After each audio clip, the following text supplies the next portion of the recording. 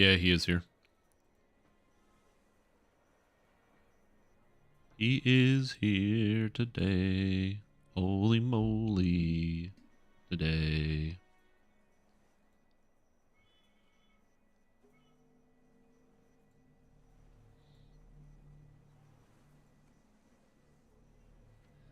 It's exciting, ain't it?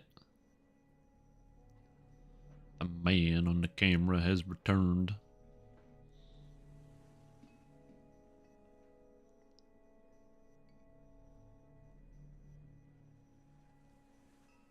I should get... whoops. I'm forgetting things.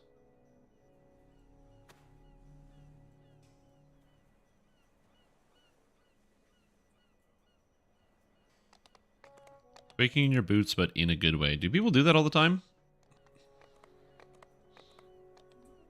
I'm not sure. Anyways. Whoop. Hello, everybody. What's up? It's me, Stream Tom, and today we are playing some Dungeons and Dragons online and are going to be talking about Dungeons and Dragons while being online.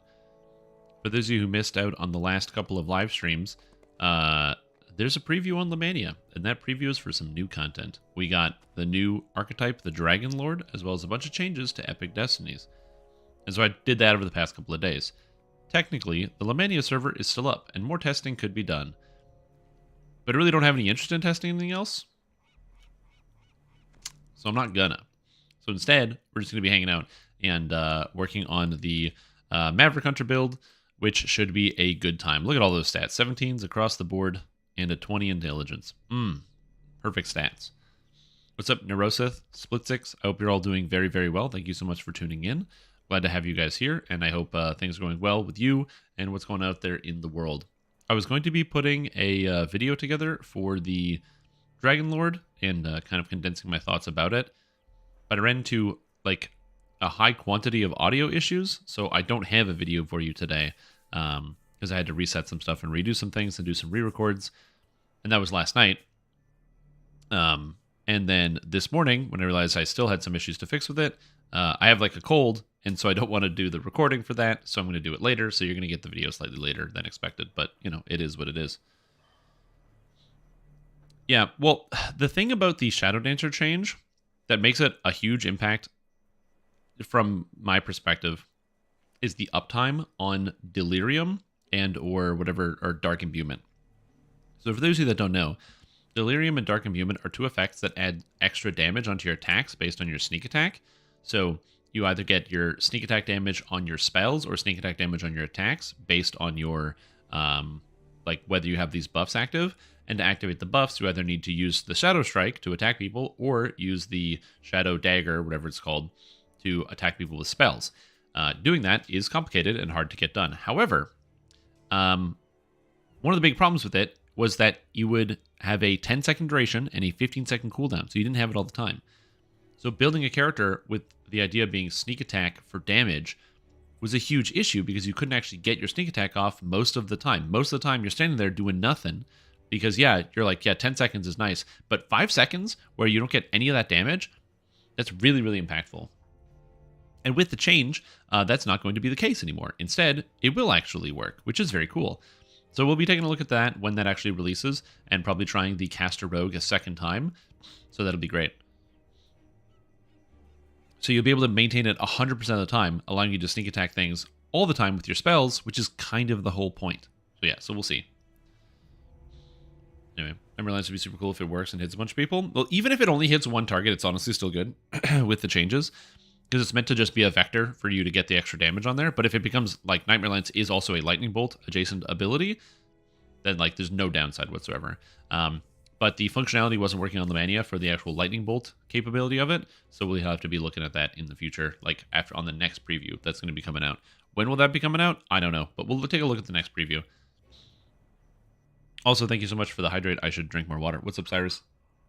But anyways, we're going to be continuing on with not that, and instead playing Artificer, which should be a blast. Yeah, I'm looking forward to a lot of the changes. I have a lot of builds in mind with some of the new archetype stuff. I think the Magus, the Eclipse, is going to be exceedingly strong. Something a lot of people forget about when it comes to Magus is they look at like just the base damage of the attack. But Magus didn't get a change in the base damage. It got a mantle that does millions of times more damage than it did before. The base damage went up. Against monsters that have no spell resistance, which is most of the monsters in the entire video game, you get effectively Ruin as a epic strike with a 6-second cost or 6-second cooldown and almost no cost. And you now have easy access to Time Stop and Null Magic Aura, which you're going to see a lot more often. So there's a lot of cool stuff coming. I have a lot of things I want to test around with and experiment. And yeah, I'm looking forward to it. What's up, Grizz? How you doing? I was but only doing damage to the last. Yeah. Like I said, they posted that the functionality wasn't working. So they are going to be working on that and hopefully getting that through soon. But yeah, we'll see. We'll see what comes out and how it ends up shaking out. That's good.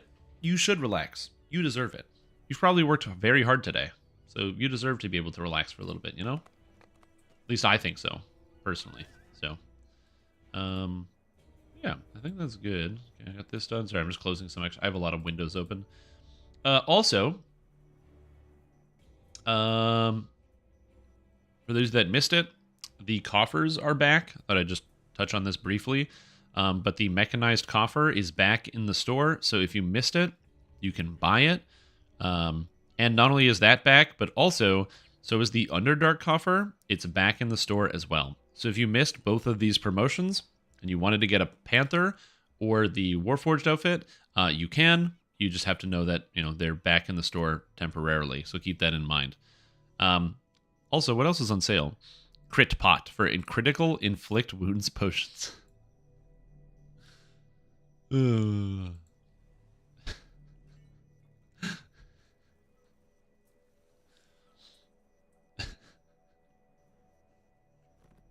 Oh, that's really funny. Anyway. You know what? I don't ever do this, so I'm just gonna put that potion's really funny. Hold on, give me a second. I gotta put it in. I gotta put the code in. Crit pot. Crit pot. Nice. I have potions of inflict wounds for level 8. Oh, I can't drink them. This will kill you on hardcore, so just be careful. But that's really funny.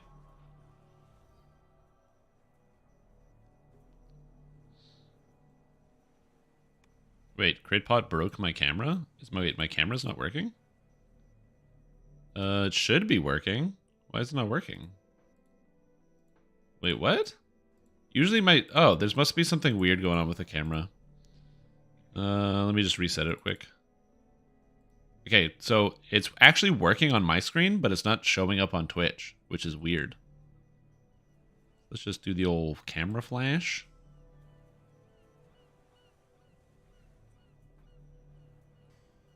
Oh, good. Camera problems. I love that.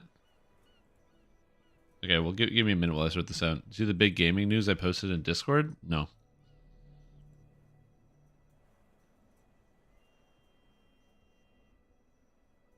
I think this is what I get for not restarting my computer in like a week. It's probably my computer being upset at me. Well,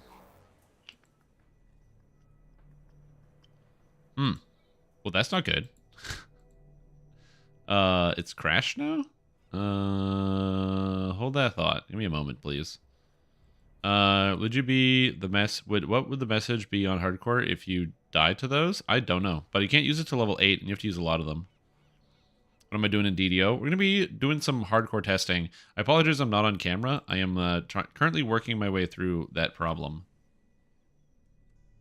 Is there something else that's using my camera? I think there's some other device that's using my camera. Give me a second here.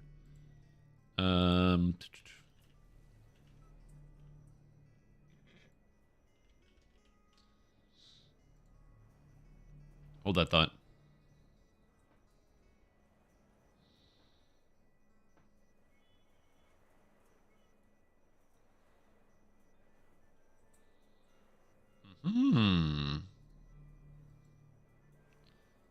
That's interesting. My camera thinks I'm not here. Yeah, I used Critpot and it destroyed my camera. Uh-oh. Is this what happens? Oh. Oh, good. My camera software is crashing. Oh, no. It literally inflicted a critical wound on my camera. Wheel. That's good. I wonder if I can, like, reset this. Somehow.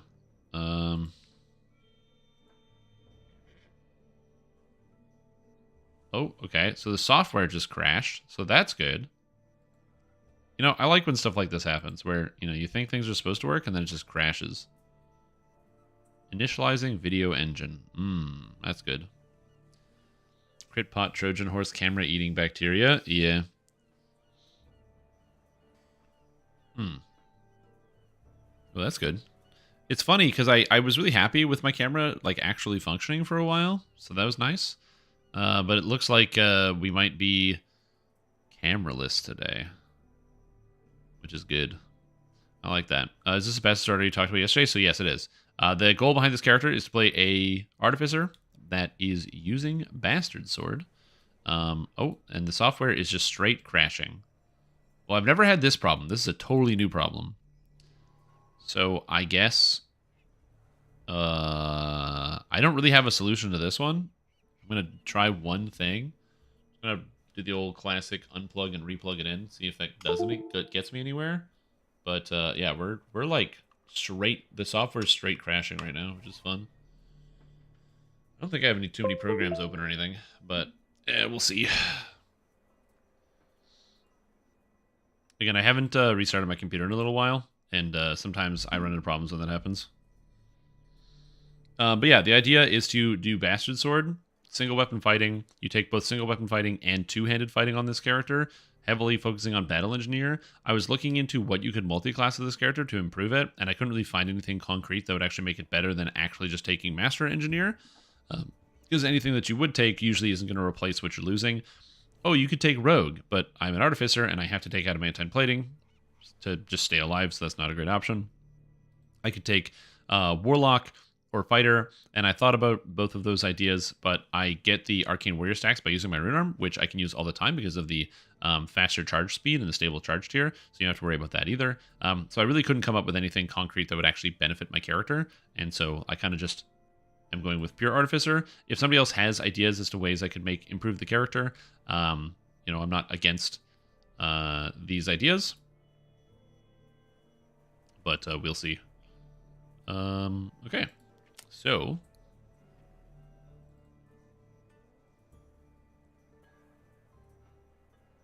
all right, I did the classic unplug it and plug it back in move, and that appeared to work. So we're good. Some sort of catalyst? No. You have a picture of yourself that you could put in the box to pretend? Yeah. Considering the changes on Magus would be decent sword draconic in my Sork.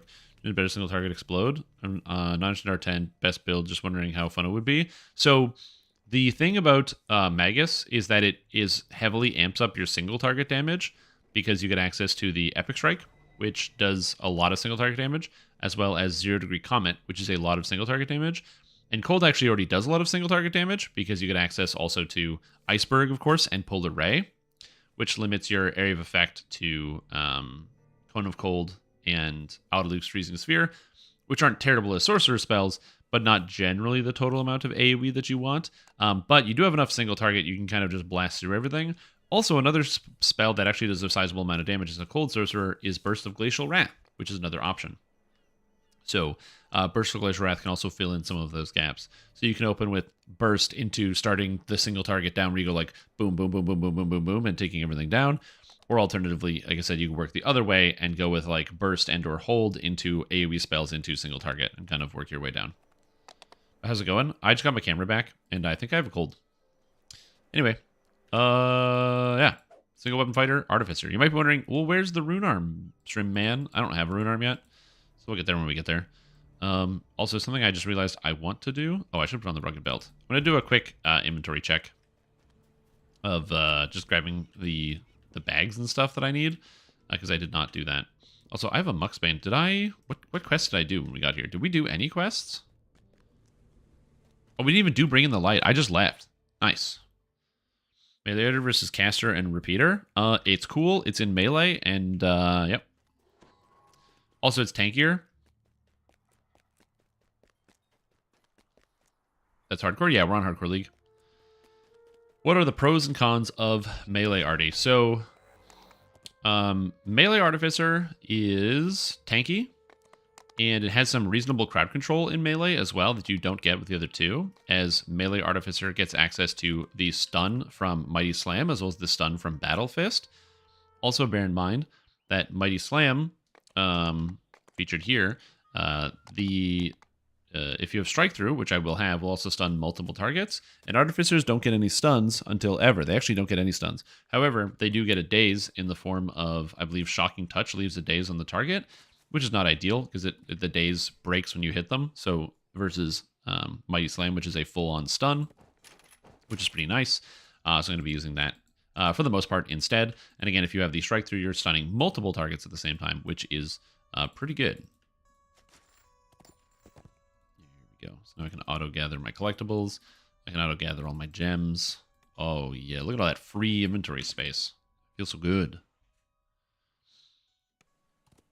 Master Engineer is kind of underwhelming. Oh, Battle Engineer, you mean? I'm not sure what Master Engineer is. So, yeah. To punch a dude with a rune arm? You do, yeah. Ranged Artificer definitely has a better single target potential, just because you actually get Endless Fusillade, which is quite powerful for Artificer, and the extra damage you get from some of these attacks are also sizably good.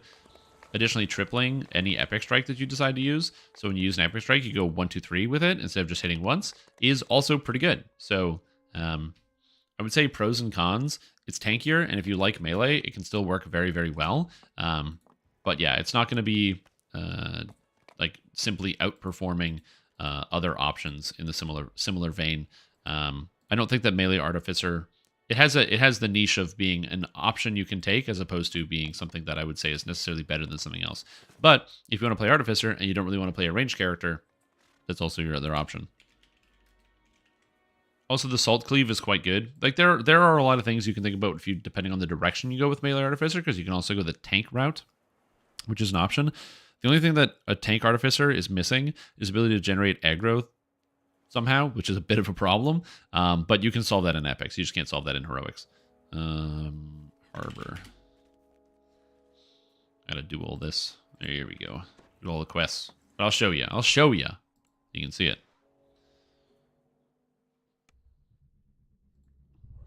Okay. So, for example, there's these guys here, right? So I can hit them with stun. Wrong weapon type.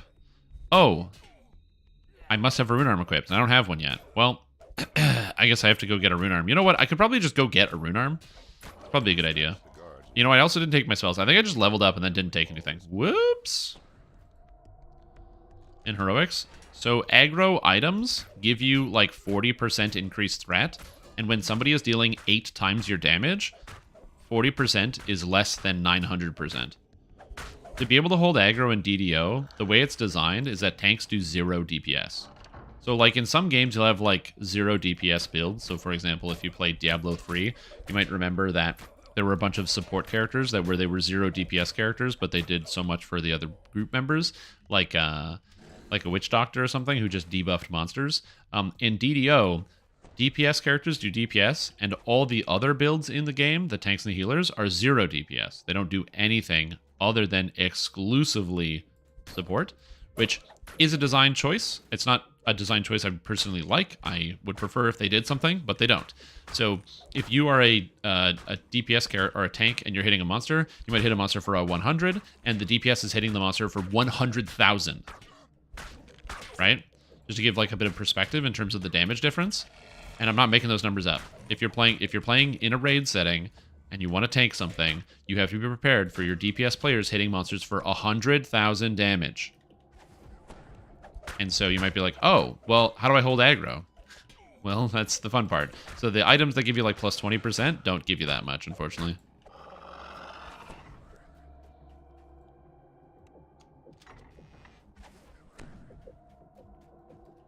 Yeah, I want to keep in the Borderlands. That's actually a pretty good idea. I should do that. I forgot about that option. I hope I have one Arcane Ingot, but yeah, we'll see. Minus 100% threat reduction. Oh, yeah, sometimes.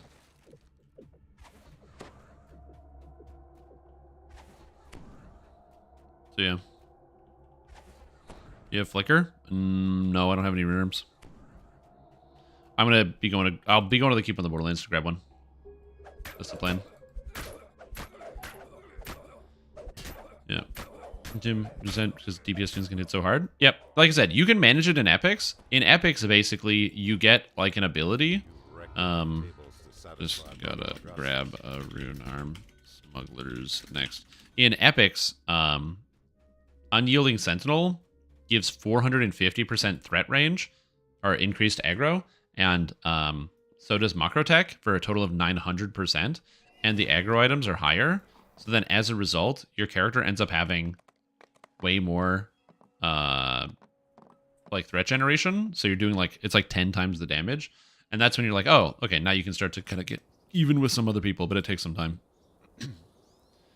Our defense work with range tooltips as it generates melee threat. If you're not sure, I'm pretty sure it just works with melee threat on the actual stance itself. But if you ever want to know, if you go to general combat, or sorry, melee combat and range combat, it'll show you your threat multiplier. So you can see melee threat multiplier and that, and then also spellcasting. You can see your spellcasting threat multiplier. So you can just kind of look at those numbers and make the comparison there. I think I can get Dragon Keeper. Oh, I can. Nice. Okay, so I just gotta get Rune Arm Focus out of here. Okay, so I can use Rune Arms now. And then I also need to get my spell, because I don't have Personal Augmentation and Insightful Strike, so I can get Intelligence to hit and damage, which is pretty good. Okay, I think we're good. Okay, come on. So I should have gone to the Grove, but whatever, we're here now. Response to ED Thread, pretty good change with Rune Arm DCs using high of either Wisdom or Charisma with Macrotech. No, I haven't read through that yet. It's a good idea. It means that pretty much anybody can use Rune Arms as opposed to just intelligence users if you take the effect. With Macrotech. I don't know who would be the best Rune Arm user at that point. Yeah. Cross from Bringing the Light.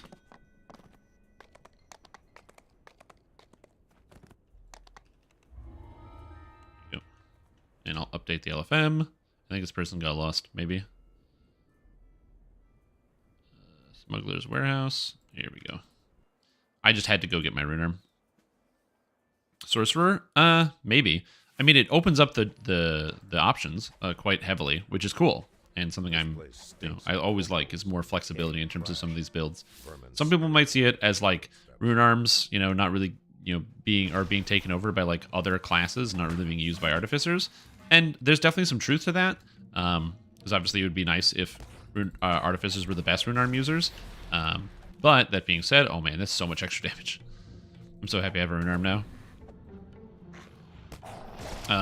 But even though Rune Arm users are not the highest amount of damage out of Artificers all the time, they are the only ones that get the convenience factors. The convenience factor being the stable charge tiers, which are very, very, very good. So, yeah. Swashbuckler could also be good. Yep. The Fire Over Moorgrave Rune Arm is also very powerful. So, because it has dripping with magma on it, which means it's got a lot of flexibility in terms of just being a general crowd control, or like not a general damage tool. So you'll see probably some people using their Rune Arms in very different ways. So I'm excited to see what people end up coming up with, if they do end up with that. Serve no purpose. Everything unique card is being systematically stripped away. I mean, I don't think that's entirely true, but I'd love to hear more of your thoughts about it. I don't think that Artificers have everything being stripped away from them, but I'd be curious to hear your opinions on that. Like, Artificers, get Endless Fusillade, which is kind of like one of their main features. Rune Arms being shared with other character classes, I think is fine, because Artificers still get the higher caster level. You only get half of your level if you're playing another character class, whereas Artificers get their full character level added to their Rune Arm level. So it's basically an extra 10 levels worth of damage, which is pretty cool. So yeah, they still have Macrotech. Yeah, Macrotech is very, very powerful. The thing about Artificer is just it's not like powerful, right? Like when people talk about some of the best, most impactful classes, you're just like, oh, you know what's good? Sorcerer, because it rips through rooms. You know what's good? Like Barbarian, because you just don't kill it. Artificer, it's kind of wishy-washy. It does a bunch of stuff. It's much more of a generalist than the other characters, and as a result, as being a generalist, it's never going to have that same like moment in the sunshine that you're going to get out of like other different character classes. But it's certainly not bad by any stretch of the imagination, but it definitely shoulders the mantle of being the worst character class in DDO, simply from not being the best at anything.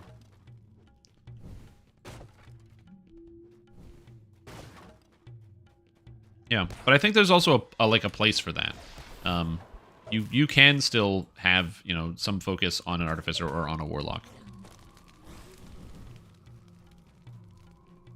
It's like, you know, consider, like, is Warlock the best damage? No, but you can bring a Warlock to something like Hunter Be Hunted, and then your Warlock in Hunter Be Hunted is able to drop, you know, auto spheres of dancing and crowd control the sides of the room and lock everything down. Just like you would be able to do on like a wizard if you had a wizard instead, or whoever was casting your sphere of dancing, assuming they've built that way. So like there's some flexibility, I think. Like Artie enough to make Artie better at what it does. I mean, maybe. It's hard to say exactly whether it is, you know, whether what it's doing for Artie, mainly because the mantle is definitely in the wheelhouse of Artificer, being more defensively oriented. Artificer has defensive orients all the time, being two of their trees, Battle Engineer and Renegade Mastermaker, both having heavy defensive leans over offensive leans in the actual tree. I mean, it's not like Artificer doesn't get like the extra stats where it's like they don't get the rune arm bonuses as well. Additionally, there are specifically cores that only work with Artificer, like the Ablative Armor core, as an example, only functioning with the actual Artificer class, because there's no way to get Ablative Armor outside of the Artificer class. I mean, that's obviously just one example. Could they do more? Probably, but are there, like, you know, I'm trying to think of areas like Smite Evil is given away to everybody in Divine Crusader. And I think the issue is more so that Paladin is very good, and so people aren't really concerned about other classes getting access to Smite Evil. That, and there's the upgrade to Smite Evil, you know, Exalted Smite, that you can't get access to through the tree, that only Paladins get access to, which could also contribute to it, but yeah. Yeah, there's like healing in every single Destiny. I mean, friggin' think about how squirrely people are getting over the changes to Exalted Angel. Yeah, Paladin gets some unique buffs. Yeah, so does Artificer. People really like deadly weapons. People really like that. Google's new ringleader next. People really like deadly weapons, and it is a unique buff to Artificer. Now, the fact that you can buy scrolls and get 100 UMD, and then use that 100 UMD to use those scrolls, is like, obviously, hampers that a little bit. But it's not like the scrolls are easy to come by. The way you get the scrolls is by either running the quests and completing them on elite difficulty, or by getting them through their daily dice rolls. And a lot of people have deadly scrolls because there is a sizable portion of the endgame community that will spend a very high quantity of money on DDO for very small bonuses, like people gold rolling for hours just to get enough scrolls. So, but that is technically a thing. Quest completed. 3 months already. Tenoshi, welcome back to the stream team. Appreciate the support. I hope you're having a fantastic day. I know, isn't that crazy? 3 months of stream? Gosh, I hope you've learned something at this point, because if not, oh no. Will they build update for the old guide for this? Really love the build. That's the point. That's what we're doing, La Rock on Oli. I'm playing this specifically so I can get a good handle on how the new Makra tech works with the build, and if you want to use it at all. My gut feeling is probably not, but we'll see.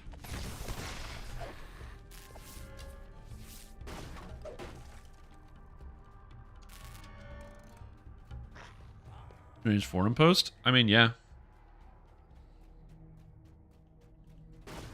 Yeah. The rule of thumb is like usually day one of the forum posts about any of the new stuff on the Mania is like you kind of just have to like give that a whole wash through and ignore most of that, and then wait for like the day two, because then the people that are just like mad that are never, and also like just terminally on the forums, they're posting there and they're, you know, getting their thoughts out, and then those people move on, and then people are actually like looking at the stats and the numbers and stuff are then posting later. And seeing all your build guides, at least 5. I was wondering if there's any large deviation in your leveling route depending on whether you're playing caster, melee, or ranged. Nope. Ever do a quick guide? I do have, so the problem is you're watching on YouTube, so I don't have a bot set up there. But on Twitch, I have my bot set up that has a, that actually has my quest list there. I've also posted in a couple of videos, but yeah, I don't have a bot there. But I have it on Twitch, so I have a quest list bot. And it keeps a track of it. But to answer your question, short answer is, oh, there you go. Thanks, Twitch users. Here you go. But the short answer is I don't ever change up my leveling route based on what I'm playing in terms of like the specifics. Like, oh, do I change up my leveling route based on, you know, I'm playing as a ranged character versus a melee character? And the answer to that question is, nah, not really. Like, I just do what quests I feel like doing. So that list there is a general list, but I also just kind of do whatever. If I suddenly feel like one life I was like, I feel like doing Threnal, and I just went and did Threnal. Should you do Threnal when leveling? No, but I don't know, just felt like it. Just enjoyed it. The trade, now I have another option? Yeah. I'm excited about the idea of making a tank barbarian or a tank fighter, but doesn't take the capstone of the fighter tree, instead takes the capstone of Ravager, so I can be a tank fighter, but then just blast people for instant kills.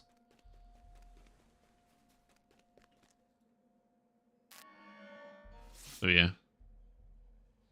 Oh, I posted the link there, so you can still use the link. I'm reading the chat. I'm just letting you know. Open lock, pretty good. Devoted of poison resistance, hilarious.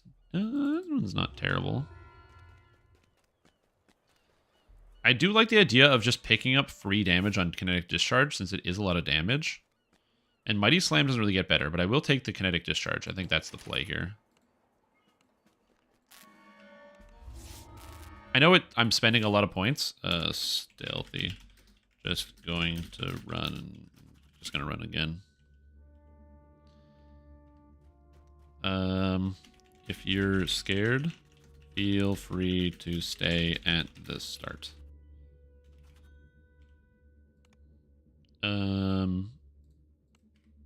I should have lightning resist for this, but whatever. I have insightful reflexes. We'll get it done. It gives amazing XP. Yep. Footprints crosses and recrosses itself on the dusty floor. I'll tab while underwater. You just drowned. Oh, that was you who drowned. Oh, damn. Okay. I did see someone drown very recently.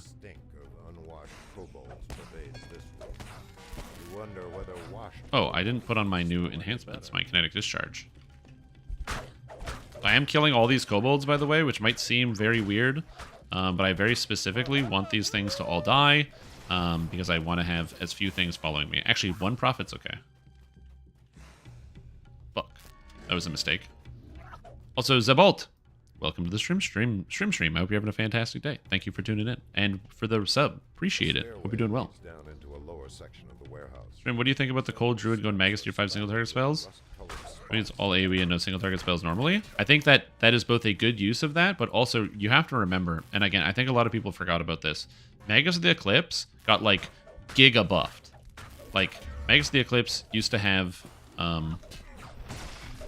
only like a bad mantle and a bad epic strike, and now it has a powerful mantle, a powerful single target epic strike that gets extreme damage in tier 5. It's basically ruin, as well as giving you access to basically ruin in the form of 0 degree comet, as well as now you can incorporate time stop and null magic mantle. So I think that definitely for druid it's a good option.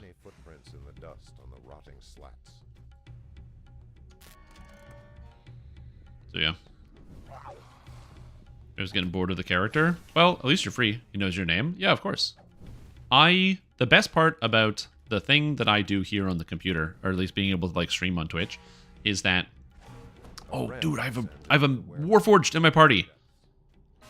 Let's go, dude. Let's teamwork. I get to like actually interact with people and get to know people who are like playing the game and talking about it. We get to have a conversation, a back and forth, as it were. It's very cool. It's a neat part of what's going on here. Oh god, live scary monsters, scowy monsters. That is a name and a half. Welcome. Heading to Garrison Pack. Garrison's missing pack. But again, to see people and talk to people. It came out, people really hated power creep, destroyed tavern preview, one person most reasonable tavern preview could kept its own scaling system. And told the poster to chill. The next free applies when Amazon link to corded rope, and the MS don't forget to bind this to your IRL character. Damn, dude. That's aggressive. That is very aggressive. Yeah, sorry. We had just finished. And yeah, resist potions are a good idea. Do they sell them in this shop here? I don't know what they sell in this shop here. I'm going to investigate. It's been a very long time since I've gone into this shop for potions. And there is a potion person here. No, they don't. They don't sell anything. Although they do sell curse potions. You know what? I'm going to buy 100 of these. That's pretty good. I'll buy that. Blindness. I might get blinded. Disease. Sure. Jump potions. Honestly, and the fact that it sells neutralized poison as well, not too bad. But yeah, potions that I forget about.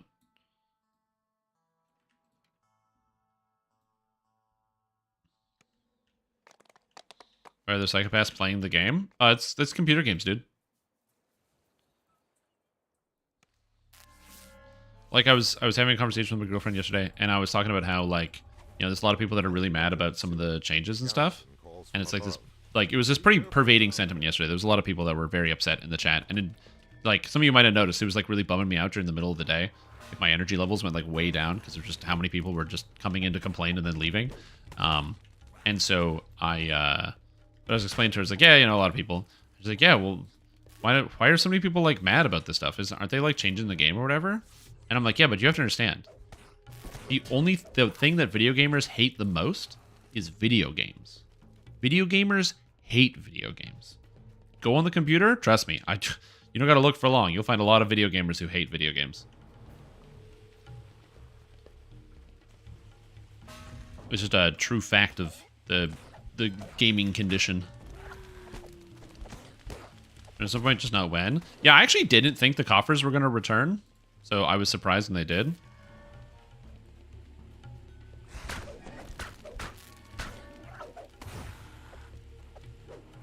Garrison's missing pack. It's next to the apothecary in the harbor. In general, yeah, exactly. What are the coffers? The coffers are just cosmetic offerings. They're limited time only cosmetic offerings. So, for example, do you see this outfit that I'm wearing? And you see how cool my character looks? And how it's way cooler than your character? That's because I spent a bunch of money on a Warforged coffer that was like $80. Do you want to spend $80 on cosmetics? No? Well, you should. Cause I... Yeah. Look, my character looks really cool, okay? You want to know how I know my character looks cool? Because I posted my video about Wizard, and the #1 comment I got on that video, okay, had nothing to do with Wizard. It was people going, oh, that armor looks so cool. How'd you get it? No.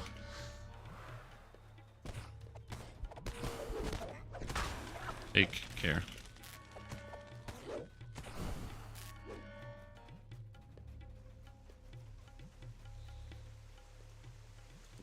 Yeah. Look, that looks like water, so I can't see your armor anymore. You can turn it off. Yeah, so you go to options, okay? You go to gameplay. It says game in it, so remember to hate it. And then disable full character overlay effects.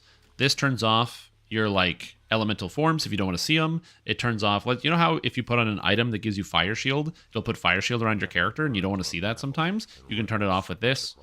It's really nice. Stone skin. Yeah, gold skin.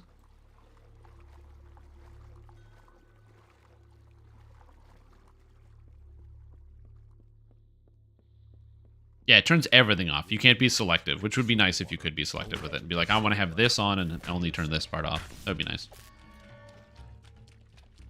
I actually really like gold skin. I'm not a huge fan of stone skin, but I do enjoy gold skin very regularly. I think it looks fantastic.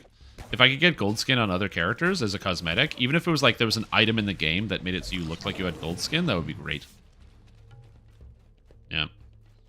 I'd rather go Warlock or Artificer. Both are good options.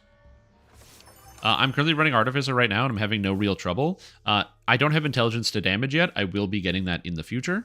Oh, no thank you. Next is... what's his name? Dirk has a secret. It's Dirk's. You always look good, even in the 5-head photo we got slash. Thank you. Thank you. Drink water.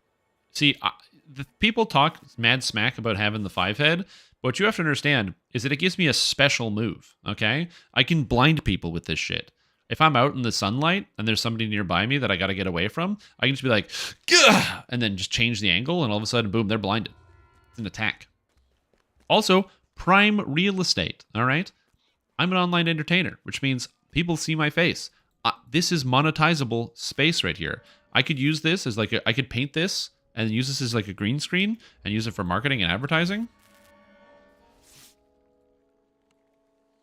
Yeah, I can basically use solar flare. Exactly.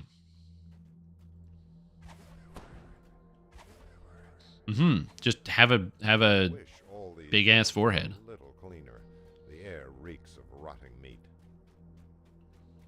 Yeah, honestly, I'm enjoying playing the Artificer here. Again, it's slow. Don't get me wrong, Artificer's slow. But like, I can't hit this guy. But it works, and I got the rune arm, which I like. I wish this rune arm wasn't just fire damage, but yeah. It's now a holiday tree. This is my anti-depression tree.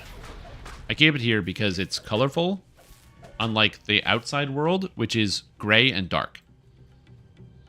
If you've never experienced Canadian winter, you might not understand why I want to have a colorful object here to stave off the darkness, but it's important. This is like like finding a bonfire in the Dark Souls, okay? That's what this is like. It quivers as you approach, perhaps in anticipation. Head smash? No. No head smash, no skull bash. Well, I can see where you're going with that. 74 degrees? Amazing. Really, you guys, though? You can't do better than 74 degrees? Come on, Arizona. You should be able to be at least 80 right now. This foul place. Pipes froze? Yeah, pipes freeze is real bad because you can't really fix... It's very hard to fix that. So it's very important that your pipes don't freeze. If any water is going through it, you can fix it, but if the pipes freeze, that is a huge problem. The rear section of the sewer has been Yeah. opened. Shadow Dancer? How many wizard past lives are favorite souls? So I'm going to fail most of my phantasmal killers. Yeah, probably. Well, it depends on how heavily you lean into the illusion. So, like, if you take all the illusion focuses, and you go into Archmage for illusion focus, and you go into Feydark Illusionist for the illusion focus, and you take, like, pretty much everything that gives you illusion focus, and you use the trees, you might be okay, but it's also going to be dependent on your gearing more than anything else. If you're a first life character with no tomes, I would suspect that you are going to cap out with everything, like all told, on illusion at around 112 at the upper limit. I think 112 is probably going to be your upper limit on a first life character with like everything. I say that because my Archmage is doing some funky stuff. My Archmage Wizard, and I'm at 111 on Evocation, but it's easier to scale Illusion because there's a whole secondary Illusion tree. So that means you should be able to land on a lot of things. However, during the leveling process, I think your best time for Illusion is probably going to be like level 20 to 25, where it feels really consistent because you get a big boost from epic levels. But yeah, it can be hard to maintain your illusion DCs. It definitely can be, especially for the instant kills. What's this quest called? Walk the Butcher's Path. Yeah, the +8 tome will help you a lot because that will give you an extra +4 to your DCs. I wouldn't say that it won't work at all, but that it will just take some time to get it to land together. You got to practice. Practice the get knowledge and what you're actually trying to land it on. So, for example, ogres, you're probably not going to hit, but kobolds, humanoids, or like humans, or like player races, you probably will. So it's all about knowing, kind of the limitations of your character and knowing what you're going to succeed with there on that front, and versus what you're likely going to miss with. And knowing that distinction is important.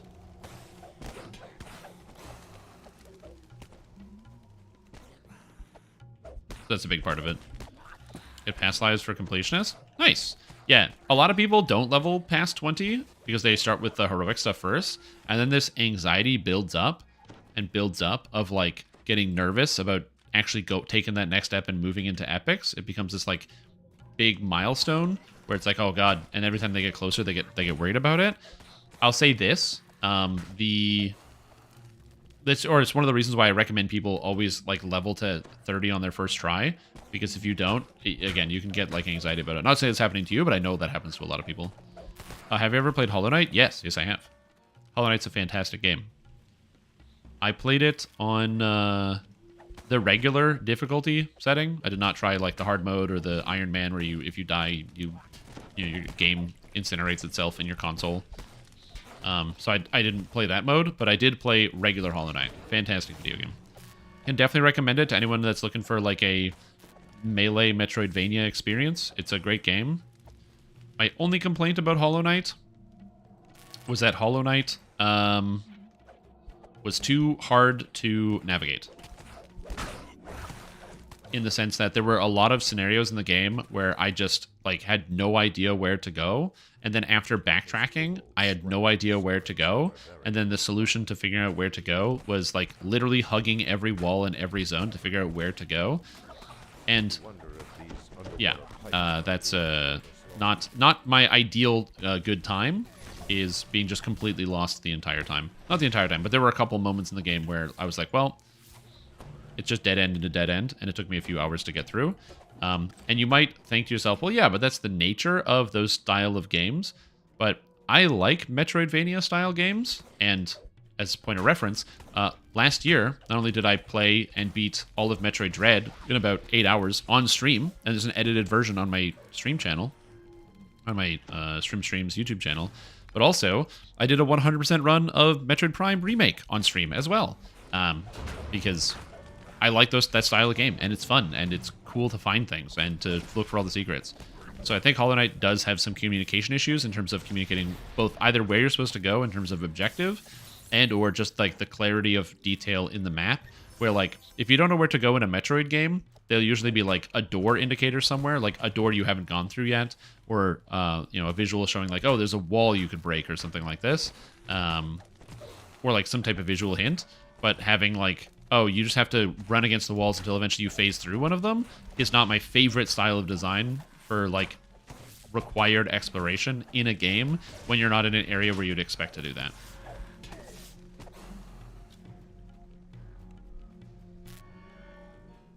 So yeah, it's a great product. Really good game. Very, very good. But if you do play Hollow Knight and you find yourself getting stuck once or twice and being frustrated, that is the average experience. You will get stuck once or twice, having no idea where to go. Specifically when you need to go to, is it Deep Hollow? I think is the name of the area. And yeah.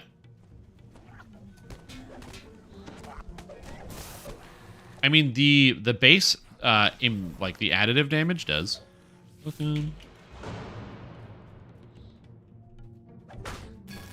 Also, some people might not know this, but Mighty Slam is actually a frontal cleave.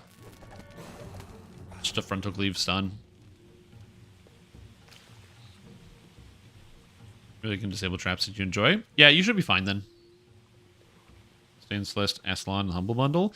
Yeah, I still haven't played Bloodstained yet. I do want to. It's on my list of games to play, but I'm still waiting for a couple titles to get through.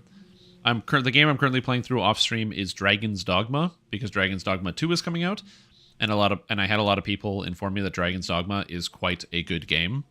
So far, what I'll say about Dragon's Dogma is that I only have like 6 hours in it so far. Is that it probably has one of the worst stories of any game I've ever played so far, in the sense of, like, the characters really have nothing to say to you. No one has anything to say. Every single character is, like, utility and has nothing interesting or useful to tell you about the world or what's going on. But that opening is probably one of the best openings of any video game I have ever played in my whole life. The opening of that game is unreal. You would just wake up on a battlefield and you gotta go, and it's so cool. And the fights are so cinematic, and it does like a great job of teaching you all that, and like getting you really into the game. So I like that, and also it's so fluid, dude. It's so fluid.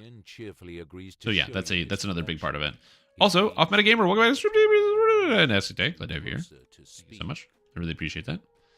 I hope you're doing very, very well. So thank you so much for the tune in here. Despite this, the books seem bone dry.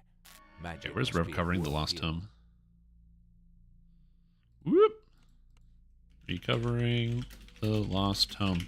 Like, it's really difficult to describe. Going from a game like The Witcher 3, which I couldn't play because of how clunky and garbage the controls are, and how, like, your character's slipping and sliding all over the place, and you press forward, and Geralt is, like, too busy slamming back, like, a whole bottle of whiskey and just starts rolling backwards on himself and flopping around on the ground and doing nothing. And it's like, it's literally impossible to control this alcoholic. To Dragon's Dogma, where your characters are just so fluid and you can run and climb and turn and do all these other things, but there's a similar, like, style game. I was very, very impressed by that. I know your true intentions. Welcome. My traps will be the end of you. So yeah. Video games, some of the spells you don't cast, you commit magic. Yeah, I went with a melee character so far, and I made it to the first major city. I don't know how many major cities there are, but I made it to, like, the first major city. And I did some dungeon where I had to, like, go into a catacomb, and it was like this big circular staircase, and then I got to the bottom, and there were, like, these monstrous worms that came out, and so I started fighting the worms. And I kept fighting the worms, and then I kept fighting the worms, and then I kept fighting the worms, and I kept fighting the worms, and then I kept fighting the worms. And it had been like 15 minutes, and I had no idea what to do because I kept fighting the worms. And I was like, what's going on? I don't understand. And then eventually I was like, I don't get it. And then I started to leave, and apparently it's an escape sequence. Which, like, was never... Because I didn't even know why I was going in there. Because I was like, yeah, just go in there. I'm like, okay. And then my character, like, sees something in the ground, and then all of a sudden, I thought it was a boss fight. Anyway, so I got out. And on the way down, there was, like, this giant, not like an Eden, I think it was like a giant Cyclops dude or something. And this guy was kicking my ass, and it was really hard. He was one-shotting all my pawns. He was, like, two-shotting me. It was really brutal. Really long fight. I had, like, 3 resets against it. I'm playing on hard mode, because I like playing games with a lot of intricate combat on hard mode. And so I'm, like, playing, and I'm getting my ass kicked. And then all of a sudden, I'm fighting him, and I get him close to the edge, and the giant lunges for one of my pawns, and just lunges right off the cliff and dies. And I was like, yeah! And I got all the XP. This is great. We had run from everything. You were weak AF place? Oh, no, I fought everything. I cleared it out. It was a good time. Of the game missing. There's still some stuff you can find. The ending is supposed to be like 1/2 or 2/3 point of the game. Yeah, I can see that.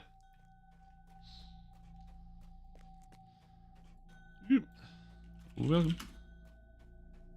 Oh, we can finish the game. Let's do it. Yep. You have found. Yeah, no, I fought everything, dude. It is time to leave. That was absolutely fantastic. Place. I smashed every monster. Haver Dasher next. Yeah, so that was a good time. And so I'm still enjoying the game. Like I said, it's mostly the lack of information about the not lack of information, the lack of information about like the campaign in terms of like the characters have really nothing to say about the story. So I'm just kind of playing it because it's fun.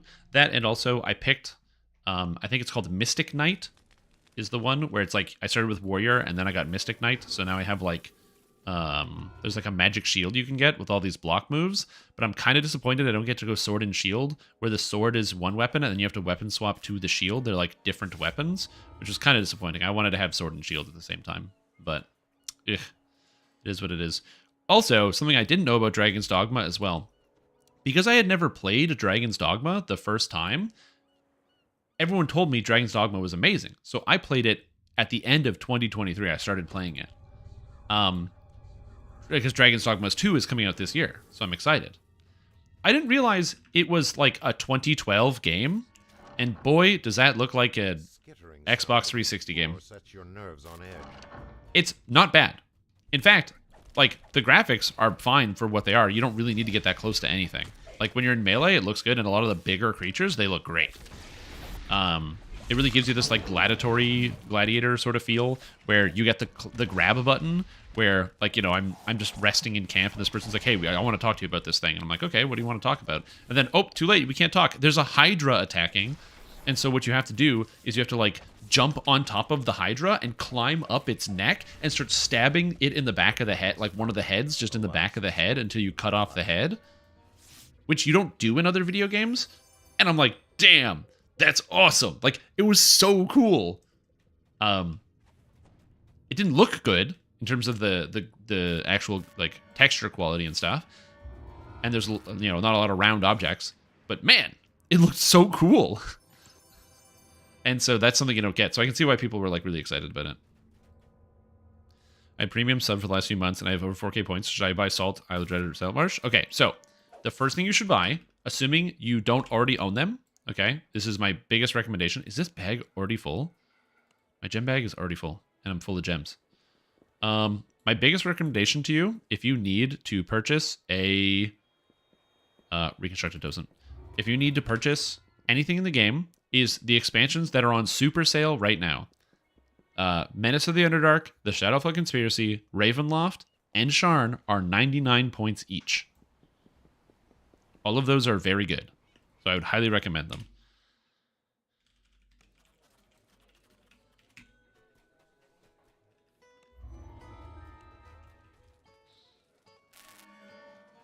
So those ones I would recommend you buy for sure right now. Oh, reconstructed gloves. Oh.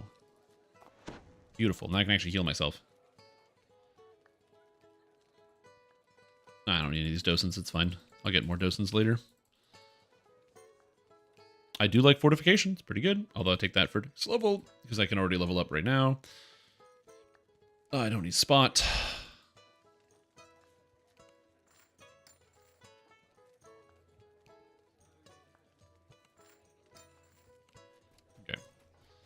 Gather, auto gather, we're good, and we should be good. So you want to do that first, and then in terms of expansion order, in terms of which one you would want to buy, that's a great question. What would be the best order? So I like Isle of Dread because it has dinosaurs in it, and dinosaurs are really cool. So would recommend Isle of Dread because dinosaurs are pretty cool. Feywild is really pretty. I like Feywild as well.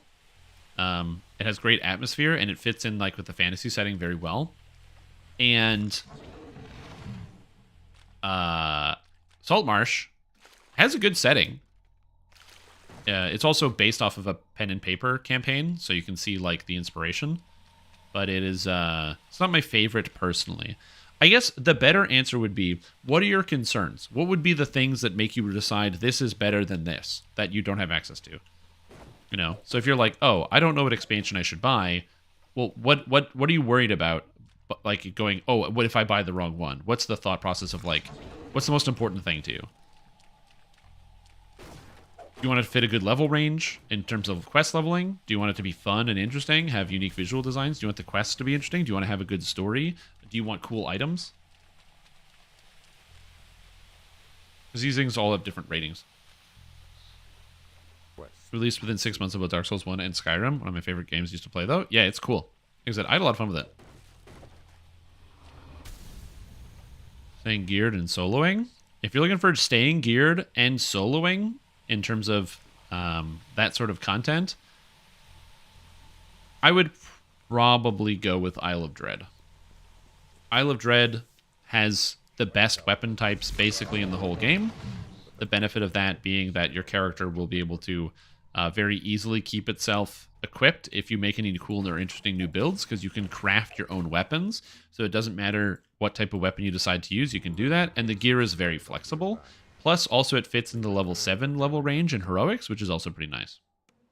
So I would say Island of Dread. Okay, Artificer Trainer, hello. Intelligence, thank you. Taking level 4, grabbing some items, then doing the waterworks. Okay, we're good here. I get a proficiency Bastard Sword, so now I can use Bastard Swords, which is cool. And I get another spell, which is probably just going to be Repair Moderate. I shouldn't take Repair Moderate, but I do want it. Oh.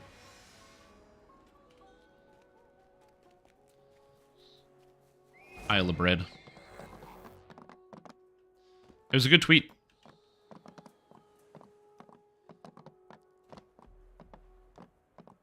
So artists can get Bastard Sword? You bet. They're actually designed with it. The Battle Engineer has hand-and-a-half training. It's a specific line exclusive to using Bastard Swords.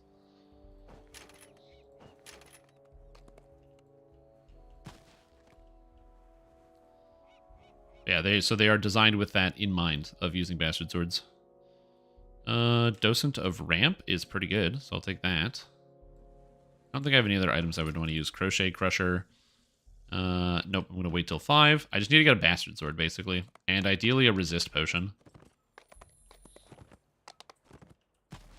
So go Auction House, 1 to 4.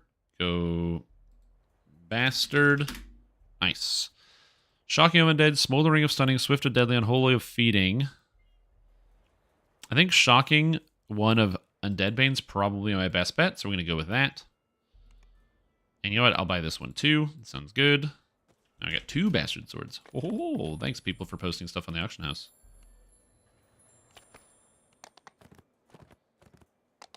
Okay, so now we have... actually, I don't really need to change my rune arm, so we'll just do that. I have Bastard Sword equipped. I buy Lightning Resist Potions, and I should be set. Why the hell does Paladin use Wisdom for spells? Yeah, because Paladins are based off of Clerics.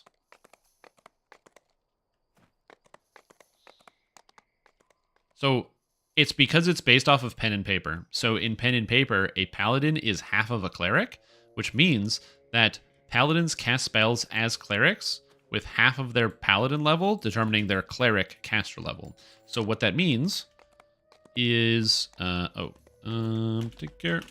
So what that means is if you're a... There's the reason why Paladins get spells at like level 4, because half of... Well, kind of. They're basically like a half caster, so they get their spells like halfway through. I'm thinking of turning, but yeah, they're basically like a half caster. Same with Rangers being half casters of Druids, as an example. Where's Fox's Cunning? So as a result, they use Wisdom for their spells, because so do Clerics. Now, you don't need a lot. If you have Tomes, you can literally leave your Wisdom at an 8, and you're fine. Or a 6, and you're fine. And if you are familiar with the game, you just slap on a Wisdom item, and you're fine. You don't need a lot of Wisdom, but yeah. Alright. Heading in. The strong 3 to 5. The air around you. Water. Oh, I don't get the waterworks? Oh, shoot. Harbor? Clan Gnashtooth. Clan Gnashtooth's main prison. And I have a big Bastard Sword. Sick!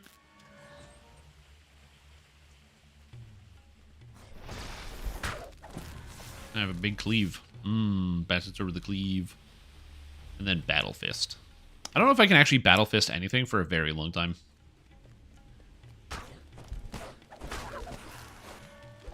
Yeah, the reason why you take Kinetic Discharge is because it's just a good melee cleave, and having that for the leveling process is good. Yeah, so that's the reason why I would say, like, it might sound confusing. In 5, they got rid of that, so Paladins cast off of Charisma instead, which is, like, not a bad decision. So I think that actually would be fine, and they can probably change it in DDO to also have that as a change. But yeah. Remember, it's level 12. Gonna roll something new and try to play. What's the most brain dead class and build? I'm real bad. Barbarian. Barbarian's pretty good. Warlock's pretty good, and Blightcaster's pretty good. No, Waterworks.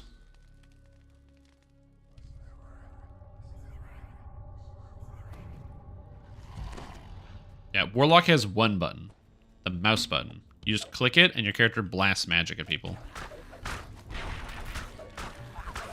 God, that looks so cool. Battle Fist.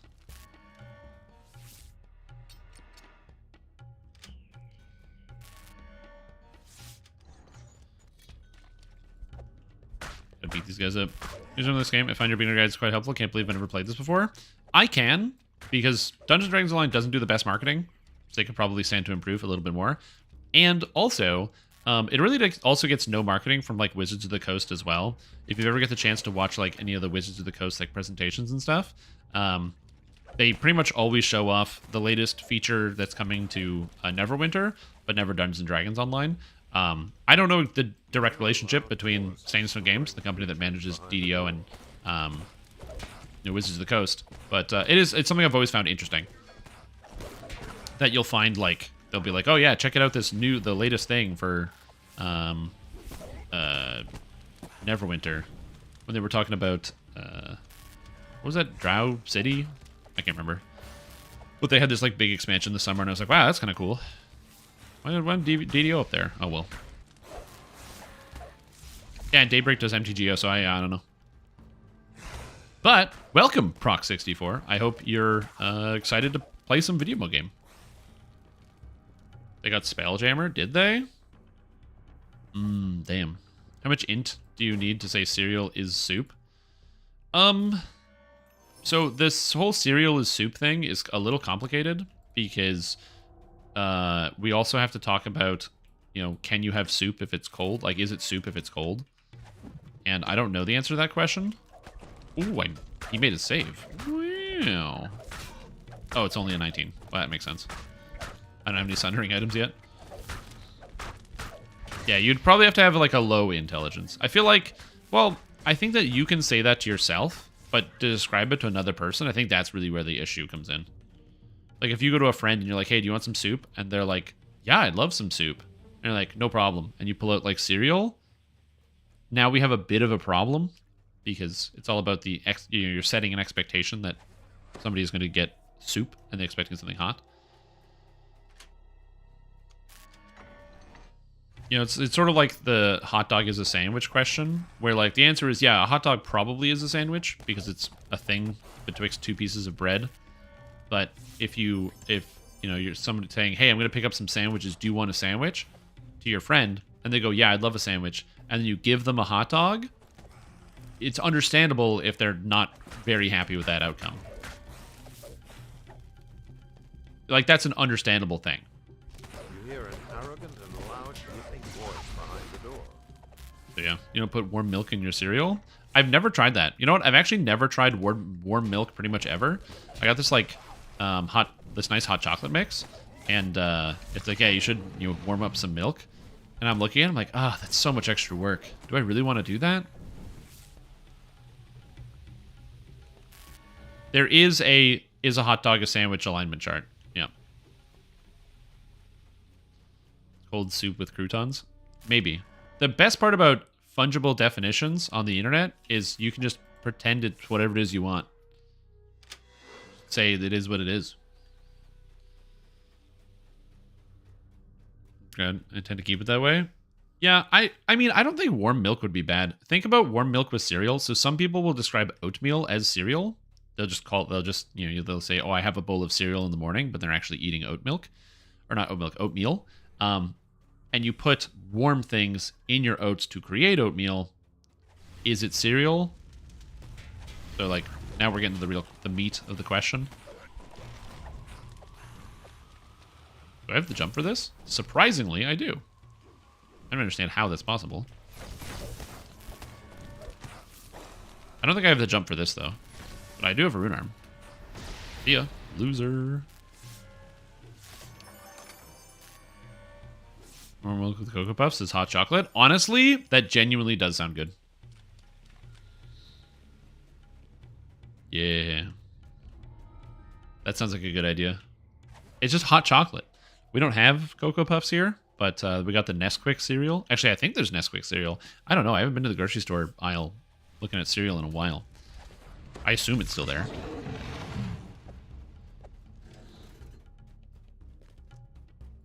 Hot milk with chocolate cereal is S tier. Okay. Yeah, you know what? This does seem like something I should definitely try. Also, we have a Dragonborn Fire Sorcerer in party, so this is going to go well. I love Dragonborn Fire Sorcerers in my party. Because I'm playing Artificer, which means it's my job to disable traps and stand around. I mean, I'm going to melee stuff, but, you know, if I'm disabling traps and the Artificer or the Sorcerer is busy smashing the monsters, sounds pretty good to me. So his answer's not the same as others. I do regularly drink oat milk.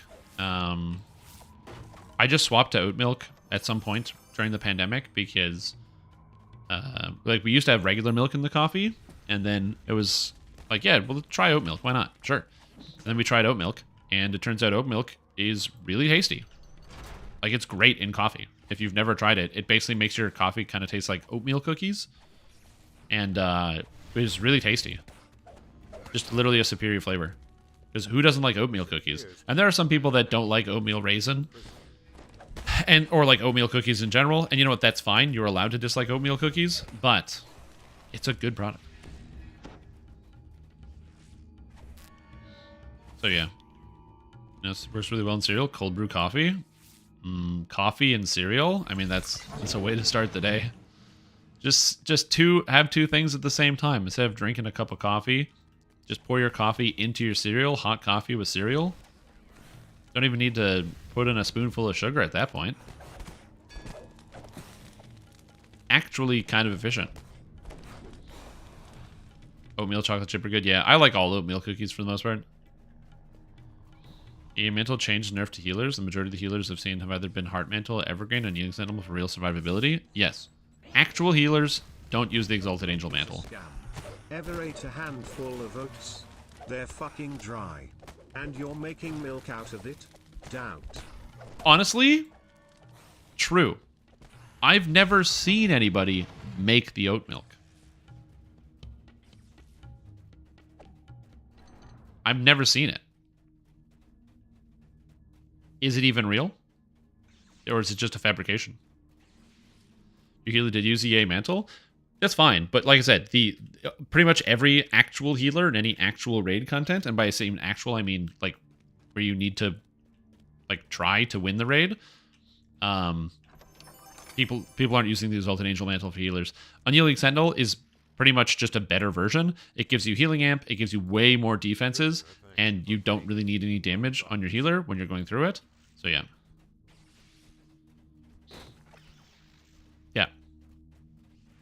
The healing on the Exalted Angel Mantle is mostly just like a cool side effect for either people who are in melee, or people who are doing DPS stuff and want to have a little bit of extra healing on the side.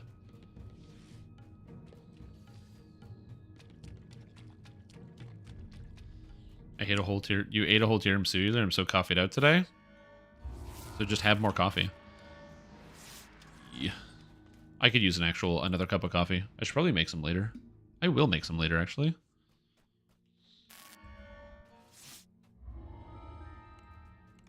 Yeah, exactly. So if you're raiding, and this is not to say that, you know, people who are this is not to say that people who are raiding are not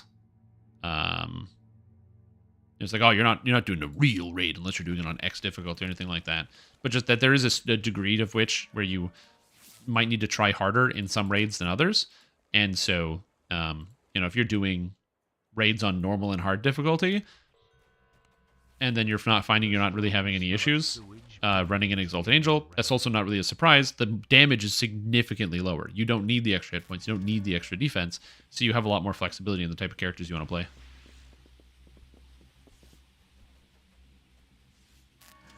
Damn it, Arcanaverses is faster than me at inviting people? Damn it. Alternate between hot dew and cold coffee? True. Yeah, you gotta go with the hot dew. I still have the hot dew kettle next to me. I've just been, like, reducing my sugar intake since the beginning of the year. And I've been finding it's just better for my energy levels overall. So I haven't really been drinking a lot of sugar. Yeah, trying to avoid drinking sugar as much as I can.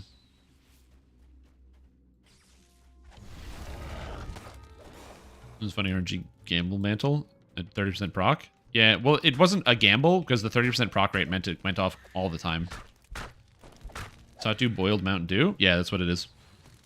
Well, it all stemmed from one day while I was streaming. I had this like thought to myself of like, we have so many different varieties of cold drinks, but when you think of hot drinks, it's like tea, coffee, maybe cider. What else am I drinking hot for like just a beverage? Hot chocolate? We're running low, people. We're running low. So I was like, well, why can't you just boil a drink and just drink it? So I got some Mountain Dew and I poured it into a kettle on stream and then proceeded to drink the hot dew. And it's fine. It's not an improvement. It's definitely not an improvement over regular dew. Can confirm. So if you're like, oh, do you recommend it? I don't. I don't recommend it. But it is an option. You can do it. Yeah. Hot Kool-Aid, actually very good. Yeah. Yeah, not just because it's from that Julian Smith sketch, but also because Hot Kool-Aid is quite good on its own. It's a very good mixer if you're a young person and looking to start drinking soon. Hot Kool-Aid is a great mixer. It's also fun. Basically, all you do is put the Kool-Aid mix in a coffee pot.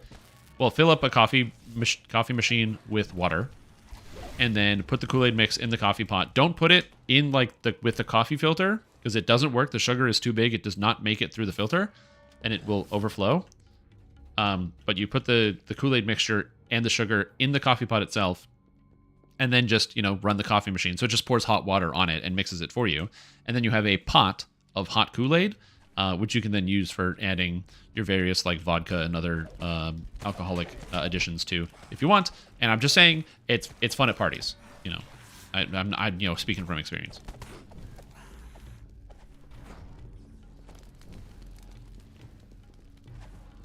You have to get a new kettle afterwards? No, we got a new kettle afterwards outside of that circumstance.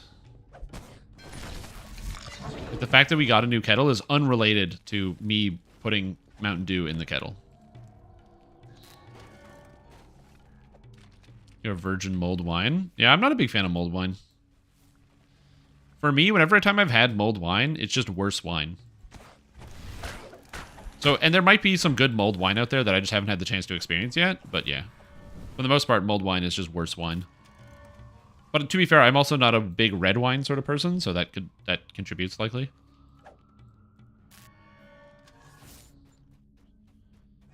You get completely one of the double rainbow effects. Oh yeah, the damage from like Shirati should have gotten nerfed. I just don't think it should have gotten a 91% nerf. I think most people can get behind that. So yeah.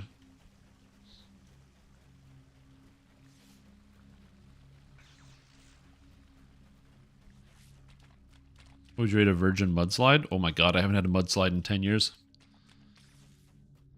The problem I always have with a mudslide is that I remember having having one and being like, ooh, that's good. And then having a second one and huge problem because I started to feel sick after the second one because it's a lot of dairy. Big mistake. The answer was you just have one. So I learned my lesson at that point. And then that was pretty much the last time I had one. I had 2 in a day. Big mistake. Like I said, I like the new EA mantle in terms of its conception and implementation. It needs more like numbers need to go up because it doesn't do anything right now. Like the damage is bad and the healing is actually fine. I actually don't mind the healing, but the damage is bad. And so if they could up the power of the damage on it, that would be fantastic. And I would love to see them make that change. Will they? I don't know, but I'd like to see it. But then other than that, yeah, I really like it, the active component to it. So the changes I would like to see them make to the blade circle thing is to up the damage and also give not an indicator. You don't need an indicator so much as you just need to know what the cooldown is on damaging monsters. It probably shouldn't have a cooldown, but it shouldn't have a cooldown of any more than like 1 second. Like the fact that it has a cooldown of like 7 or 8 seconds means that it's basically unusable most of the time because you get 1 hit on a monster per fight, and the damage is I think it's 1/5 of the damage of a regular mantle, which is just not really very good.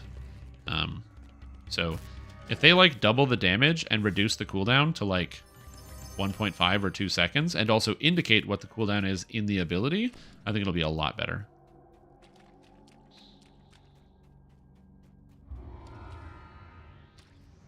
Because it'll have 2 main uses. One, as like a utility tool, and for those in between circumstances where you're trying to figure out, like, you know, you're either in melee combat or moving around in combat.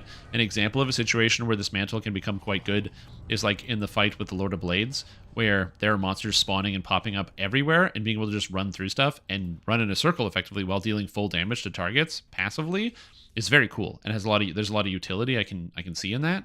But also for farming.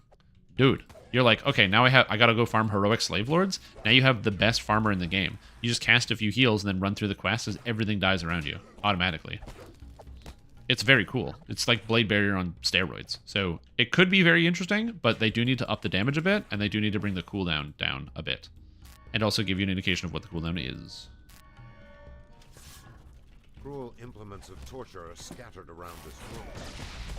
Uh-oh. Somebody in my party is getting wrecked. They're not with me, though, so I hope everything is okay.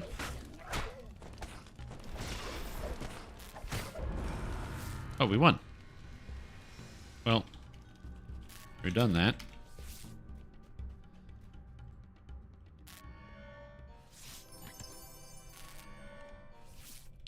Looks like we're moving on to Cerulean Hills next. Running through Butcher's Pathway and close wounds.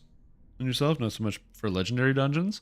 Well, again, that's why I said they should like double the damage. What do you want to play as Sonic Holy Fireball at mobs, then Blade's active abundant step through everyone? I mean, the problem with getting abundant step is like, how are you supposed to get that as an exalted angel? Like, how are you supposed to get a dash that allows you to quickly move through enemies as an exalted angel? Like, where would you go to get something that allows you to move quickly in a short burst, you know, around? That's really the main issue. It's not like there would, you know, that's the problem is they didn't put any, there's no built-in synergies, you know what I mean?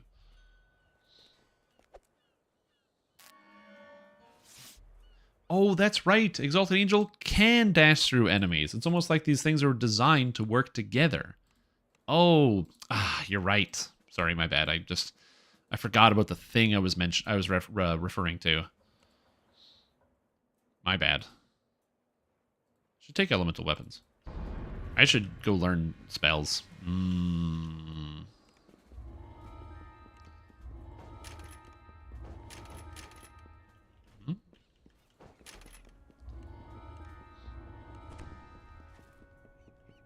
Yep, anyway.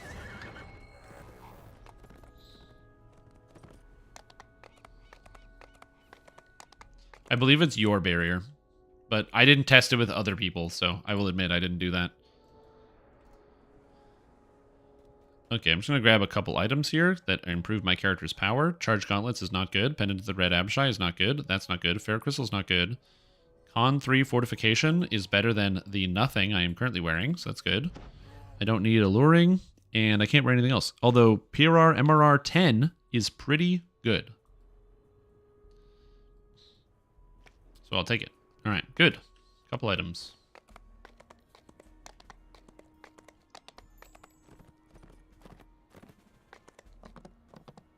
So yeah, you'd be surprised I've had good luck with getting things changed, just not being a dick in that thread. Yep, Is that there's a lot of insults in the thread. This is why I encourage people, when possible, if you just want the developers to listen to you, just don't be an asshole. Just don't be a jerk. All right, where there's smoke. I'm gonna update this. Smoke. That's it. You just don't be a jerk about it.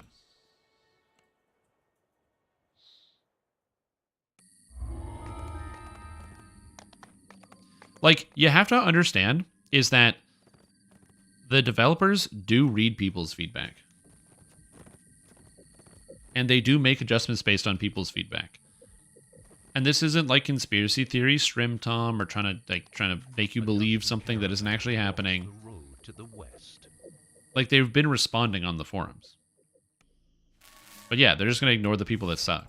Which is also something that you should generally do in your day-to-day, like in your life.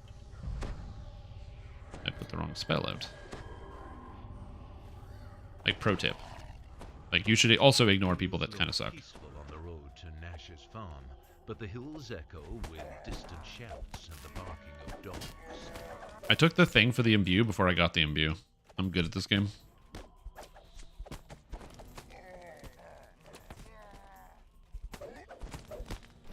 Doing it from a nuke, part of rotation, thing a lot of MMOs tend to do. Yeah. Yeah, a lot of people are upset that it's not the top end of the damage that you get, but, like, to be fair, it is, like, the introductory skill in the tree, so it doesn't necessarily need to be the top end of what your character can do, especially considering the top end should be, like, the Ruin, Greater Ruin element. That's one of the reasons why, actually, I think, or one of the better arguments for why they should adjust Exalted Angel's Holy Fireball back up, is that Holy Fireball is kind of the top end of the tree, and it is doing like less damage than the mantle, or not the mantle, the epic strikes, so they should readjust that.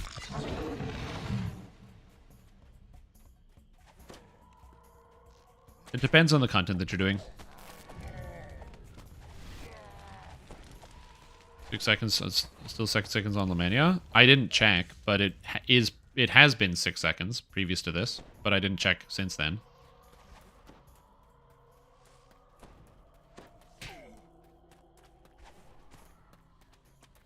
Yep. I said, when it comes to the adjustment, I really only care about, does this complete the goal of trying to improve the amount of, like, character build diversity in the game? And that's the real question. Or, like, the amount of options you feel. Dragon Breath was so dominant, it felt like it was the only thing that you could realistically take and feel satisfied with. And so my hope is that it will feel satisfying to take other abilities, but that will depend. Tired our 10 packs in one go. Well, and that's just it, right? So this is where the time to kill question comes in. DDO damage has increased to the point where, yes, you can press one button and clear an entire pack if you crit on Energy Burst or Dragon Breath. So, like, is that good for the game? That's a great question. It's all about the time to kill, man. It's all about the time to kill. I don't super care. Stand up. All right, I'll stand. Only because I can.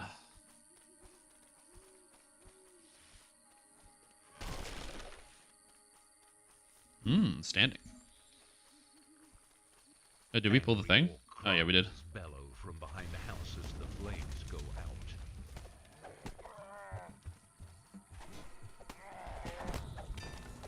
Energy Vortex got nerfed, but it's kind of dumb that Energy Vortex was the highest insane epic strike in the game by a disgusting margin. Oh, Energy Vortex? Well, the problem with Energy Vortex, it was clunky as fuck, and it still is clunky. You have to have a target, or else it doesn't function. Which sometimes, every time I would cast it without a target, I was like, oh man! And I had to, like, figure that out. Will think twice before raiding another farmstead in the Cerulean Hills. Yeah. Like I said, I think that there were some good ideas there. Like the people that were suggesting, why don't you just multi-selector the mantle, like the Exalted Angel mantle, so people like the old one can keep it? And it's like, that's a good question. Why don't they do that? If they already had the code for the old one, and the devs were like, yeah, I guess, why not? And then they left it. So, like, that's cool. Again, there's a... I think... I don't want to act like some of the complaints that people had were illegitimate. Or that they're not worth, like, the attention. Because, you know, some people had some good ideas, genuinely. And that's what the devs responded. That's why it's good to give feedback.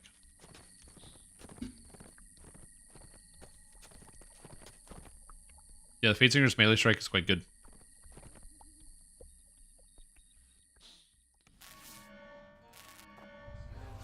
The thing about Energy Vortex is it is also reliant on you having spell DCs, which not every Elder Knight is going to have. Depends on whether you want to go more melee and more spell focused. This cave into a shrine. Something glimmers nearby. It must be one of the visions revealed by the gatekeeper's spell. A groan from the nearby cot shows that this Everyone's right, everyone's wrong. I mean, yeah. Also, I'm not going to force anybody to, you know, kind of think the way that I do. This is America, baby. You can think however you want.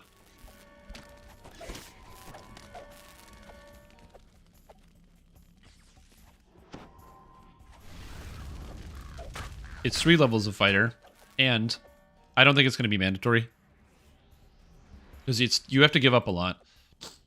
Like, 1 level is not that big of a deal in a build, but giving up 3 levels is a huge, huge change. I'm curious to see what happens and what people do with that. I think that some people will do it, but I think that the majority of it is you're going to see a lot of, like, 6 splashes, or people just still using the previous trance setups. Particular bears are stuffed.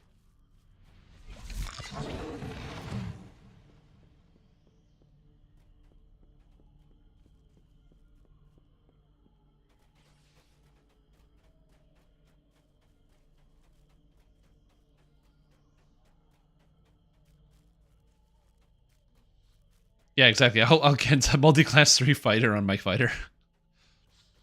But I'll just take, you know, 17 fighter, 3 dragon lord. That'd be sick. Decorate this modest fountain.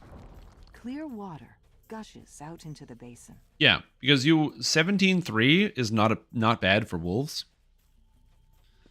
So wolf definitely could use it. I was actually thinking about that for Blightcaster. Doing the Blight Wolf with the Strength Trance is interesting.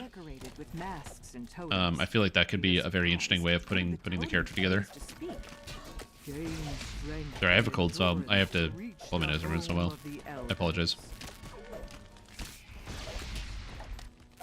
Strength Trance could be interesting. Yeah, I was thinking about doing like a Blight Wolf, but actually using like tier 5 of the tree.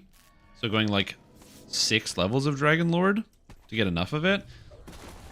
Think that could be maybe very interesting, and going strength-based Blight Wolf, but using the top of the Dragon Lord tree for the +2 multi. But using the Blight Wolf form. Or even regular Wolf form. I don't know.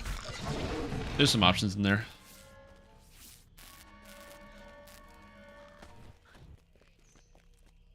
It's really being kept away. Yeah, but people will find new things. Like, the thing you have to remember is, like, a lot of parts of Dungeons & Dragons Online are really difficult to evaluate, especially, like, at first glance.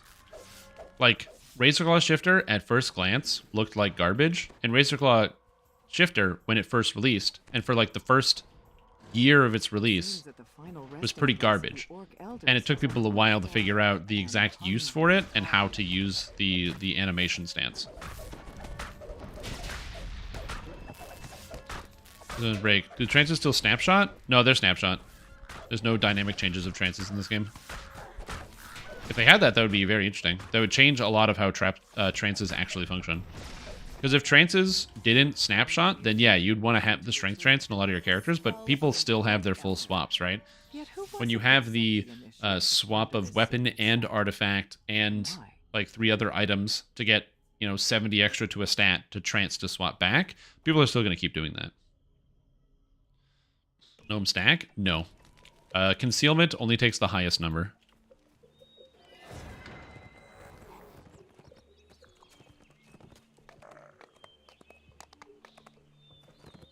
The old mine here has long since collapsed. Yeah, that's the other thing too, is as somebody who plays a lot of MMORPGs, I kind of like it when all of a sudden it's like, oh, what do we do now?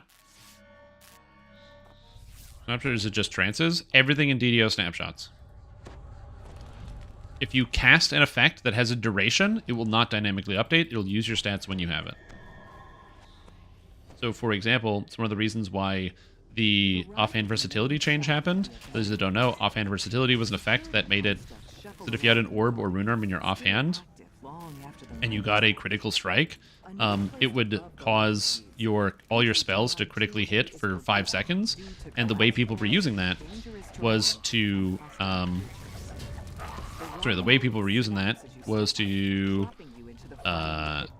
hit people with... Oh, that's an Arborian fire elemental? I love that.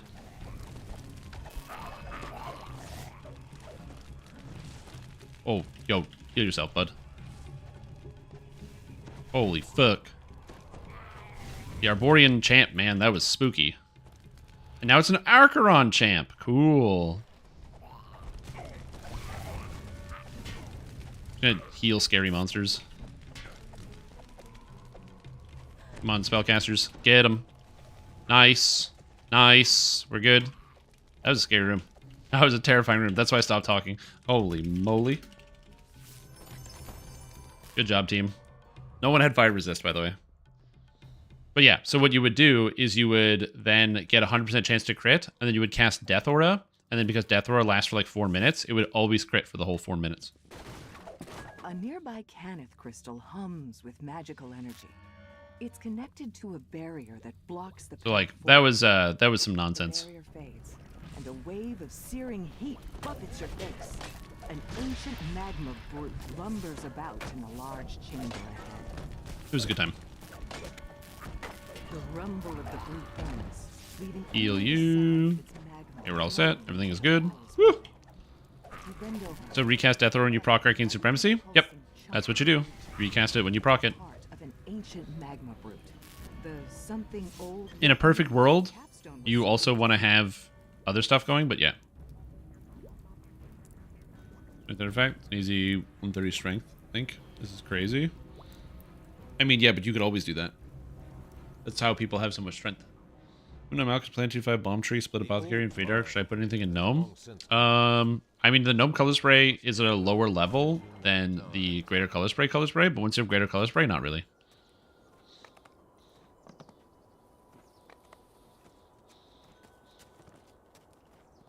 Anyway, so yeah, so they, because of the snapshotting, they nerfed that.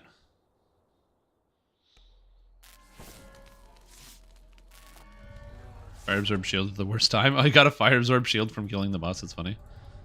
Yep, call Lightning Storm with a 100% crit chance. There's a lot of reasons why they got rid of it. If there was a way for DDO to get rid of snapshotting and have these things dynamically update, that would be cool. Then we could get more unique effects like that. But as far as I know, I don't think that's how the game engine is currently designed in terms of calculating effects. So they can't just be like, oh yeah, it's no snapshotting gone. Who knows? Maybe they can do that, but yeah, I don't know if that's going to ever be the case. The old woman rambles on, her thoughts clouded by Some people like snapshotting because it gives them bigger numbers. I think personally that if snapshotting can be avoided, it is better, as it ends up with a lot of like just basically unintended consequences, and it puts a lot of constraints on the types of abilities or effects you can design in your video game, because you always have to be worried about the snapshotting concerns. Are these things going to happen to your game? Is there going to be a situation where the players are able to take an effect and take it to a degree that was never foreseen, but specifically because of the fact that you can maintain an effect for a dramatically longer time than you're supposed to. Signs that some monsters have taken up residence in this musty system. So like, for example, They spring from the dirt an old example I can think of is in Path of Exile.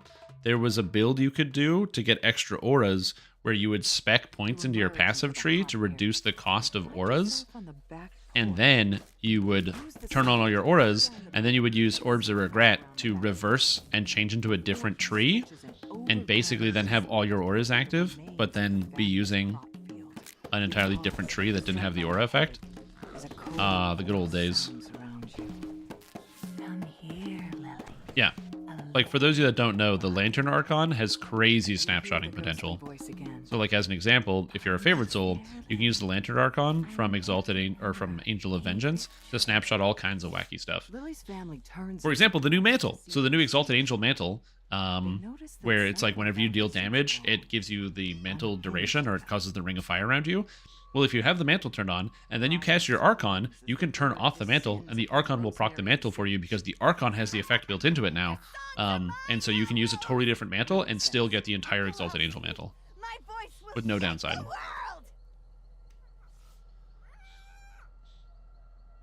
You could do that on the preview. I was testing that out. Because I was like, I wonder if, because somebody in chat was like, I wonder if it snapshots, and you bet it does. An incorporeal figure appears before you. You were always so jealous, Lily. And now look what you've done. You want my song? That just hit me for 60? That was a shout. Blinded and enraged, the Phantom lunges toward you. So snapshotting is when you cast, you have an effect that has a duration, but it takes a picture, it snapshots your stats that you had when you cast it. So, for example, Wall of Fire, right? If you put Wall of Fire on the ground, it lasts for like 30 seconds. The damage the Wall of Fire does is based off of your stats when you cast it.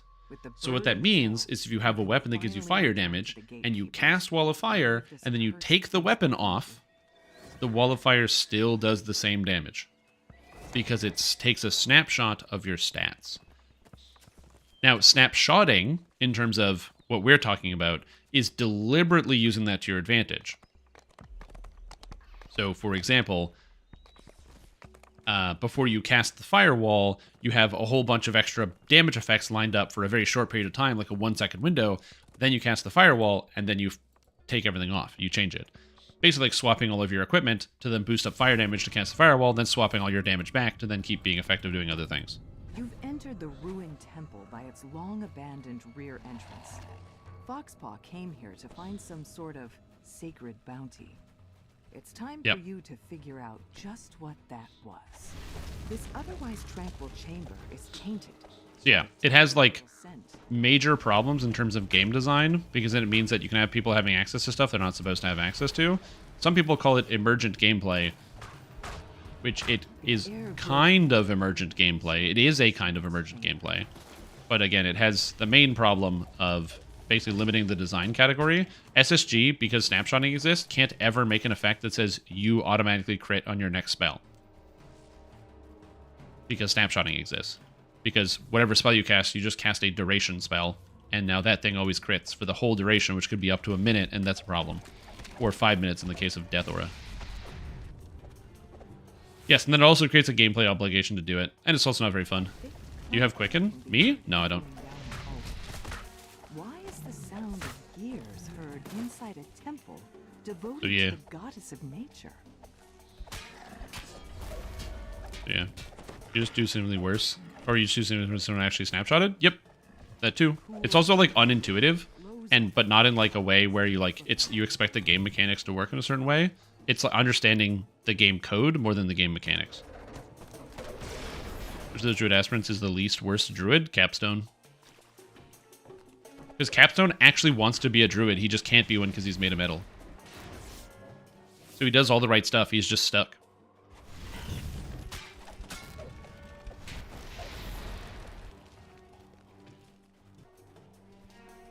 So yeah.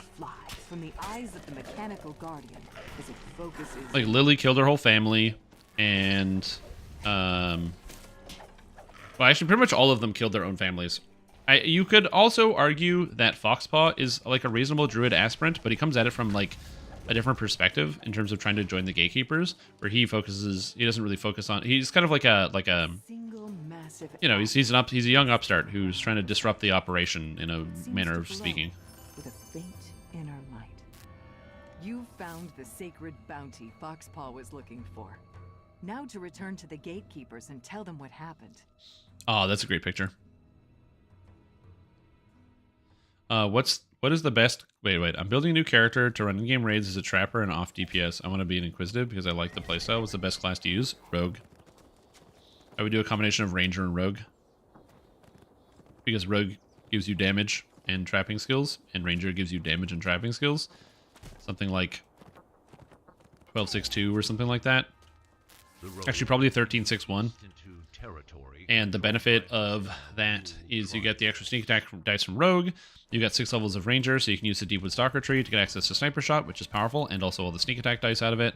You can take 1 level of whatever you want. I don't think it really matters. And you have all the trapping abilities plus a powerful Inquisitive because you're just using the Inquisitive tree anyway. And that would be my recommendation to you if you want to play a ranged character.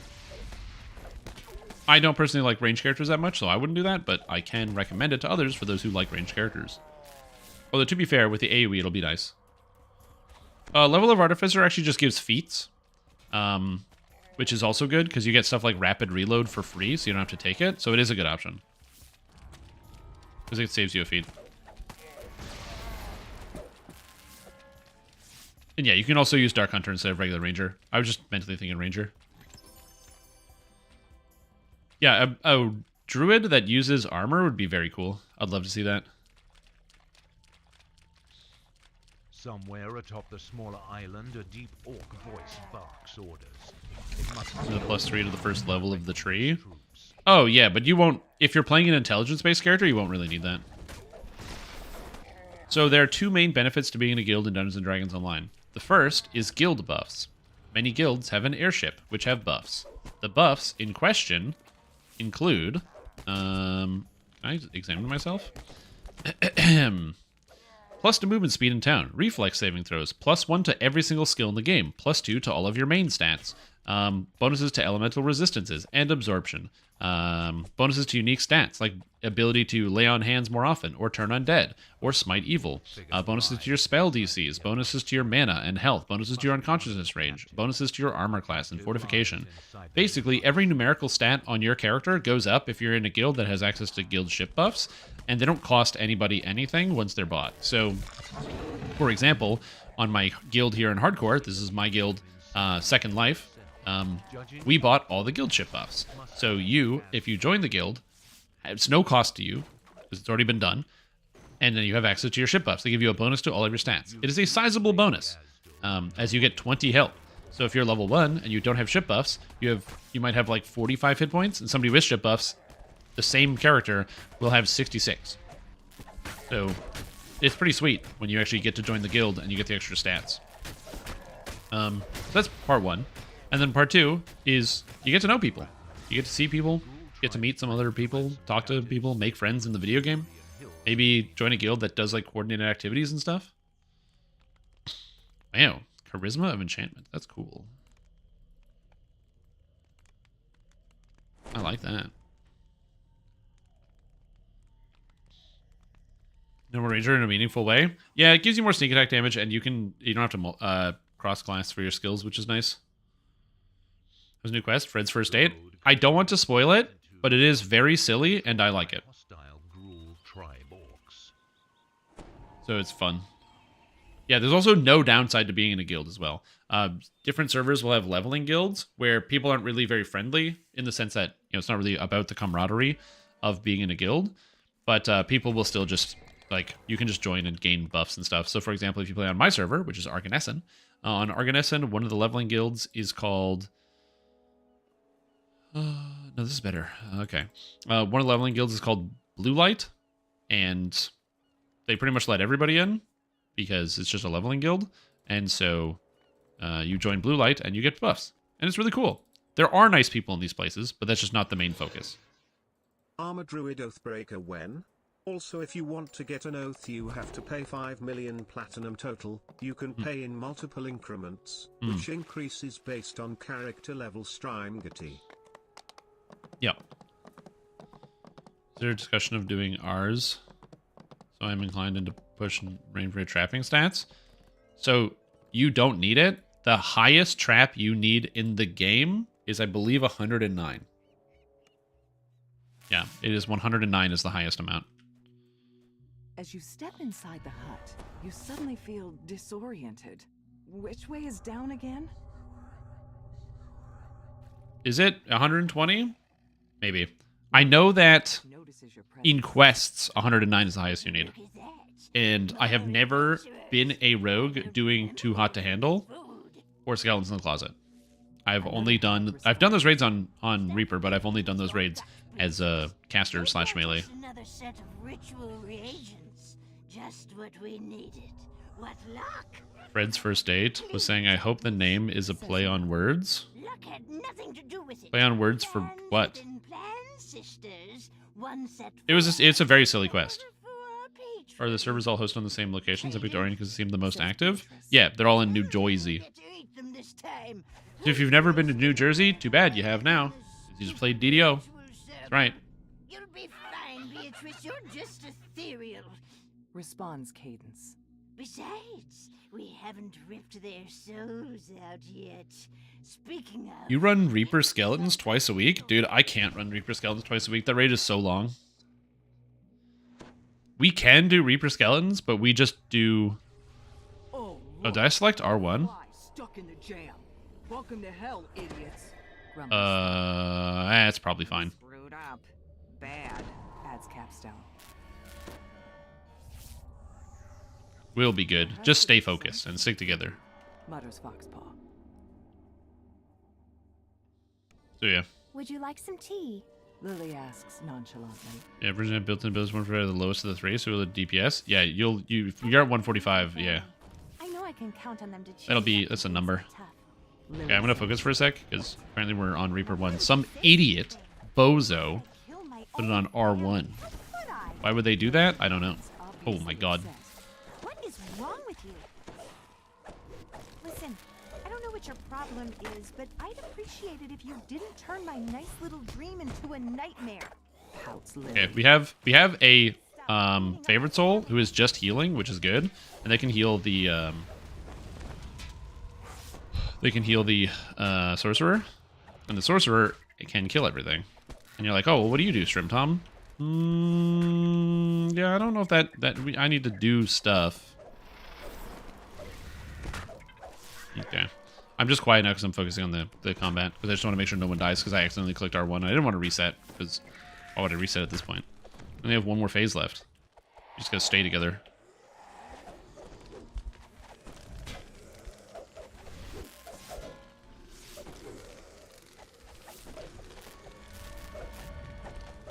Yeah, here we go. For that one, you just stick together. For the wraiths, because the wraiths will get you if you're not together. Let you destroy the remains of Lily's sanity. Oh, I got him with the stun! Oh, I got him with the battle fist! Oh, that was exciting. Actually got him with the stun and I got him with the battle fist. That's cool. But yeah, you're overbuilding trapping. Like, you literally can't do anything with more than that. Skills have a soft cap in terms of there is no function to them past a certain point. If you're at 145, you're 20 points too high, so you can drop 20 points.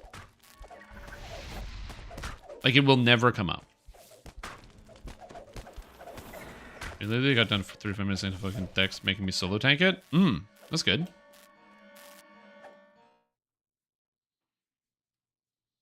The longer this nightmare drags on, the less sense It's just it long, dude. makes. Says Lily. Why do you feel Yeah. more real than the rest of us? If Fred ready for his first date, I'll be delighted. I don't want to spoil the quest for you, but I did enjoy it. Asks. We went for the weak one. It is a great. It's a lot of fun. I will say this though: the first time you do the Fred quest, solo it and read all the dialogue. From gatekeeper's scribe for some time. There's also 2 endings to it, depending on how you play the quest. It's great. It's a good time. Because it's been too easy and then contributes nothing. Yeah. So, if I bind shift number, sometimes the block animation cancels the attack. Bind attacks to shift plus number. Oh, yeah. If you, because shift is the block number.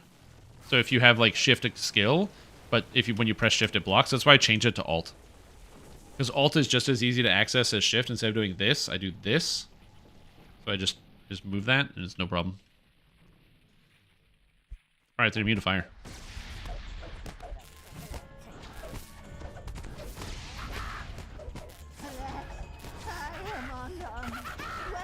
If those that don't know how to do this, you have to kill Cadence first before you get the other 2. Cadence bemoans her own demise as she flops to the ground and turns to dust. Why am I healing myself for half? Groaning. Wait, what? Then she poops. Oh, I must have had a debuff that was healing me for less. Hurry up. All right. We're on a ship. Nice jobs. Cadence reappears on a tree stump, then disappears just as suddenly. Gonna do I'm dead. SDK Beatrice next. announces with I a think. distinct lack of enthusiasm. Feel free as she to falls take over and level scatters into 6 dust. if you want.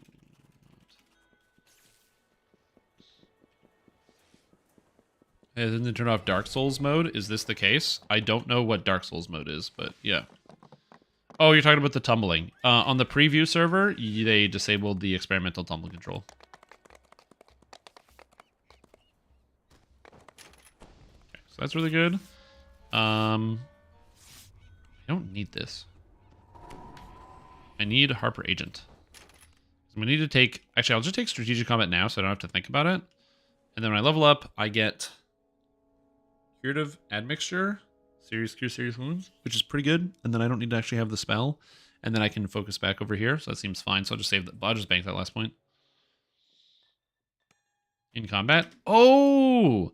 I forgot I was in Reaper mode. I completely forgot. Yeah, true.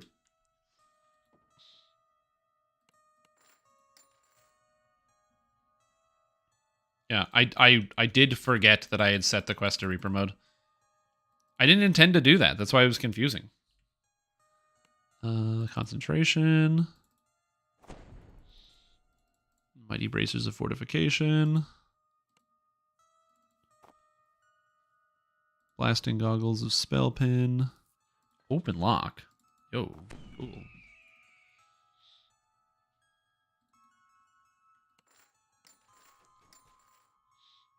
How do you do where you got 4 trees showing?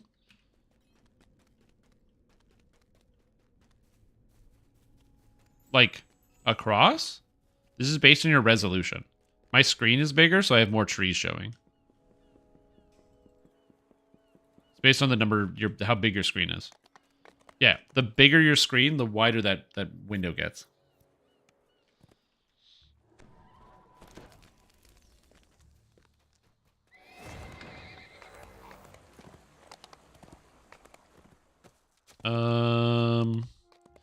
What am I doing right now? I just need to grab some water, actually.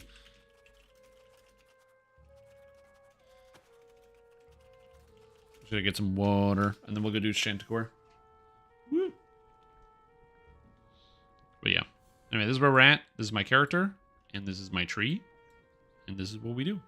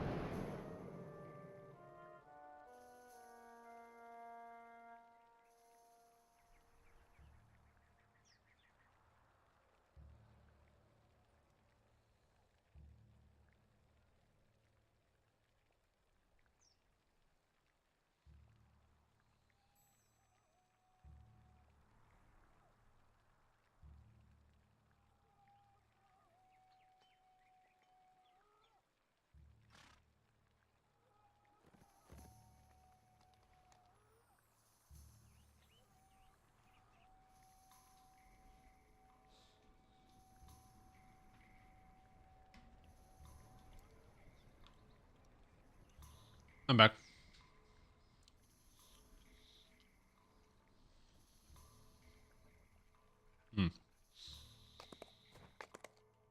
Oh, but I don't change the res on it. Yep. I don't have a big monitor. I got 1080p, baby. You can get bigger monitors, but oh, I've never just found that to be terribly important. All right.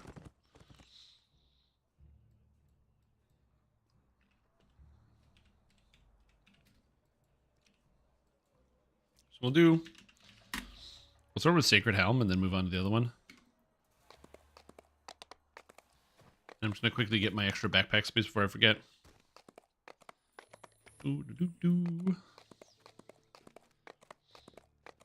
That's race granted things. I'm gonna have different rules. Like I said, for me, when it comes to the tumbling, I'm happy to see it go for two reasons. One, I think that it caused a disparity, too much of a disparity between the people that have the ability to go at that speed and the people that don't. Because you would have people getting left hella behind, and I think that that's not great. All right, Sacred Helm, let's go. So I think that's not ideal. And then the second thing is that even though I enjoyed it, my fingers, they didn't like it that much.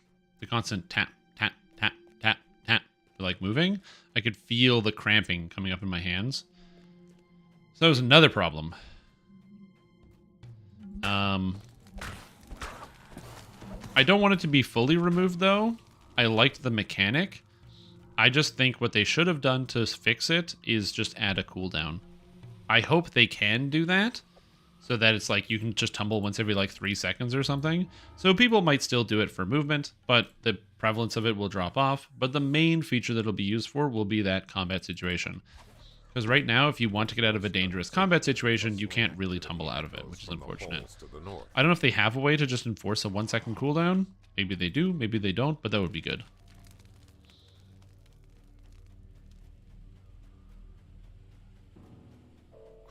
You buy jump potions? Nah, I'm just going to go around the long way. Even with jump potions, there's no guarantee I'd be able to make it. Don't underestimate how slow Artificer is. My character's slow. Real slow. Oh my god, stable charge tier 2 with the rune arm is so nice. Oh my god. After playing with the wizard without the stable charge tier. Okay, no. Artificers are still the best rune arm users. Holy moly. Look at that beautiful number. That beautiful symbol. That is actually crazy how big of a difference the stable charge tier makes. You're an adamantine body? No, not yet.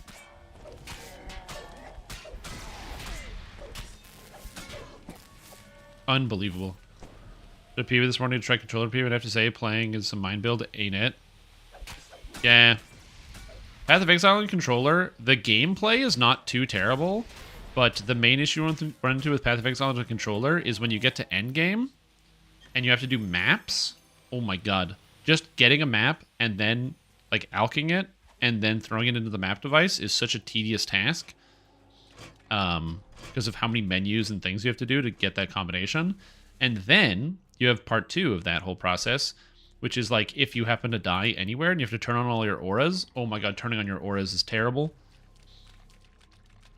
Because you have to like reset up skills and charts and all sorts of other stuff. It doesn't save things when you like weapon swap and ugh. It came up. But do you see that Macrotech will scale rune arms off wisdom and charisma? I had someone tell me about that, yeah. It is. There is no stable tier 4, so I don't know what you mean. If there was a stable tier 4 somewhere, that'd be great, but you only get 2. Use stuff and mouse and play with the controller. Yeah, that's one of the few Diablo Ws. And it's one of the things that makes Diablo D2R is so good, because Diablo 2 Resurrected has the hot swap, where you can like play controller, and then when you get to town and it's time to menu, you just put the controller down and grab your mouse and keyboard, and you keep going, and then you put down when you're done with that, you then put it down and go the other way. I actually wonder how the Steam controller would fare with Diablo 2 Resurrected, because you could just use the actual like pad or like the pads as the mouse movement. I feel like the Steam controller might actually work really well for that. They don't make the Steam controller, but you know, it is what it is. But if you have one.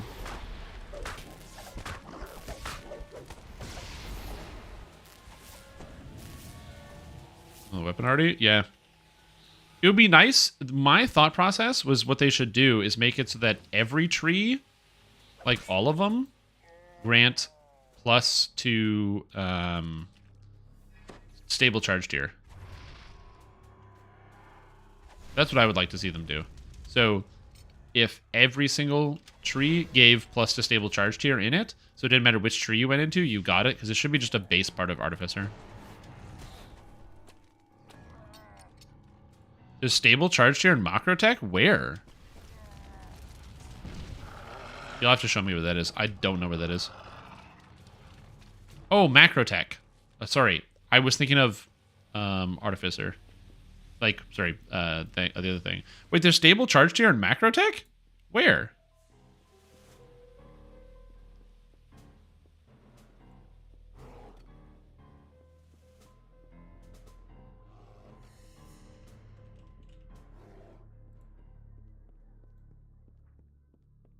Does that work? Oh, if you already had Runarmuse feet. Oh, got it. Okay, sorry. I was very confused for a second. Because I'm like, I don't have this at all. But that makes sense because my wizard can't get it. Okay, sorry. This is actually good information. I haven't played Macrotech with an Artificer, so I completely forgot that that was even in the tree.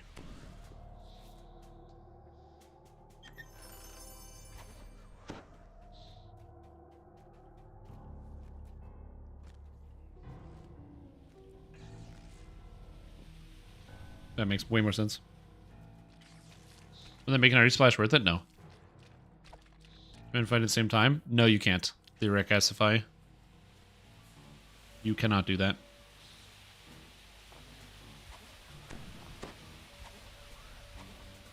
Yeah, it's nose all around today.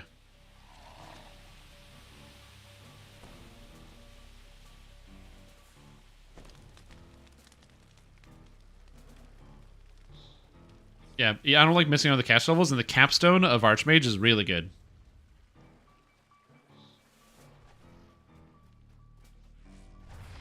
The chat is all yours, that's true.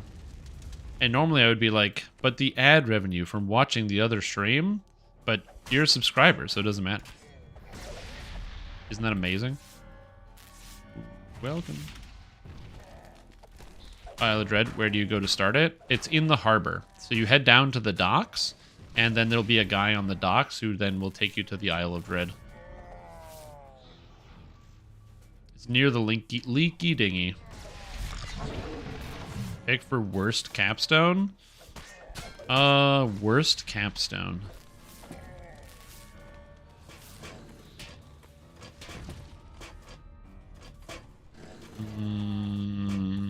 Swashbuckler's pretty bad. I'm not going to include Harper Agent because that doesn't really count. Swashbuckler's really bad. That might be the number one. And War Chanter. They're both pretty bad. Yeah, Swashbuckler and War Chanter are both atrocious. We're Bard, huh? I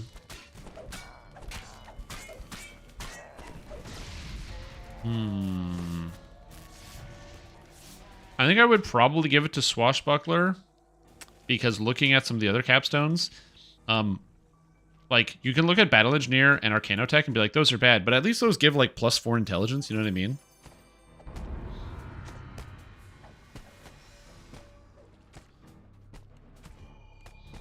Okay, SDK time. Taking 6 real quick. Oh, Hip Flask is also bad. True. I honestly blacked out on the Mechanist capstone because that one's also atrocious. So yeah, it's pretty bad as well. That's one's bad as well. Yeah. Hip Flask. What a bad ability. That whole thing is just awful. It would be neat if they could make it more powerful and betterer.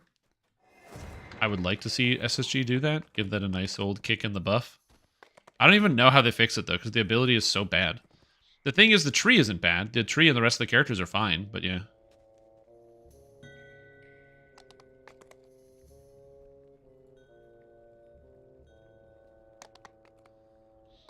Hello. I accepted your invitation, but sometimes if you're like zoning from one area to the next during the invitation, it doesn't properly accept you.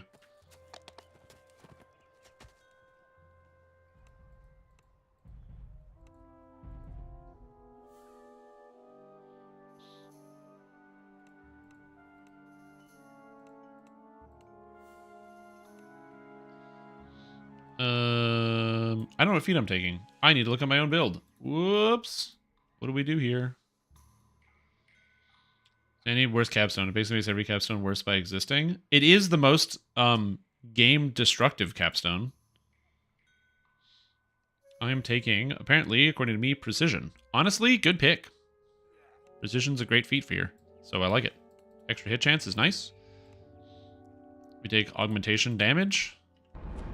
Nice. I like it. I'm gonna go learn my spell and I should be all set. I get Cure Serious Wounds admixture, which is nice. I can actually cure people. Seems good. It's just point for point, it's the highest amount of damage you can get in the game.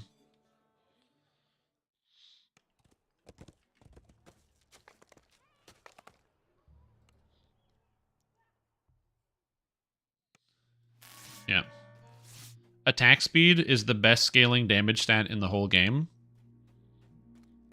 Because it gives you, it scales all of your damage stats. No matter how you deal damage, attack speed increases your damage 100%. Like there's, like, think about it. Melee power affects your attacks that scale with melee power, and the damage you scales with melee power. So like, for example, if I have this shocking sword, it does an extra d6 of electric that's not scaling with melee power. But if I have my attack speed, it scales that as well. Yeah, plus it also just gives 20 melee power, which is nice, and plus 2 to all stats. Wayfinder Deo. All in my build and in my group? Nice, there you go. Points you to the pipe below. I hope it works well. Dale's markings issue the warning. Kobolds ahead. Universal warps the entire game. Yeah, because everybody has access to it. So you're always, every single class has to compare its capstones to the Vistani capstone. If the Vistani capstone said, while using daggers, everything would change. If it had the text, while using daggers. And I have no idea why the developers are hesitant to change that and make it while using daggers.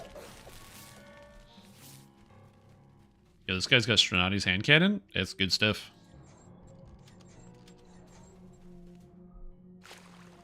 And then the Kensai one. Yeah, but the problem is you're already capped on double strike. It's really easy to cap out on double strike in DDO because, especially if you look at past lives, you get 9% double strike from the Martial past life and 6% double strike from the Aasimar Scourge, which is 15%. And 15% is like a lot. Saving up their ill will. There's no such thing as goodwill when it comes to game players talking about video games. It's just just a rationalization that people will make about their behavior. That's literally all it is. Well, there goes the goodwill. Nope. The Wayfinder's last set of markings. There never was any. Cryptic. Avoid power Video game players, four. on average, don't trust the video game designers who make the game, and they also don't have to. This is America. You can do whatever you want. As the rune hums to life, you hear the grinding of several large gears. The goodwill, ill will. That's the only will that exists in the video game space. Is ill will. A chill passes through your body as you pick up the barely audible moaning of the unliving. So yeah. Services are released. No one complains about that. They aren't exclusive. Yeah, but they're cumbersome and annoying. And also time limited. I guess technically you could just have 10 copies of the Madstone boots in your inventory. But goddamn, could you imagine?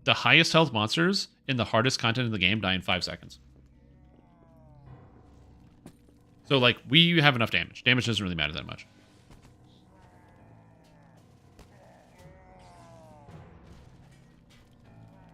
I remember back in the day when R10s first came out, or like Reaper Mode first came out, and we were doing R10s, and you would have boss fights that would actually take like 7 minutes.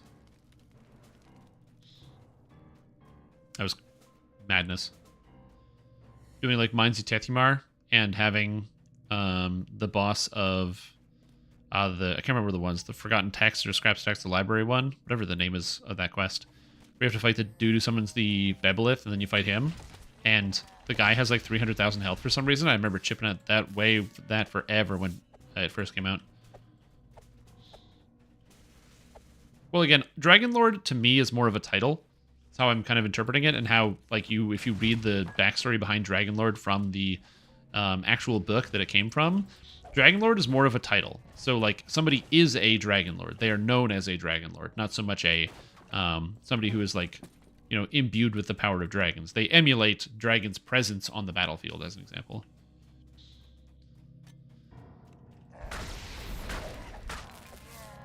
No, dragon marks are related to the progenitor dragons, not really like the dragons you see around.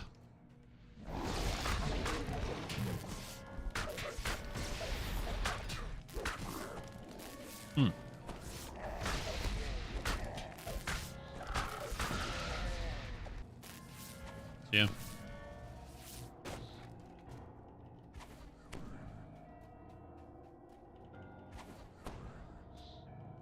So yeah.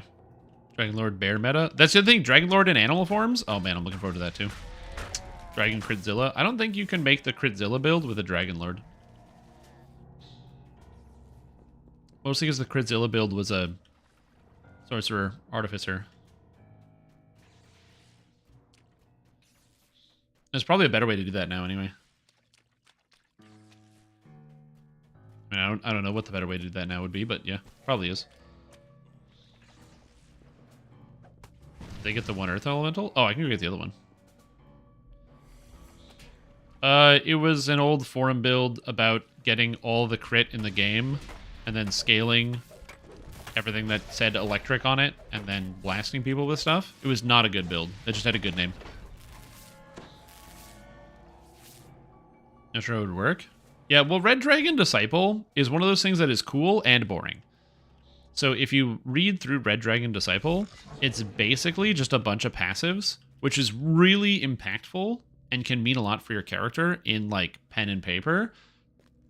But in DDO, it's not as impactful. Like, the fact that a Red Dragon Disciple, you get scales, you turn red, you get... you can get wings, which is kind of cool. But mostly it's like you get a natural weapon, you get natural armor, you get plus to strength constitution. These are good stats and are important, but it's not how it would work in DDO. So I don't know how they would implement it, but I would like to see something like that. Although I feel like Red Dragon Disciple would make a good universal tree. I feel like if it was a universal tree, but the first core required either one level of like Paladin, Bard, Sorcerer, Favored Soul, or Warlock. So you had to have like a charisma-based class. You had to have at least one level of it to take the first core. And then, so it's not entirely universal, but it's split between those different classes. That'd be pretty cool. Would they do that? I don't know. And then they can make it like a universal tree between those classes.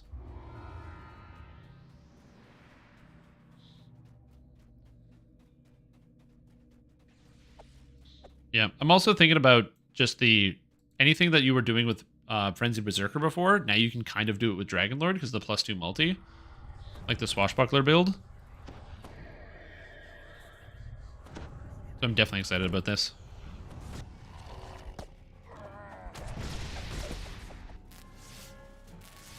Oh god, I didn't jump. Oh, I'm fine. Whee! This prestige class you want is a strength-based melee, and then it's tied to being a charisma caster. Yep. Again, I think they could do a good job with it in DDO. They would just need to give it an identity, more so than you get in like pen and paper. Because again, pen and paper is just it's a big pile of stats and dragon themed. So Like, it's good, but yeah.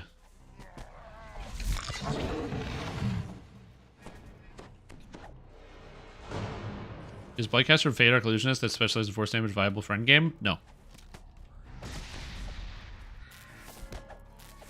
I'm assuming by endgame you mean the hardest content in the physical video game? Then no.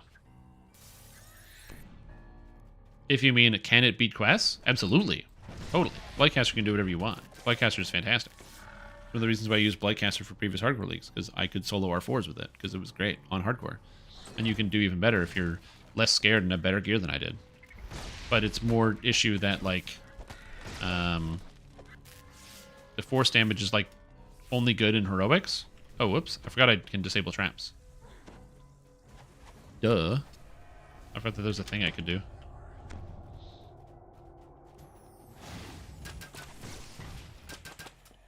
So, yeah. Saying a stream while back they were considering the stream. Do we ever need anything more about that? Nope. That was it. Something you have to remember is that sometimes, you know, the developers will, or these people will just say stuff. Not because they're trying to, like, sow bad information or whatever, just that's the nature of talking about your video game, is sometimes they'll just say things. So, for example, he talked about last year, like, oh, we're probably going to be adding a, or it's like, somebody was like, are we getting a new archetype? So I was like, and he's like, yeah, new archetype sounds good. Like, I had, you know, one of my guys, or like someone on the team mentioned that they had like a cool idea for a barbarian archetype. And I thought that looked pretty cool. So, you know, we'll see what happens. And that's what he said. That's the quote, is someone mentioned it to me and it looked pretty cool. And then I was on Reddit last night and somebody was like, yeah, the dev said there is going to be a barbarian archetype. And now they haven't said anything about it since, but they said it's coming. And I'm like, that's not what they said.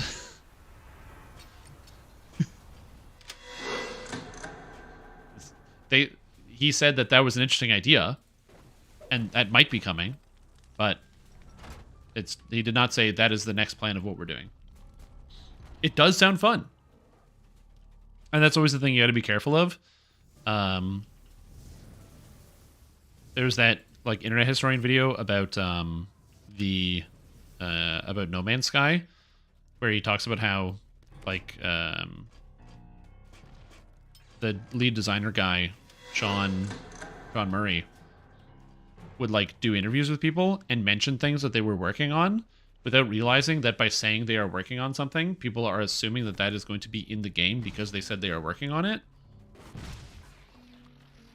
And so they might cancel something because they go, oh yeah, this feature doesn't work, and they cancel it. But people have already remembered that they said that they were working on it. And it's kind of like the same thing. Any delayed behind how many archetypes? Yeah. Look, Dragonlord's cool. And I'm sure we'll get a barbarian archetype eventually. Maybe it'll even happen later this year. I don't know. The fanfic at the end? Yeah, it was pretty good. Universal Trade they wanted to release last year. Yeah, but that's the nature of like any type of like large organization like this, is you're always gonna have situations where sometimes things gonna get pushed around in terms of the schedule, where because of one thing happens, you got to do something else. Next is Depth's Quest in House D.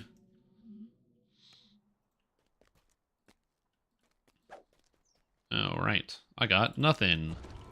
I could have taken the Trap Blast goggles, actually. Those would be pretty good. Okay, I do want the extra action boost, but I can't use them yet. I do want Caustic Strike, because it is free damages. And I do want just flat... Is this plus 1 and 1? It's okay, 1-1. I don't care too much about that. I'm going to take 1 point Caustic Strike first, and then go back the other way. I might even put more points into Caustic Strike, which I don't generally do too often. But given that it actually does add damage, that's an interesting idea. Oh, nice. Flicker. Look at that. I'm jealous. Did you run Tangleroot Gorge? No. I don't need to run Tangleroot Gorge because I can cast the spells, but it would be convenient, maybe. Another one died? Maybe. Somebody might have died. Archetypes are the best thing to have in DDO in years. I agree. I love archetypes. apparently they can make them much faster and easier, and they provide a lot of this extended value to existing things. Now, fun fact, there was an interview with the developers of Path of Exile 2, and that I watched last week, and they were asked questions about the transfigured gems that they recently added to Path of Exile, which are basically like skills that have slightly altered mechanics. And they were asked about their implementation and also what the reception and all this stuff. And what they said was they're actually really happy about them because they find that they're much easier to manufacture than like making whole new skills. And also, if they're very well received, it's great because they can make a lot more of them much quicker than it would be to like come up and design entirely new skills from scratch. And I'm like, huh, that's just like archetypes, isn't it? Depths of Despair first. Been watching Accolade Skin for Hardcore. Newish player really helped out. I've still died lots, but not because of the guide. Just want to say thanks for creating these builds. Anytime, Jurgen Pants. Glad to be able to assist, and hopefully you'll make it through this hardcore without any more deaths. No more. Make me a promise and say, you know what? No more. No more deaths. And then we're all good. Because if you make a promise, you can't break it. And then that means when the game tries to kill you, you just go, no, I made a promise. Sorry, made a promise. And now you can't die.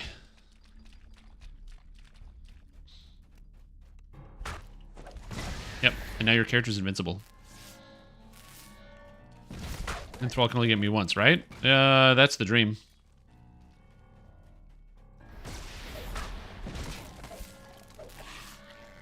Yeah, which is the Myth Draenor iconic is Red Wizard of Thay. It would be interesting if they did a Red Wizard of Thay, like archetype for Wizard, and then released it as the iconic. So the iconic, instead of using the Wizard, like Wizard class, it uses the Red Wizard of Thay archetype as the example. What I was thinking for Myth Draenor, obviously I don't know what their plans are, but it would be so cool if Myth Draenor came out with like a whole new starter zone in the Forgotten Realms, and so you can make level 1 characters that use the Forgotten Realms deities, because you could have Origin Forgotten Realms as opposed to Origin Eberron. And it was like a new starter area and stuff. That'd be sick. That's never going to happen, but man, would that be cool if it did. 2, 3, 4, 5. Okay, 6. We're good. It is. You'd be the War Wizards? Yeah, it would probably be a War Wizard. You wouldn't get to play as a Red Wizard Thay, or unless they do like something like a Rebel Wizard. I don't know. Any rogues didn't even go to classes. Just do Monk Life and did enjoy that. Yeah. For me, I'm not much of a... I mean, I like playing Artificer and Rogue. I like every class except for Barbarian. I'm not a big Barbarian character player. It is oppressively dark here. Save for a few Red Bull Wizard? Yeah, maybe. Please pitch that. No, hold on. If I'm pitching anything, I'm getting royalties, baby. Think these ideas are free? Just because I said them on stream? Oh my god, please react faster. I watch people like run straight into the trap. I love casters. Yep. I didn't say Barbarian isn't good. I just don't... Generally, what Barbarian does, I don't like. And look, I'm sorry. I like playing spellcasters. I like playing spellcasters a lot. Barbarians really, really don't do that. So, yeah.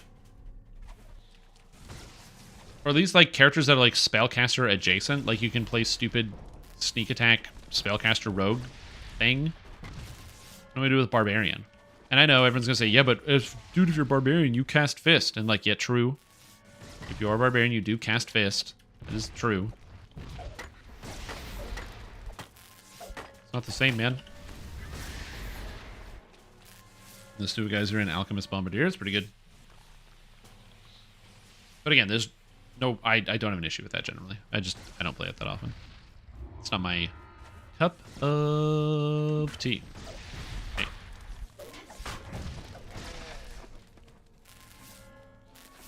Dragon Lord can do the roar while raging. So they can't currently due to a bug. So if you're on the preview looking at it, they can't. But not that they won't be able to, they just can't on the preview because it's bugged.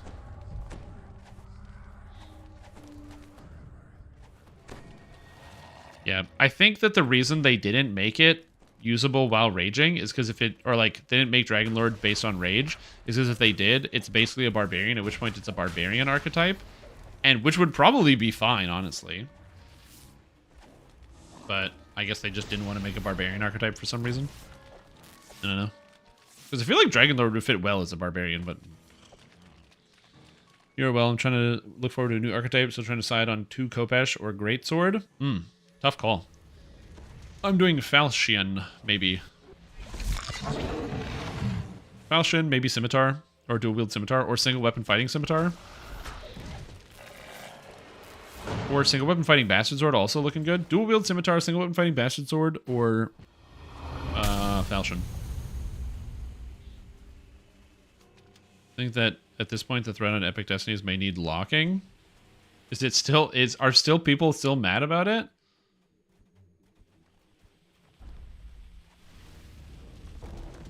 Amazing. I haven't looked at that thread since the first day.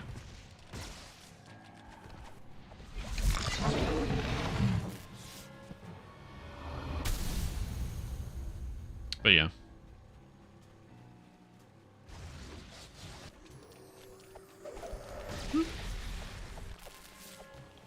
The new Barb Archetype, the sword and board where they get rid of a Cult Slayer tree and Ravager, give Vanguard another tree that boosts up shield damage. Oh man. That'd be kind of cool. Like some type of combat skirmish type character. That'd be neat.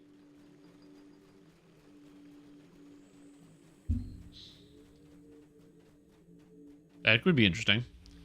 Mad about it in a year still? Yes. People get mad about everything. What kind of barbarian archetype would I want? I don't know.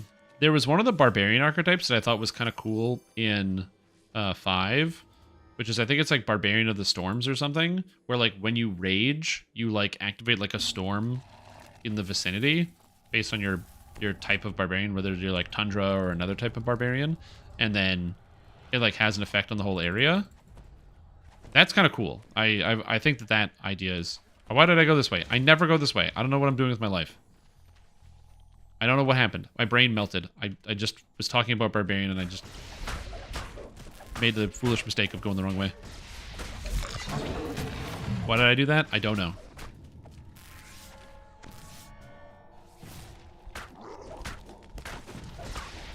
Oh, the Barbarian thing? Yeah, but it looks so cool. Like, when it comes to pen and paper, I'm less inclined to believe people when they say that things are bad, specifically because bad is relative to what's at the table with you. It's like all the people that say, like, Ranger very bad in 5, and, like, numerically, it will do less damage than some other characters some of the time. Oh, I can't disable the traps in this quest? Okay, I can't get the traps in this quest. Uh-oh. But then, like, every game I've played in that has a ranger... Okay, so to get through this without dealing with the traps, just run over this. Don't jump. Just run over the middle. If you jump, you're guaranteed to fall most of the time. So you just run straight over. That's it. Oh, heroism. Nice. I rolled the one and I failed. Oh, fuck. Or I disabled the trap. That's also good. Yeah, if you just run, you don't trigger the trap. But if you jump, oftentimes people will jump, fall in the hole, and then you get chip-chopped. Just, and they're gone. But yeah, Ranger is super good in 5 because it's like you get all the terrain masteries. They can track. They can do all these other abilities, and they're so good at it. So yeah, every time I've had a Ranger in a game, the Ranger's always been like super impactful to the actual video game. Or not the video game, the actual like game, pen and paper. It's been always good. Damage? Maybe not the most damage, but yeah. Also, the Rangers don't have that much endgame damage, but Colossus Slayer plus Hunter's Mark is really goofy and lets you deal millions of damage at low level. And most campaigns stop at before level 10 anyway. Alright, and Irie Stone Inlet? Thanks. You have to burn your rule books? No!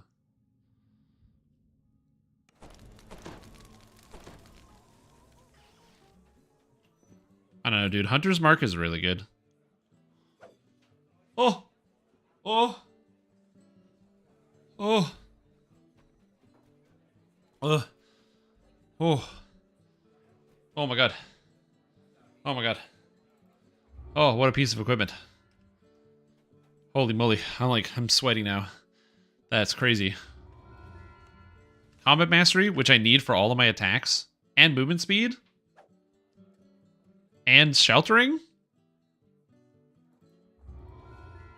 Today's a good day. What is this? Oh! I don't know if I'll use that. I am neutral, so I can. Thank you. Many thanks. Stupid amounts of damage. Yeah, I don't know. I also don't know the DPS meta of pen and paper because that's not how I play pen and paper.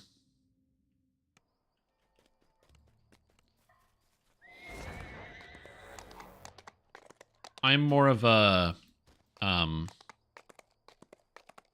play the things because the things are interesting and good than play the things because the things are the best numerically sort of person. That's my style of gaming.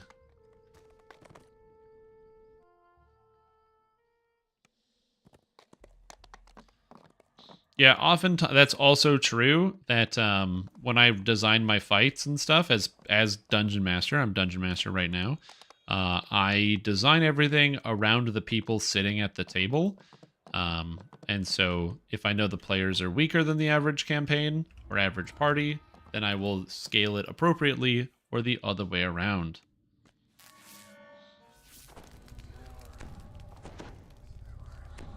It's, yeah. I want the fights to feel balanced and fair, but also have the potential for there to be challenge. Boom! He made a save anyway, but I don't care. Oh, shit. That was a good opening. Go up to this guy. Mighty Slam, he makes his save. Okay.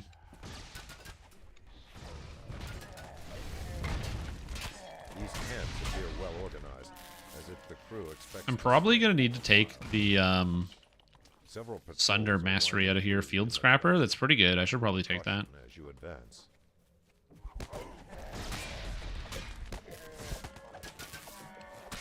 Triple out the enemies for the second half of campaign I was running. Oh, dude, absolutely. For the campaign that I just finished, okay, I had for the campaign that I just finished like recently, so last year, my players were level 19. So, you know, we had gotten all the way to the end, or they finished at level 20, sorry. And not only did they finish at level 20, the final boss fight, I had a 3-phase boss fight with the boss having 2,000 hit points in the first phase, the second phase having all 4 major bosses they had fought previously in that campaign, then spawning as apparitions, each one with 800 hit points, and then returned to the final boss fight where the boss had 3,000 hit points and was now summoning ads.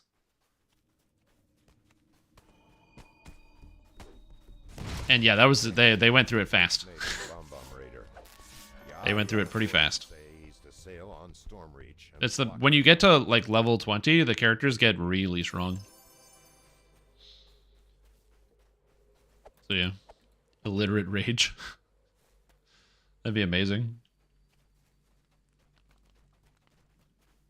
We just kept stealing children and ran a mobile orphanage. I mean, I guess they are orphans. They don't know where their parents are if he takes them. It's a kind of orphanage, I guess. That's fantastic.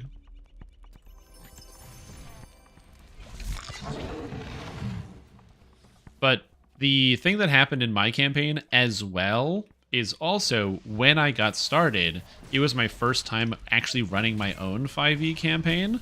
So I didn't really understand the number scaling of 5 at that point because I just gotten started.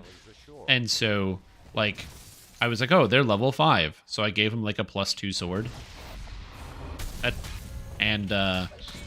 It was only afterwards that I found out that, oh, nope, that's too high of a number. That is too high of a number, and it doesn't work. And so my solution was, fuck it. So I just used 5e rules, but then I gave them 3-5 style gear.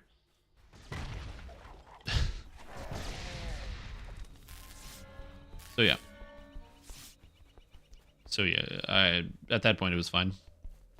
You know, where they're like level 17 and they have like +5 weapons and +6 stat gear and all that, which is way too high for 5. But I already started doing it, and I can't just put the genie back in the box and be like, hey guys, I forgot how it worked, or I didn't know how it worked. Can I just lower the stats of all your gear, please?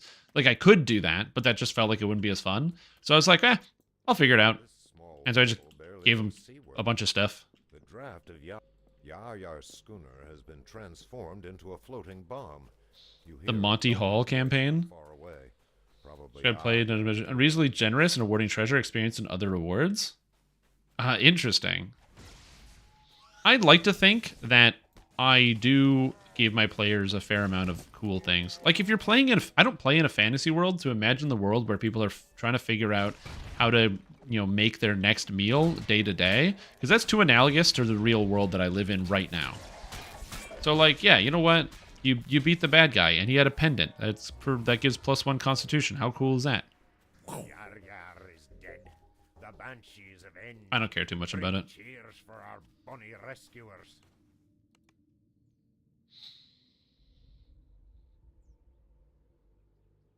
So about Monty Hall campaigns. Yeah, that's interesting. Let's make a deal. Double daily dice XP. Whoa. What's a good quest?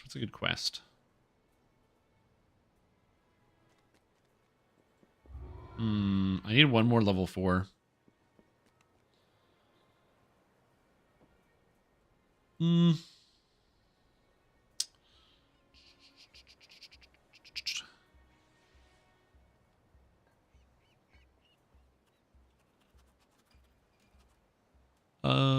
Come out and slay.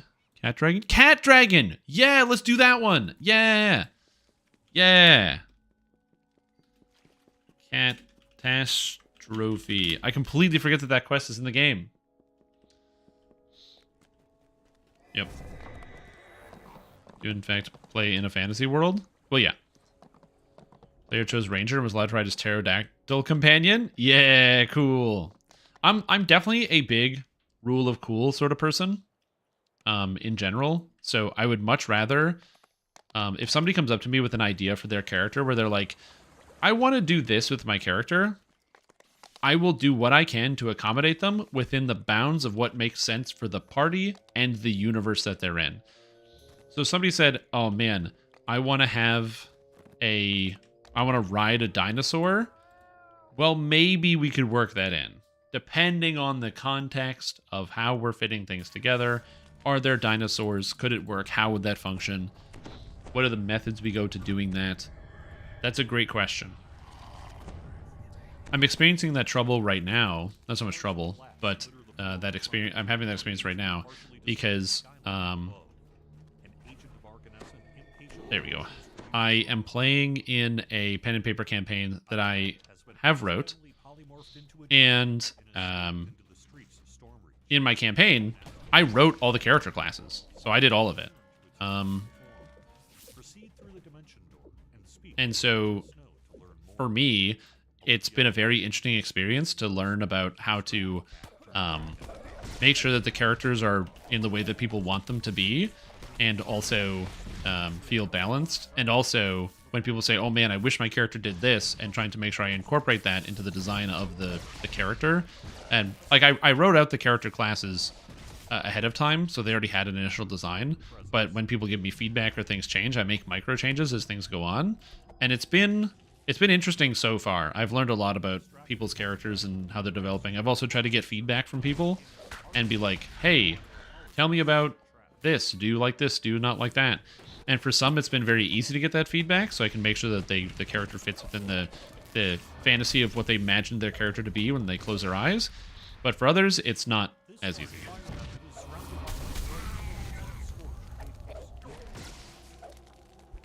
Oh shit, I can't hit this thing.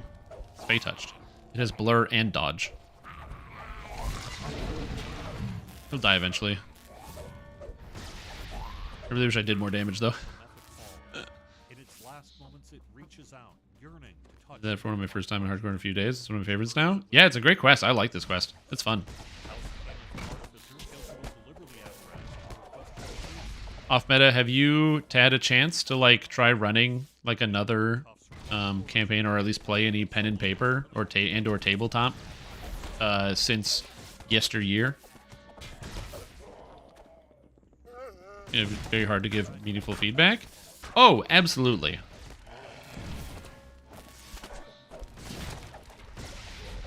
That's very true. And it also is difficult to give meaningful feedback in a lot of cases. Oh, I don't want to do this. Not been so busy. Yeah. Didn't watch until lately. And I feel you, dude. Like, not on the whole come watching thing, but in the terms of the being busy stuff, I totally get it. Don't worry about that. I was mostly just curious if you'd had the chance. Because what you were writing was like really cool, and so I can imagine that, you know, if you had started again, people would probably like it. So yeah, I was mostly just curious if you were doing other stuff. That's all. I find that the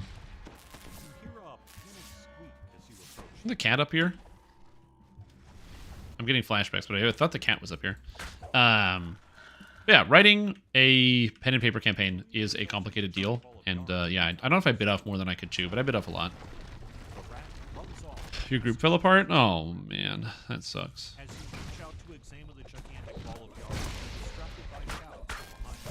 Dire or Battle Fist, get him! These days things have slowed down a bit. That's good. Yeah, it's also like, depends on if you can fit in like what you want. Oh, we got that. It's already done. Turn on milk fountain. We're good. Yeah, it is a lot. I mentioned this before because I did have some people asking me.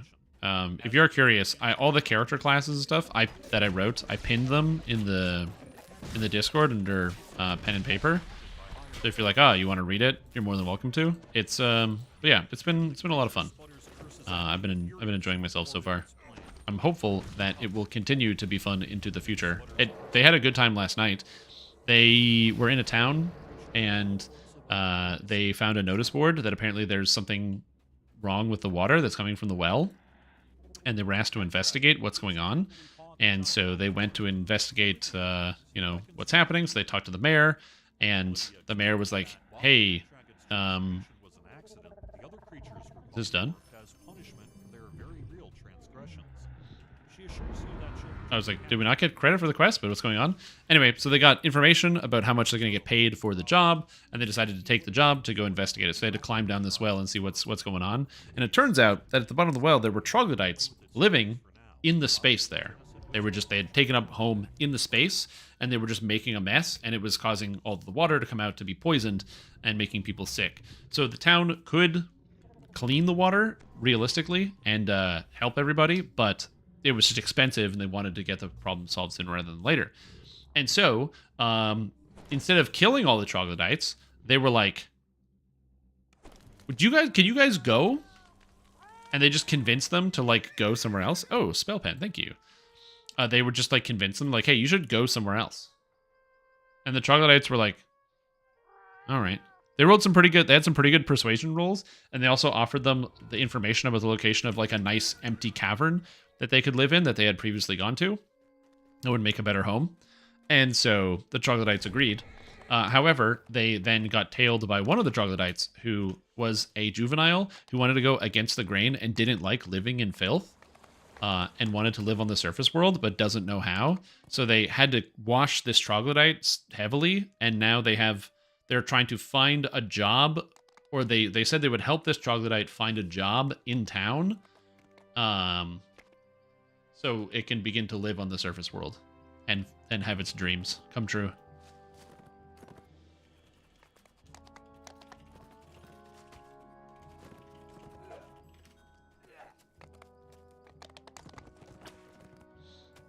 So yeah, it's pretty interesting. I don't know what's going to happen with this. I mean, they have a lot of options. You know, the creature could probably get you know, tons of different types of jobs depending on, you know, where exactly their skill set lies. So it's definitely going to be a curious case as to, you know, how it ends up going.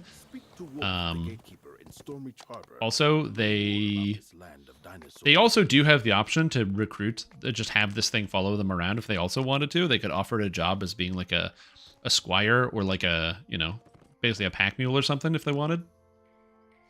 They get it to man horses for them or something, or like to manage a stagecoach if they wanted to buy something like that. They have a lot of options with this character. What are they going to do with it? I don't know.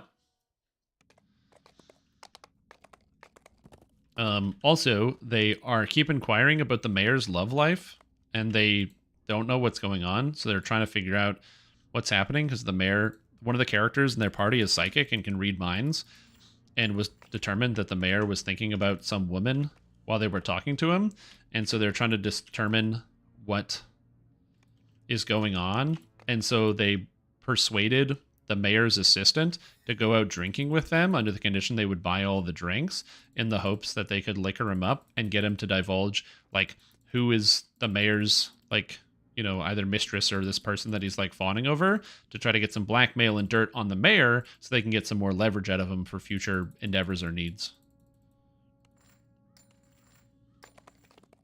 Did someone mention it? Yeah, we've talked about it a bunch.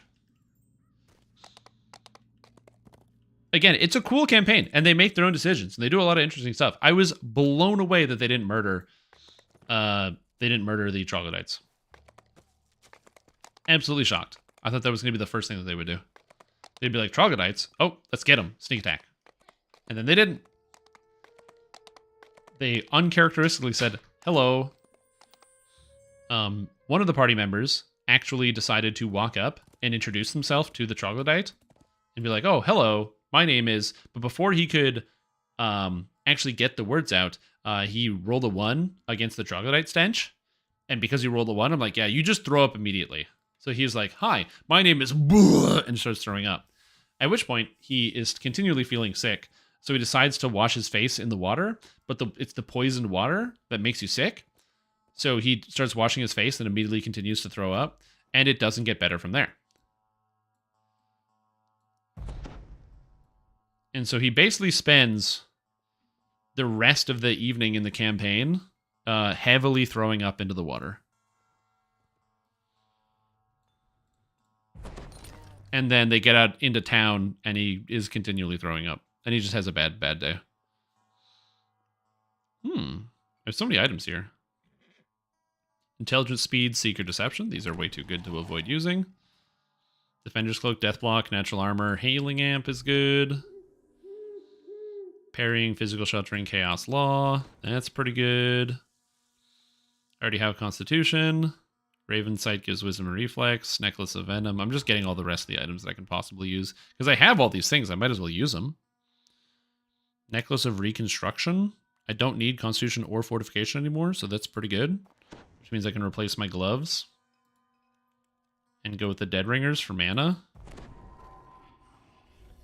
I'm going to take all this gear that I'm not using and just dump it in the shared bank, because I don't know if I'm going to use it later. So just get rid of it and put it in here. Let's go. So yeah. Yeah, literally high. And he keeps going. At some points, just dry heaves. No, I roleplayed it that he like threw up a bunch, and then the second time he threw up his dinner from last night, and the time after that he threw up the dinner from yesterday, and eventually he was just continuing to throw up food he had like a week ago. In the water for poisoning the water. Also true. That's a great question. They probably would need to get him too. Not if he moves to the cave. They just send him to the cave.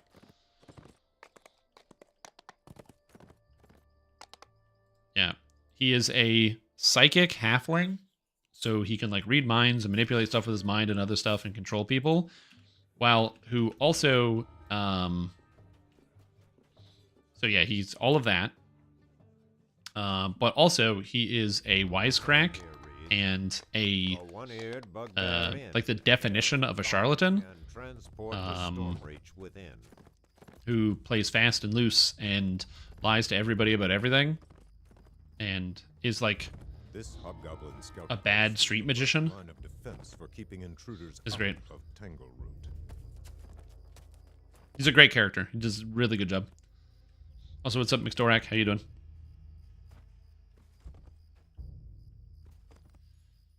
Escape jail. He's a short medium at large. Oh, got me. That's a good one.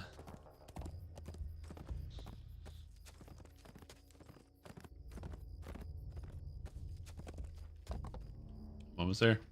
Go. Speed. Reminder that if you're doing Tangleroot Gorge, once you have gotten to the area here, okay, and you get to this guy, Ungers, once you talk to him, you can talk to Air McQuall in town to teleport you to Ungers. You don't have to walk the whole way through the gorge every time. Seem hostile. In fact, their chief beckons you closer. You have found the mouth of Splinter Skull. The shouts of hobgoblins echo from within. Yeah, did you hear about the tiny psychic who escaped from prison? They're a small, medium at large. Ha ha ha ha ha.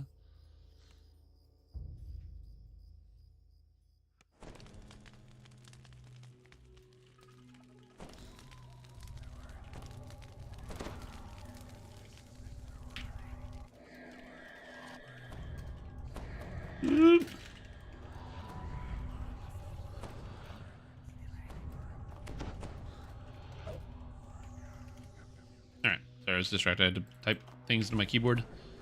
Oh, I can just use my new boots. I don't need to swap boots anymore. Oh, get out of here, boots. Also, I don't need this spell anymore. I don't even cast this one. I'm going to reorganize my spell list here. Give me a sec. Oh, I don't even need these potions. Nice. I'm like not helping right now because I'm organizing my potions. I didn't take my new spells. Yeah, you have to talk to Air McQuall first, but yeah. I set up the fulcrum. The fulcrum.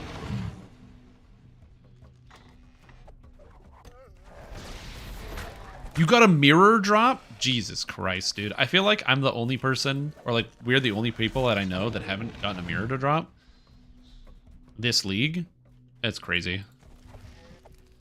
Where's my mirror, dude?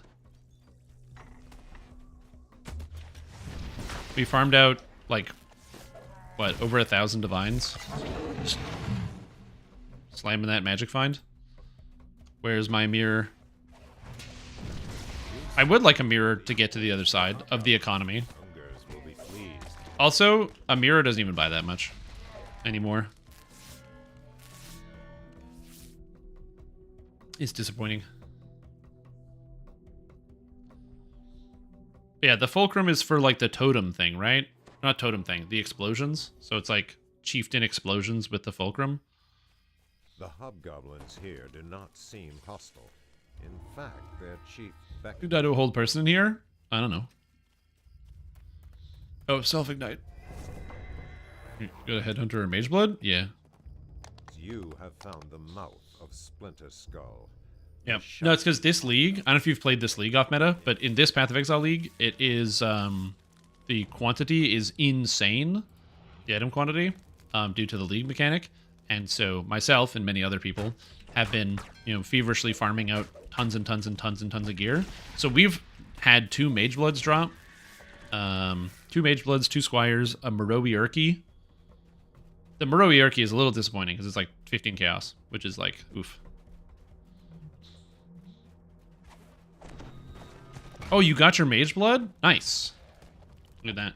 Yeah, everybody's getting a Mage Blood. And you get a Mage Blood. And you get a Mage Blood. Which is not a bad thing. It's great. Yep. Well, especially because we're doing the Magic Find strat, where you, like, super juice the maps And then you have like all the extra quantity and rarity. You have a carry or a bot, curse bot, all that other nonsense. So each map drops a ton of currency. And if you press the button that shows all of the items on the ground, your game crashes.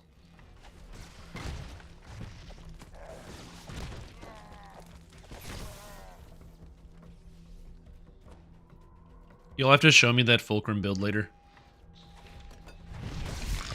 Because I don't exactly know how it works.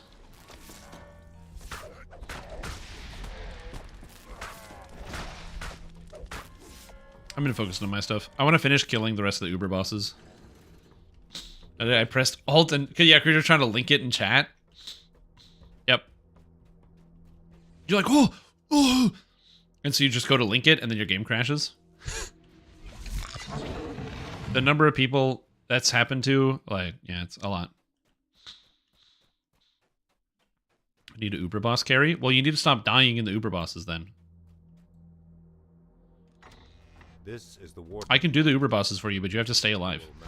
Or wait till I'm almost done and then come in.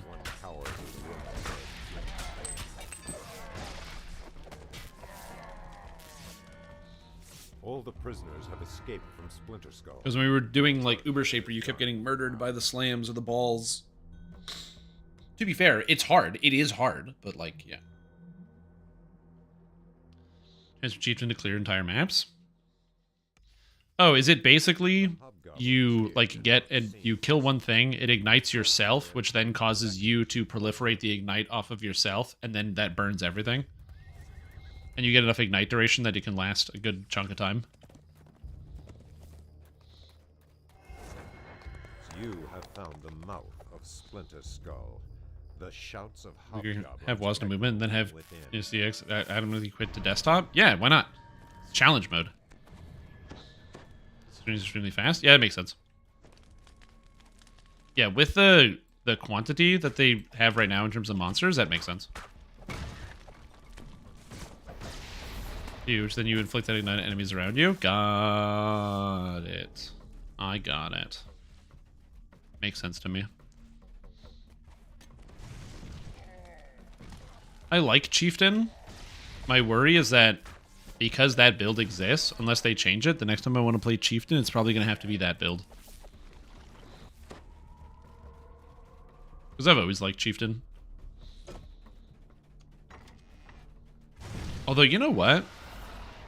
Maybe next league, I'll do, like, Chieftain with Onigoroshi. And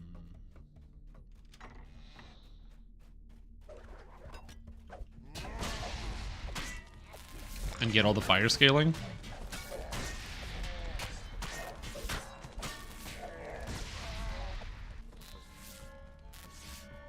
That would work really well. Because you would use the 6-link in the Onigoroshi for the single target scaling, and use the chess piece for the AoE scaling with the same setup. You get basically 2 6-links, and then, yeah.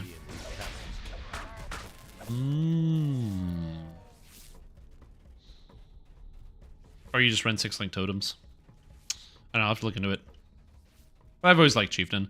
I haven't played Chieftain since the rework, though. The last time I played Chieftain was probably when Tectonic Slam came out.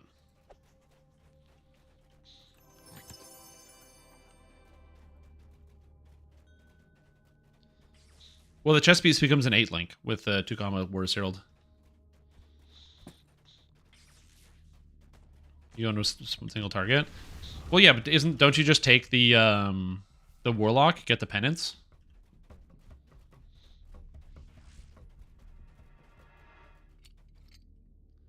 Like, you would just use Mark of Penance, and then you have an infinite amount of things spawning. And then it's not a big deal, because you just keep blowing them up until one of them explodes for 500k.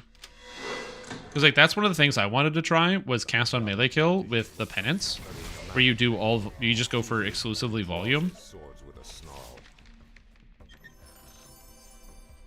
Ancestral Call does interact with Fist of War, yeah. I think. Oh, we didn't pick up the map. Oops. Does it not?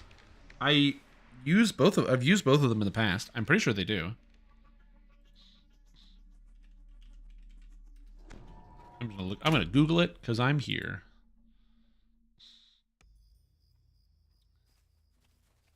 Oh, you're right. You are correct. It is, in fact, mutually exclusive. Ancestral Call or Fist of War. True. You are correct. Because it's slam or strike. Yeah, you can't get them both. True. You have found the mouth of Splinter Skull. You have to deal with the traps and you can get upstairs. Do you mean where you just pull the monsters down? Where you go around the outside and you just hit them with a ranged attack and they all run down to you? Interesting. Because that's what I usually... When I don't have traps, that's what I usually do. I'm a trap character, so I do that, but yeah.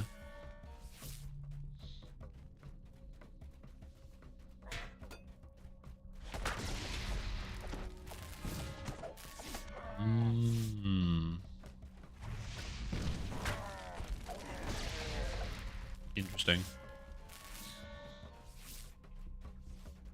You jump spell? Oh, you can just climb out the outside? That probably works, yeah. So the last time I did this, someone basically died to the boss, Whisperdoom. And by that someone, I mean I died to Whisperdoom. So I gotta be careful about this. Don't die to the monsters, because dying to monsters is bad. Yo, what's up, Arcanoverse? How are you doing? How is your day going? I hope you're well. What's happening? I didn't double check. I just want to double check on this. Are you Arcanoverses in game? Does it get an Xbox gamer tag? It does, yeah. It does. Because I've been accrediting the actions of Arcanoverses to you, and I didn't want to. I just wanted to make sure I wasn't giving that credit to somebody else. How did Strim know? You know?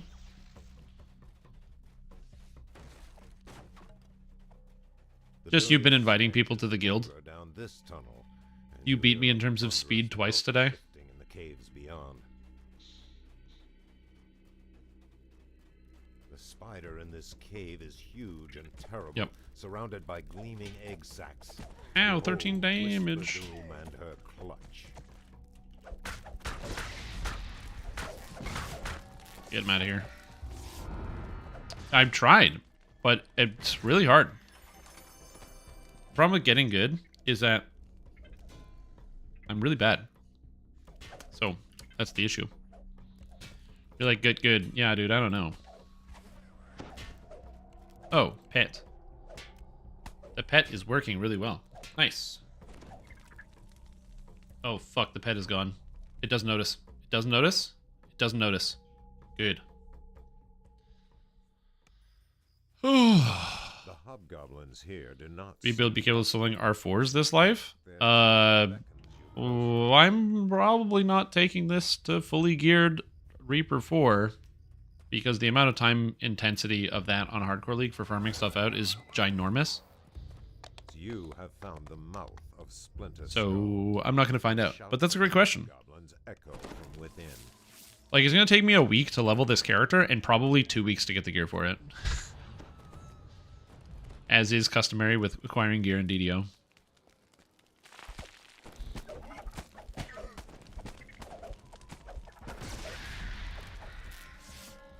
Just done on hardcore with Rain Man. Good times. Mm-hmm. Gotta get those Reapers done. Are you done?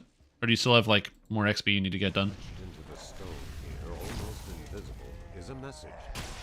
Seek the spider caves.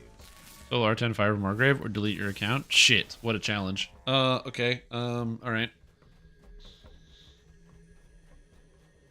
Recipe, put too many points to get skill. Okay. Yeah, I'm still helping people, so I'm not done with my journey through Reaper mode. I still have some, levels to get, some XP, or not levels, but like Reaper points to get in terms of how much I want to spend assisting other people get closer to their goals. I helped Fairy get to his 20k, or 400k the other day. Probably going to be doing some more of that as well as the time moves on. I'm just taking a bit of a break from doing the endgame stuff to focus more on just the heroics and doing some leveling and work on another build video. So, but yeah, I'm going to be doing some more Reaper mode as well. I'm looking forward to it. It's going to be a good time. I really just enjoy my wizard build. It's just really fun. As it turns out, playing new Archmage is great. Lots of versatility, lots of different buttons you can press, different damage types, feels powerful.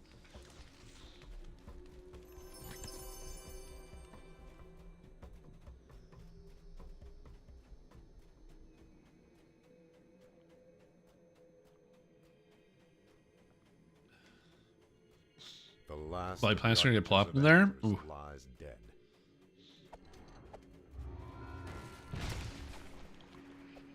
No, Stonejaw! Stonejaw slew Colasso. Oh no. Goodbye, Colasso. I hardly knew you. Actually, I didn't know him is more accurate. I didn't know Colasso. Oh, damn, dude. There are no controls on this side of the drawbridge. Let's find a way to activate Right, the Pete. lever on the far Heroic side. Stonejaw before level 15, yeah. People get time to Stonejaw and Heroics because they get lost. They get lost in the forest. They just go the wrong direction at the beginning, and they don't really know where to go, and then it just all goes downhill.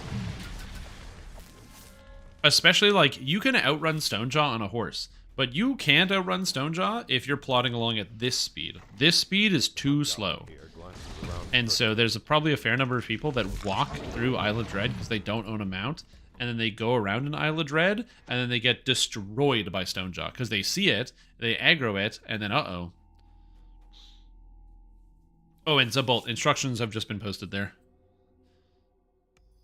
You use that in-game, by the way. here do not There's special user channels in-game, and we just use the user channels to indicate how to invite people, because then when you type it in, it goes like, and then you can just see it and instantly invite someone. Yeah, I guess too late. You should not aggro it ever. Yes, because it just chases you eternally. the mouth of Splinter Skull. It's a T-Rex, and it's hungry. It's not going to give up on that chase too easily. Would you, if you knew dinner was running away from you with two tiny little legs, would you stop chasing it?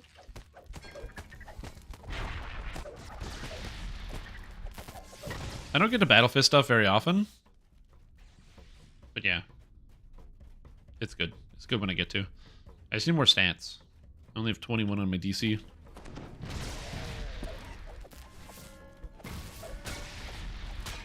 They're just tumbling faster than the speed of sound. Well, they're patching that out, so don't worry about that.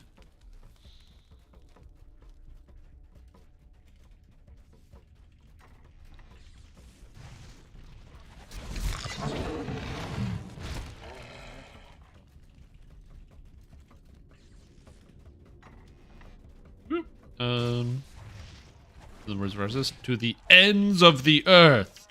I assume that's how he says it in the video game. I don't know, Arthas. Sorry. Not all of Whisperdoom's offspring are destroyed after all. Zulkash must have been Wait breeding to 30 before the patch. within Before the patch? I mean, are you talking about the epic, like, update 66? Update 66 is going to be in, like, mid-February. So you have, like, a month.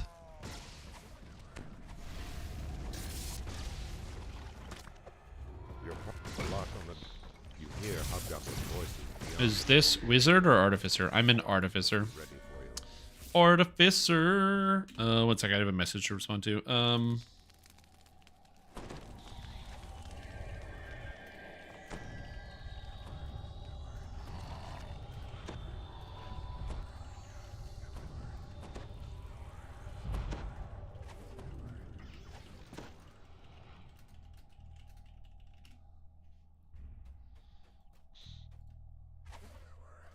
Oh, tumbling will be removed in the next update? Yeah, probably. Oh, why they're patching it? Why? Do you want the long list or the short list?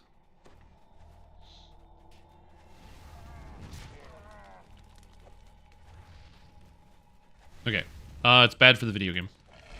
Field in the room beyond is That's no the more. short reason. Flesh render that was bound there before is gone. No, in the life channel?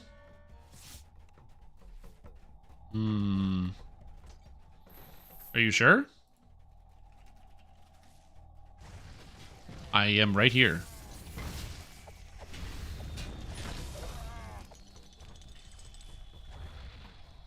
I'm looking at it right now. User chat 1, it's life. Lowercase L IFE.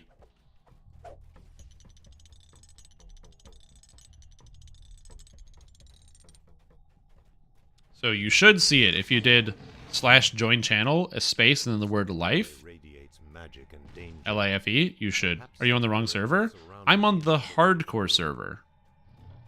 If depends on what server you're on. This is the hardcore server, where you die in the game, you die in real life. Did people do these? No, they didn't. Okay. If you're on Arganessin, that is a different story. But or any other servers. But yes, this is the hardcore server. Bear in mind, you know, the hardcore server is well, it's the hardcore server, so you got to be careful about that. But yeah, die in real life. Yeah, you got to be really careful about this one. If you don't, your computer just explodes. So are we doing something for last Epoch release? Are we doing something? Dude, I don't even know when that's happening.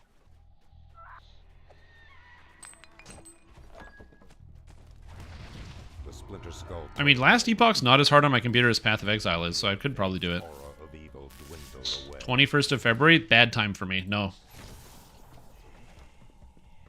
I won't be. That's probably the patch week of the anniversary for Dungeons & Dragons Online. Just the official anniversary for Dungeons & Dragons Online is the 28th of February. And so, yeah, the 21st is the Wednesday. Wednesday is patch day. That's probably literally DDO's patch day Here do not for the seem anniversary event. possible. In fact, their chief beckons you closer. Yeah, so like I said, that's more than likely patch day for DDO for the anniversary. So bad timing. You have found the mouth of Splinter. I mean, I'm definitely down to play. Shouts of Isn't it next hobgoblins week? echo from No. within. 28, not 21. No, the anniversary is on the 28th, but they're gonna patch it a week ahead of time. They do that every year. The anniversary stuff starts at the end of February, but they don't start on the 28th on the actual day. It's sort of like how Night Revels doesn't start on the 31st of October, but like starts in October. And how Festival doesn't start on like the 25th of December, but it starts in December.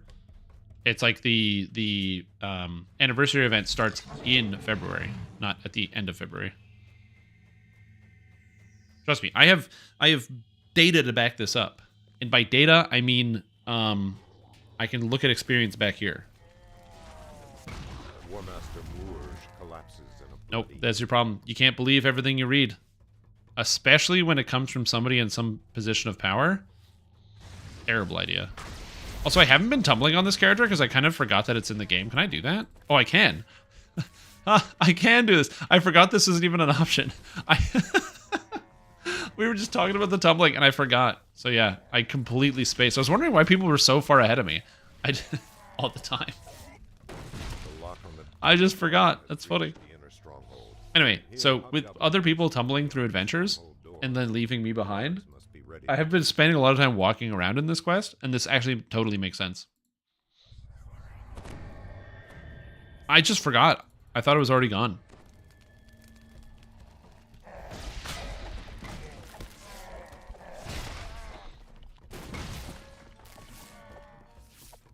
Also, if you assume I'm quitting cold turkey, dude, I'm not a quitter, okay? I've never quit anything in my life. Except for, like, you know, my marriage, college, my last job, you know, trying to have a stable relationship with any other human beings. But other than that, I'm not a quitter, and I don't quit at anything.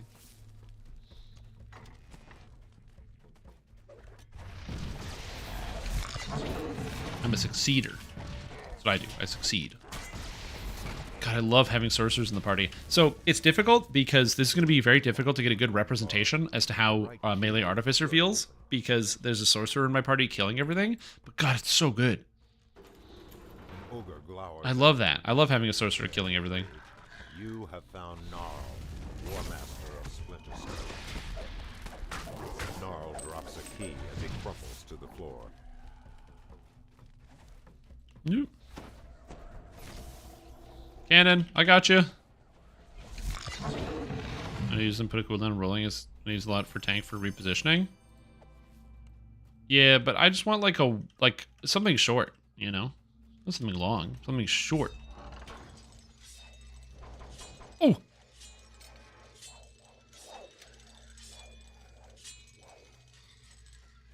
That's right.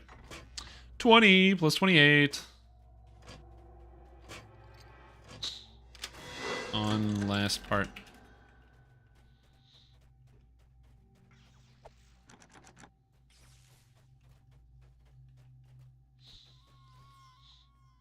I think you should have been the Sork killing all the things. But yeah. Oh, sorry. I wasn't listening. Zabalt.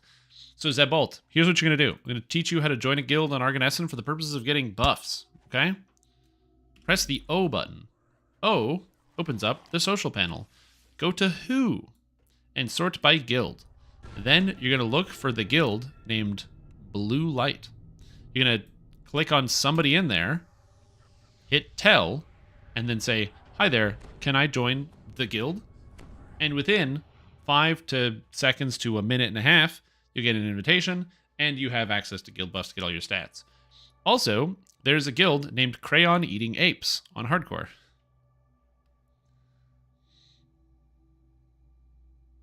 It's always good. What else do we have in here?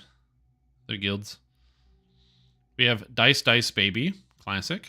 Exiles from Zoriet, Extreme Explorers Hardcore, Last Call, Legacy, Nina and Nerds. One and Done, 1. Open Guild for All. Pay It Forward, Pants Gang, Order of the Rose Sniffers, and Second Life. As well as Solo Runner, The Devil's Playthings, Knights Who Say Knee, Soulstone Trading Company, and Tomatoes. Tomato. Reason why it's bad for the game? All the stuff first time hearing it. Okay, basically, the reason why it's bad for the game is because, number one, the disparity of play. If you're doing this and walking through, and somebody else is doing this, the person who is tumbling is going so much faster than you are. So as a result, like, I cleared this hallway, and that person who was just walking is maybe at here, right? So the disparity between players that are tumbling and aren't tumbling is massive. And that can cause a lot of animosity between different players, because some players might find that they don't have a very good time, or they get frustrated because they end up having to, fight their way through monsters to catch up to somebody who's ignoring them, or even worse case, they don't even get to play the game. Because if this sorcerer right here, who can kill everything in every room nearly instantaneously, is tumbling their way through every single room and then killing all the monsters before we can even get there, well, that causes a major problem, because then if I'm walking along, I don't even get to play the game at that point. So that disparity between the different player groups is one problem. The second problem is also player time to completion. Time to completion goes down with tumbling. Because people move faster, time to completion on each adventure is getting shorter and shorter and shorter. Now, the reason why that's actually an issue is because that affects a lot of things dealing with SSG. For example, they have to spend actual money, whatever, or it costs money to open up all the servers and do all that stuff. If people are completing quests faster, that means that more instant servers are being opened. Because if instead of completing the average quest time being 10 minutes, now it's 9 minutes, that means in, let's say a day, in 24 hours, you're completing 10% more quests, you're opening 10% more instances. That will have an impact on the game, because the game engine is designed to work with so much information and so much data. So people clearing things faster is going to affect the game in possibly unforeseen ways, or ways that the developers don't want to have happen. And then finally, it's also something you can abuse very heavily. And what I mean by abuse, I mean literally you can ignore a lot of mechanics with tumbling because you move so fast. So for example, if you get red alert, where the monsters slow you when they hit you, did you know that even though it doesn't look like you're moving, you can just mash tumble anyway, and your character's actually still tumbling? So, long story short, even though I enjoy it, and a lot of other people do, it is, bad for the video game in totality. Oh, what do I have to choose? What do I have to choose?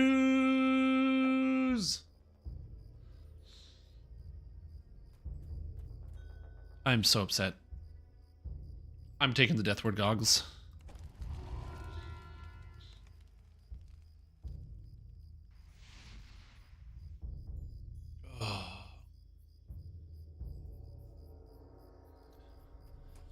Yours is then they can't handle new players? No, you're a moron. It's not a straw man. Computer resources is something you have to manage. Tell me you've never managed anything in computer software without telling me you've never done a single thing regarding computer software. Completely incorrect. And you know how I know that this is an actual legitimate concern that developers have to deal with and manage, which is the amount of resources that they have, is because SSG has not said this before. They've never talked about their resources. However, there is another video game company that actually has had to deal with these problems. It's Grinding Gear Games. They did a what's that? Game Developers Conference, GD something, whatever, GDC, talk about the speed in their video game or like elements of their video game. And one of them was talking about player speed and how they had a patch where they nerfed players to slow down the speed at which the game was going. And they had to do that because they were having issues actually keeping up and managing things on the like instant side of things.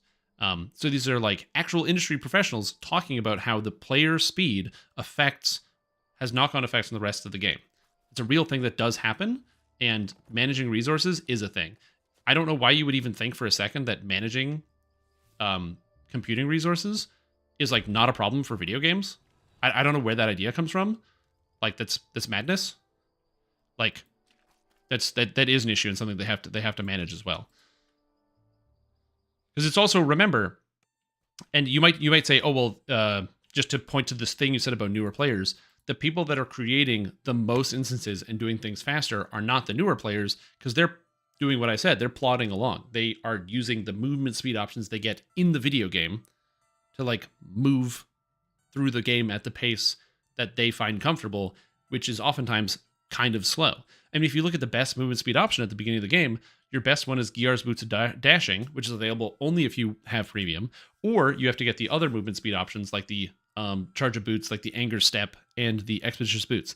The Expeditious Boots have a 1 in 3 drop chance, so you might not see them on your first playthrough, and the Anger's Boots are only going to be given to people who are actually taking the Anger's Boots. A lot of people who are starting and getting started with the game probably aren't even using movement speed. So those players will turn into players who are then having, like, they'll eventually evolve to the point where they're moving faster, and then they want to get into this tumbling and using more resources, and they might run into that problem, but that the new players who are getting started aren't the same people who are causing the issues with the resource management and system.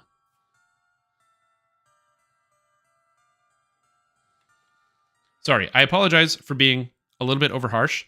I don't like it when people call things that are simple to understand, legitimate concerns, strawmans. It gets under my skin. Is not important for the video games. If your resources are getting filled up, just restart the server for head clap. That's actually a good idea. Just kick everybody off, then it solves all the problems. But yeah, so I apologize. I shouldn't have called you a moron. That was wrong of me, and I accept that. I shouldn't have done that. I just got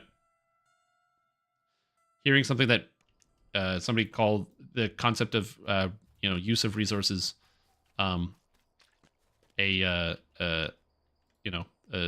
straw man is silly to me.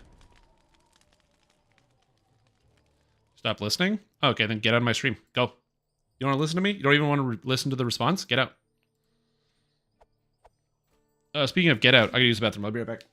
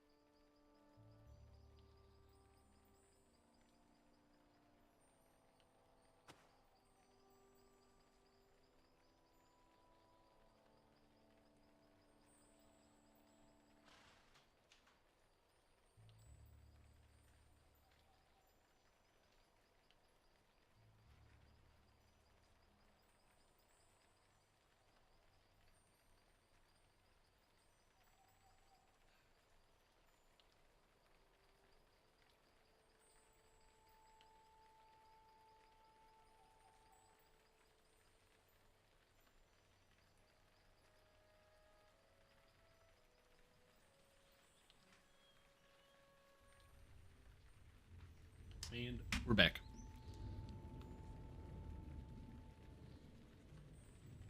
Yeah, and with resources, not all equivalent to managing applications and how you use said resources. Well, yeah, here's my whole thing. I don't want to have a discussion if somebody says they don't want to have a discussion. So that's it. That's how it works. So conversation over.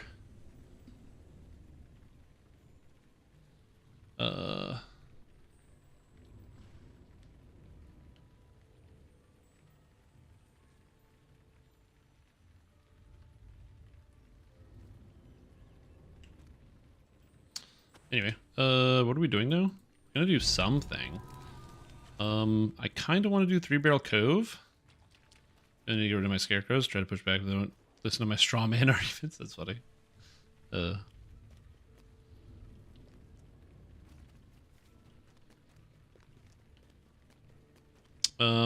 I think we're gonna do 3-Barrel Cove. 3-Barrel.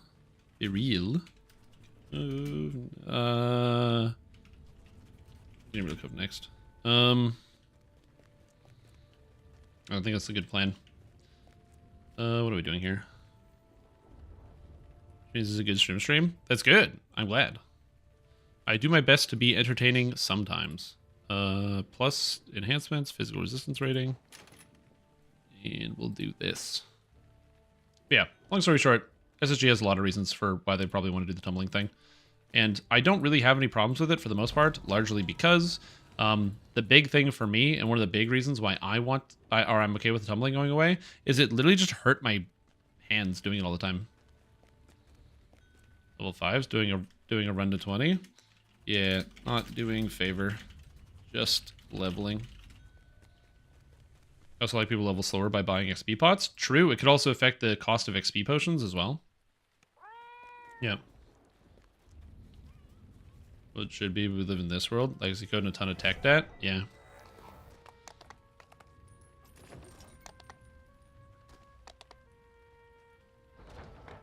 Well, it's not even that. It's just like, it could also literally just be the concept that SSG exclusively wants to they don't want people doing that for any number of reasons. And maybe we'll never know. Unless they actually make a change and come back. If they make a change to it and then bring it back, yeah, that sounds good. If they make a change to the game and bring it back, so they change it so it's like it has a cooldown, or they change it so that you can only string so many in a row, or whatever it is, then that would give us an information. Or maybe they just turn it off entirely. I'm not sure. Thanks for the runs, Gamer Mans. Yeah, me too. Playing as your tank in Heroics. Oh my god, Scary was horse? Oh, I didn't know that. I just found it relaxing. Yeah. But that's where the expression comes from, where like you ruined it for everybody, or like, you know, the few ruining it for the many. It's kind of like that, where like, you know, it's like, oh great, now it's ruined for everybody. And now, before we go, I'm going to do one thing real quick. Remove, and slash invite. I shall attend to it in a trice. And invite. I had to reset the party. 3-Barrel. Barrel.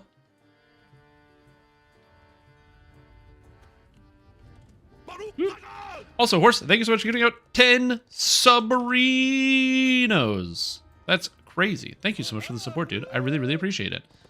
It's very kind of you, and your generosity is massive. Thank you so much. Welcome to the stream team SuffaZFG, Troka07, FPS, Mrad Honvis, or Mr. Ad Honvis. I still don't know how to do that. I'm going to keep doing it wrong every time. Malgard, Pangera, TNG Picard, SGBU, Zrad, and Jacques. Really appreciate that, Horse. Very, very kind of you. I hope you're doing extremely, extremely well. TTT. I do fire last. The crow's nest is strategically placed to detect ships coming in and out. Yeah, appreciate that, dude. That's very, very kind. The Weeping Cove is Damn, man. Very generous. Place of two-toed Tobias, What'd you get? A String of Servitude with a lot of stats. That's a lot of stats. Is that a double corrupted String of Servitude? Damn. That's crazy. Good prior, so it could be answered in chat. I don't play Monk. Huh, what? What is a really good DC for Tomb of Jade would be? What level are you? What type of content do you play? In terms of what difficulty do you click when you enter quests? Those two things are important. Will help me answer your question. It's pretty good for level 1. Because 42 all res for level 1 belts, not too shabby. Reveals another body of water to explore.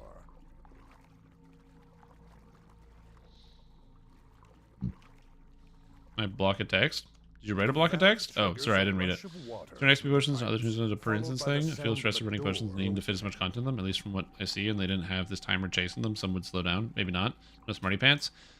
So I think that it is correct that some people would in fact slow down if the timers on like XP potions wouldn't tick down, but instead run a per quest basis. However, you would have a lot of bugs associated with that. So, for example, you'd have to deal with like, how do you handle partial XP given in quests, right? So optionals, because if optionals still get the bonus, then could you not use a potion and then eat a bunch of optionals and then not ever finish a quest? That could be a problem, because there have been situations in the past where people have farmed optionals. Obviously, there's a limit to that, but because of the way that they did the cooldown on optionals, but still, that's like always a concern. 2, does that mean that now quests are changed where people are trying to do the longer quests as opposed to the shorter quests because they give the better XP yield? So, like, it is interesting in terms of the distribution of that. I don't hate the idea of them like changing it up the XP ratio. It's in terms of like how they would do it per instance, but I feel like I think that would definitely slow people down a little bit. It wouldn't slow down everybody because some people just go through quests fast because they go through quests fast. Regardless of whether they use XP potions or not. Like, I don't really use XP potions anymore, but I still zerg like crazy because I like doing quests fast. So, I don't know. I think that it would have some impact, but then it would also change other impacts in terms of the quests people are running and the things people are doing.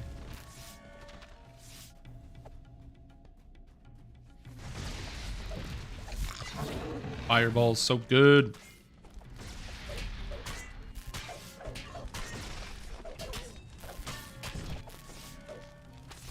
So yeah, complicated. It used to be like in Lotro, doubles X amount of XP gained. Yeah, they could also do that and make it specific. So you have optional XP potions and quest XP potions and Slayer XP potions.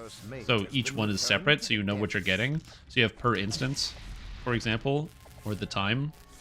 And that could work, but then you have like the bloat of all these extra items. There's probably an answer in there somewhere. But yeah, in general though, gamers will want to go fast. That's just true. Let me ask a gamer. Hey Chris, do you want to go fast?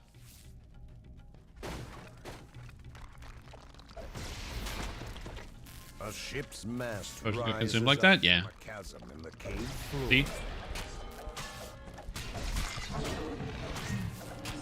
Zoom! Zoom!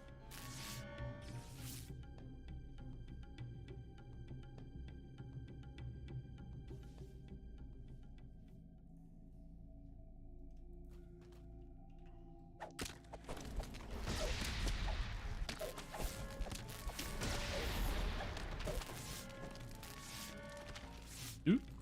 Alright, so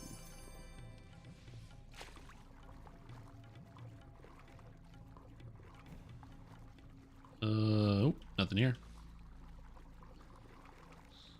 They're doing. I'll usually play Elite and want to do Reaper. This is the DC question.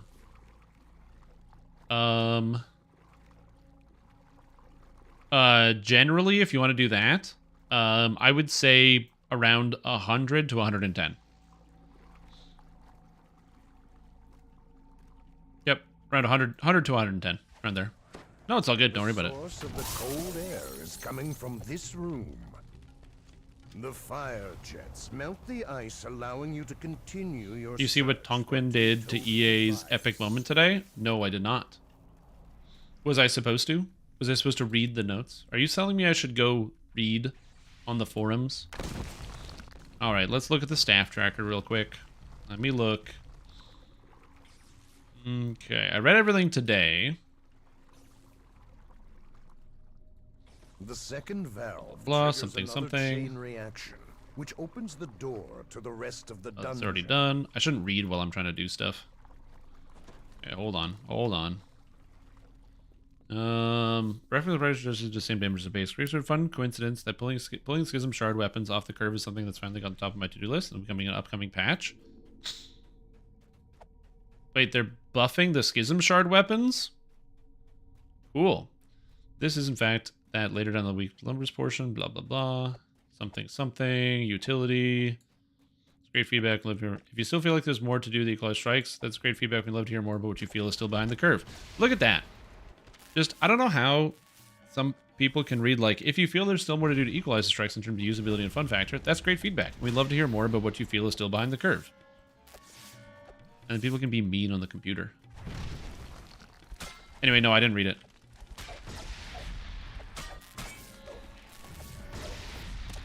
I purchased the cosmetic perspective. I don't know where to get the items. How do you claim them?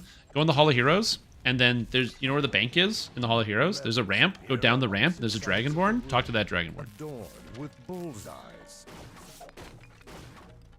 Oh shit, I'm an archer.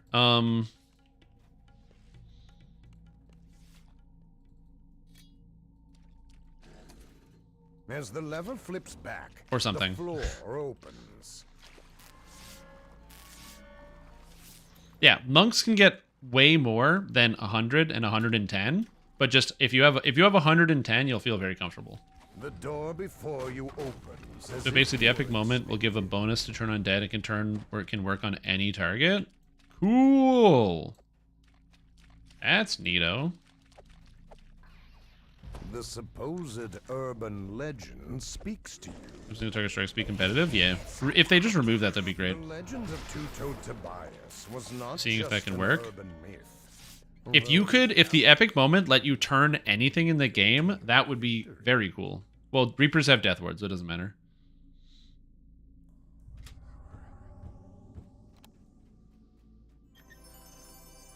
Yeah, macro text rune abuse enhancement allows you to use your charisma and wisdom modifier for rune DCs if they're higher than intelligence. To be a resting place Very of cool. Two-Toed I missed that Tobias, one. An ancient three-barrel legend. Thing. Made a compelling case. Grand Summoners turn Tier 1 losses mantle requirement is now multi-selected with the new Tier 1 Moon Touched. Oh, cool. There you go. Good. Angel Tree focus on dead. Why not make the epic moment let you turn anything? Great idea. Let me go figure out if this is possible. And then somebody said, could we get all the epic strike spaces level 9 spells so that they work on liches, Sulamades, Laylat, and don't complete the bottom? Great idea. I'll be in for preview too. Look at this. People with good ideas. Look at that. Even 41 pages deep. 41 pages deep in that thread? Dude, that's so much. It's so many posts. 41 pages. Oh my god.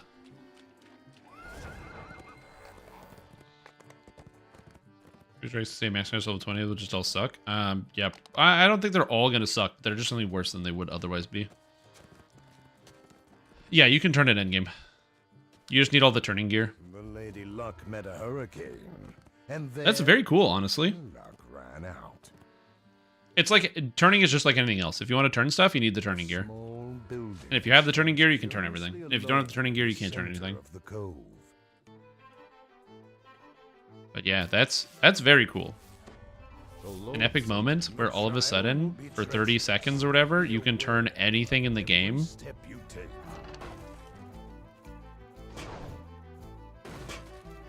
Oh, dude, I was thinking Cleric. What about Sacred Fist?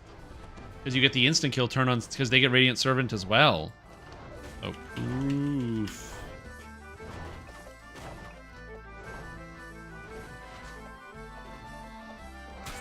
Oh, I didn't update the quest thing. You have dismantled Hello. the iron. You're in Prove Your Worth, because I forgot to update the This is LFM. sure to be the first of many surprises. Prove your worth. Share the quests. Ghost of a Chance. Fire Caves. Ghost Tomb. Prove your worth. Just run. Here we go. Here we go. Decline. Yeah, epic moment. Let you turn any monsters. Yay. Storks with turn undead. The cleric that can turn oozes. Turn rust monsters. Maybe it's time for the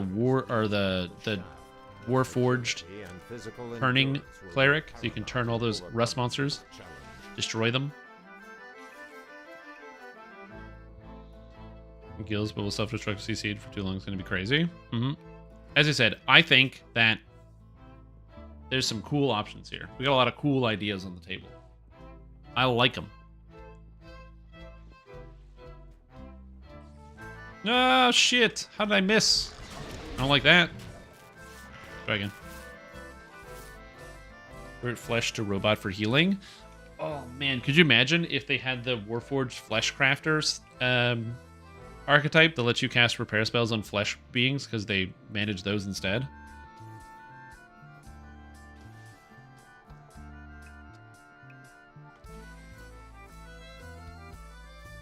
I mean, if they followed through with this, like, Mind Flayer thing, Aberrations, that would be very cool.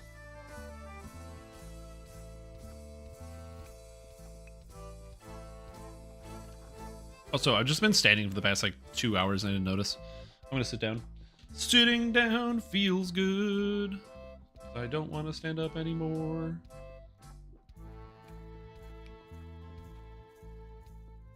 Okay, we're good. I need to manage my movement.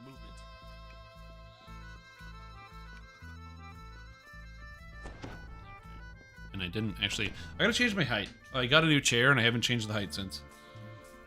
On the desk.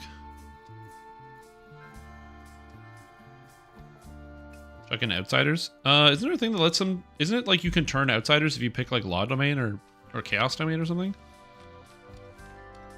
Or am I imagining that? No, Good Domain gives it so you get temporary hit points when you turn. That's not exactly the same. It is not the same. You survived the Warforged ambush. Now the constructs cease to exist. The floor opens up to reveal an elaborate obstacle course. One wrong step could put an end to the trial. EBZ, nothing of value. Checks out. A series of levers and traps dot the walls, the floor, and the ceiling. Only your wit can solve this conundrum. Yeah.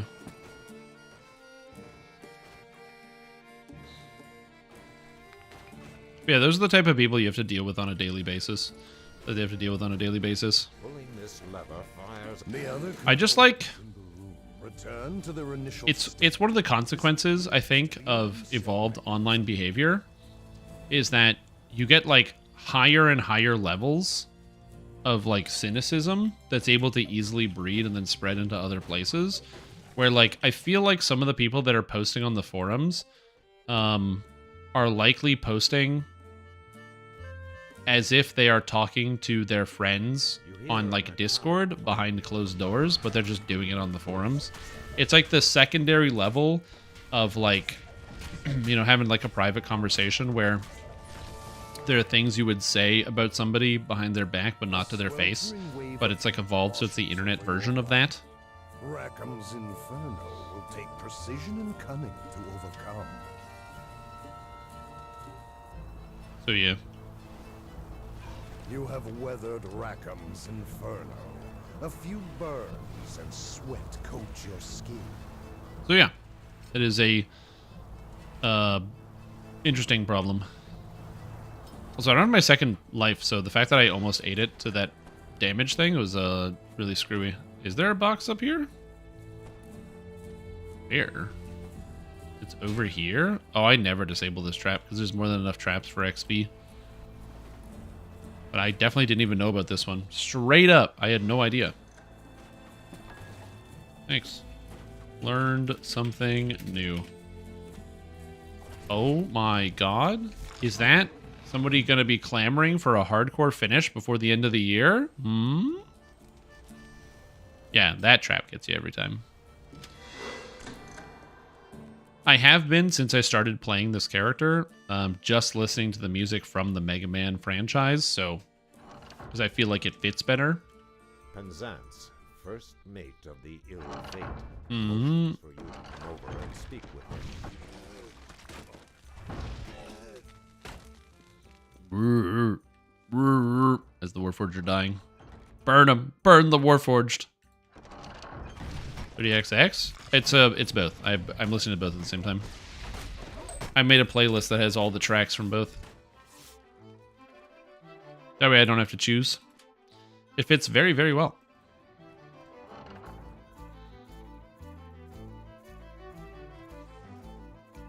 I feel bad for all these level 9s who want to join. But I'm trying to level here, man. I'm trying to level. Starting Bastard Sword, Mending Burst.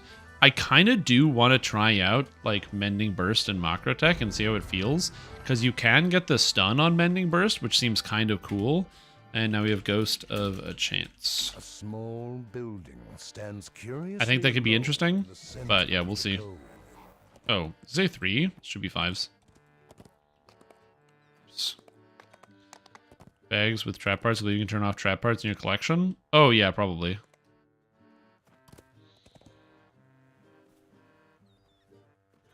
It's tough.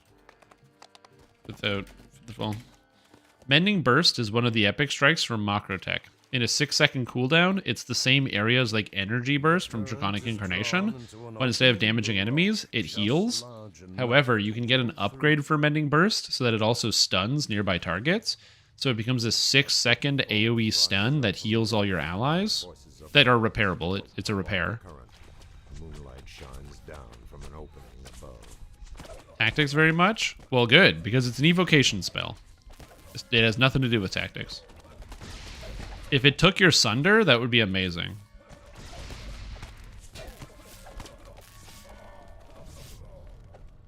That's a great question. I wonder if they can make it... Pirate's compound rumbles open. I wonder if they could make that work. They could make it so it scales off of highest of evocation or Sunder DCs. Because that's the Artificer is all about Sunder.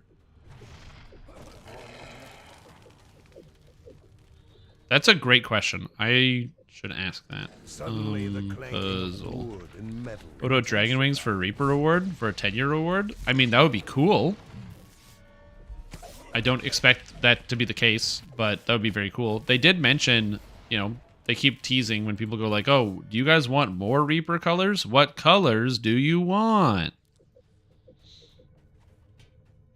Yeah, if like Mending Burst could take evocation DCs or Sunder DCs, since Battle Engineer is literally the Sunder tree, and it would feel very cool.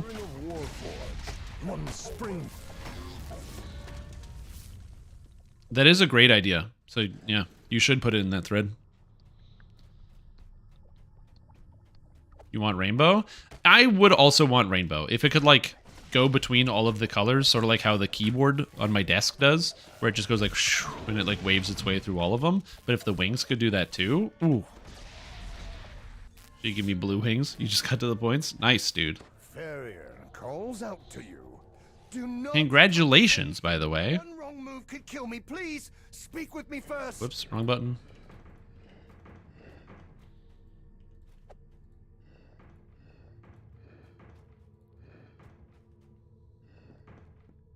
Someone's doing that. Okay, good. Whoop, puzzle. Is there a way to get rid of the third seer and Madstone from the ground?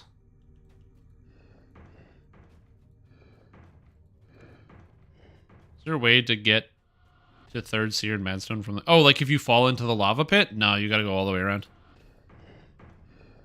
If you fall in the lava pit, you're going all the way around.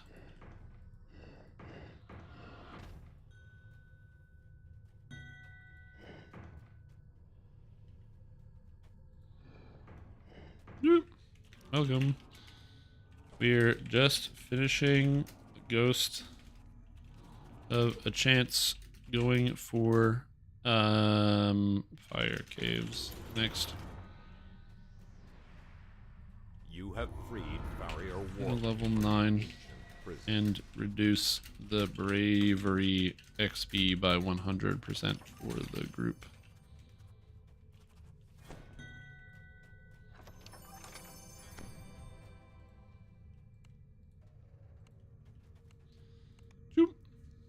That's stupid.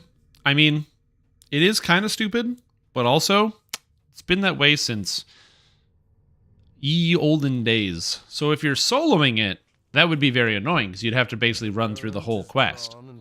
But if you're not soloing it, just large enough to wiggle through.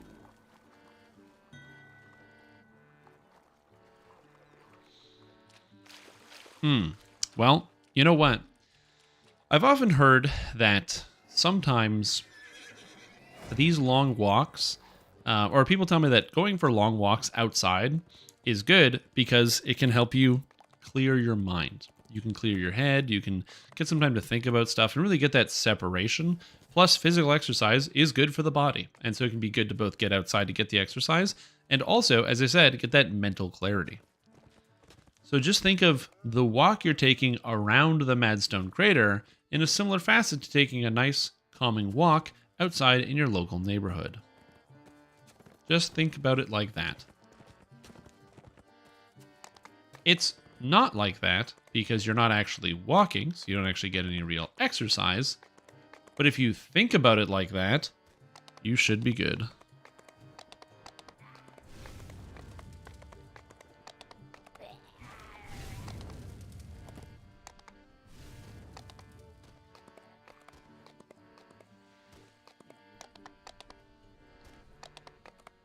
Heat and steam rise from the cave entrance before you.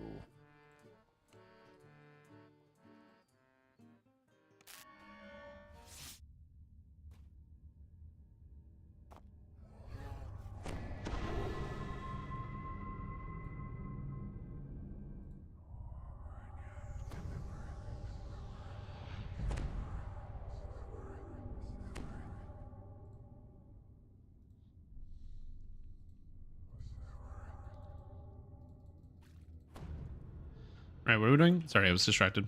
Well, Air here is you can shovel this time of year, you can touch grass. True, yeah, you just gotta carry your shovel around. vile fumes sting your Local neighborhood is a place where you're likely to get mugged. Well, in that case, my recommendation is you have to use what they call the Mind Palace. You just have to like close your eyes and imagine a neighborhood and then go through a walk through that.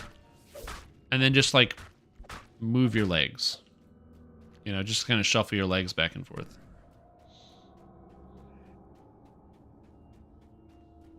Remember in the yard and made the dog track for them to run? Yeah. There's a lot of snow on the ground right now. The snow pile in front of my house is so large that you cannot see the street anymore. Lake of magma, you sense something It's like 8 feet tall. It's kind of great. Isn't it nice when there's so much snow that you can't physically see the outside world? It feels like you're locked in a tiny room.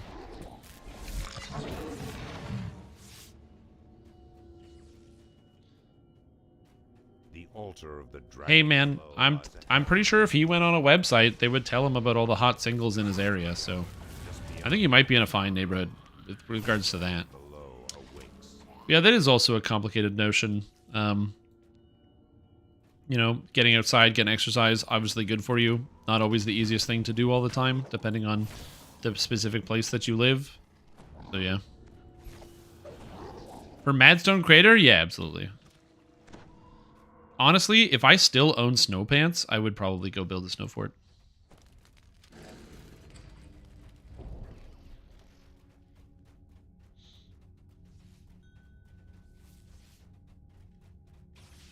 Share? Yeah. You also have an igloo brick? No.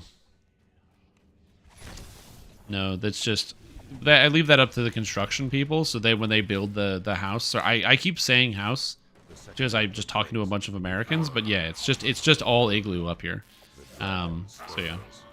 But when they you know, so I can't really see outside the front of the igloo. Is proper. I just want to make sure it's clear for you guys. US under Tier 4's drive is hopefully not buried by a festering poop of salt avalanches in that thread. Yeah. It's a cool idea.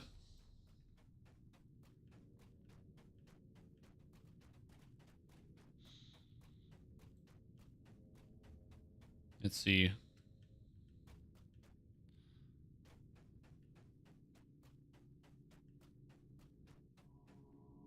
didn't make the game. No, it doesn't make sense to the majority of us, but it's gone. But it was your fun. But if your fun was entirely based off... Oh, wait, what was this? Wait, hold on. What the fuck is this message? Yeah,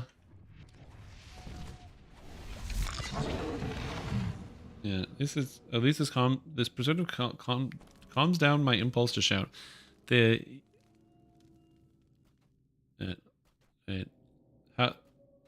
Now's the time that explanation as to why the healing aura is now gone. What if the healing aura didn't make the game? No, it doesn't make sense to the majority of us that it's gone. But if your phone is entirely based off of EA healing mantle, or using that single ability as a crutch, that kind of a house built on sand type deal, which isn't right or wrong, just it is what it is. I for one never used it until I made my bubble healer support arty quite recently. I don't know what this comment is saying. They're talking about a bunch of weird stuff.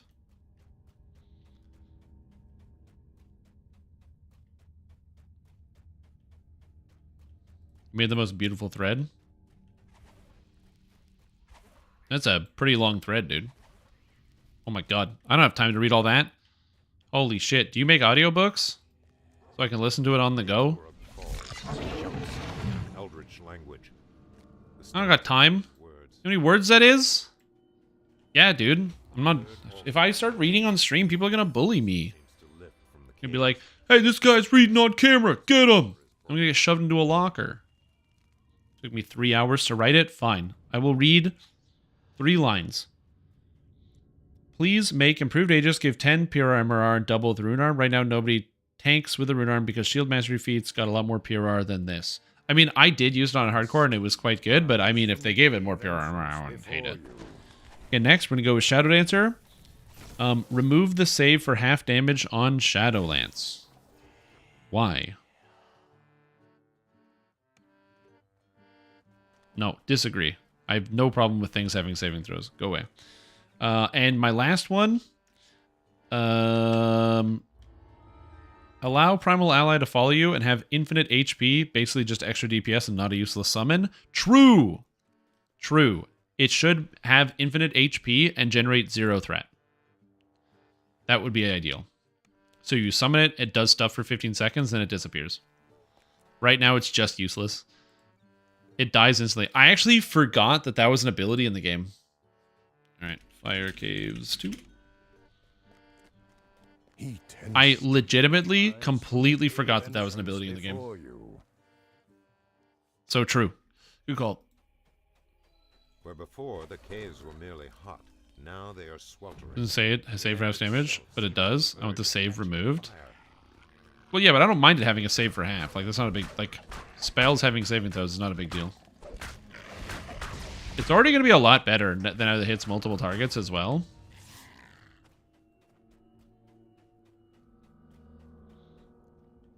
Okay, Kentos. Would it be possible to display cache level and max cache level tooltips for spells? Currently, there's no way in game to verify the max cache level at all, and blah, blah, blah, blah, blah. I mean, that would be great. That'd be a good change.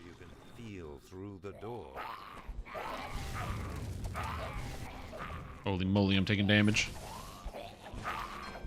Oh, get power slammed, fuckers! Sorry. Sorry. I had to yell. I got him with the battle fist. Every time I get to hit people with the battle fist, it's very satisfying. A medic with more level caps? Yeah, it's... They need a way to display maximum cache level because the number of people that don't understand it is tremendous. This is exactly why they should just not have it. Just remove it. Then you don't have to have people being confused. Write bigger lampposts so I can farm more reaction points. Oh, did people react positively to your post? I didn't read it. Let me check. It's got 7 positive reactions on it? Dude, nice. Although, problem is your post number 69? Nice. I haven't realized that. Yeah, I was going to get to that, the nobody tanks the rune arm thing. You are post number 69. Yeah, it is Porgers. Actually very funny. Oh, that's really good.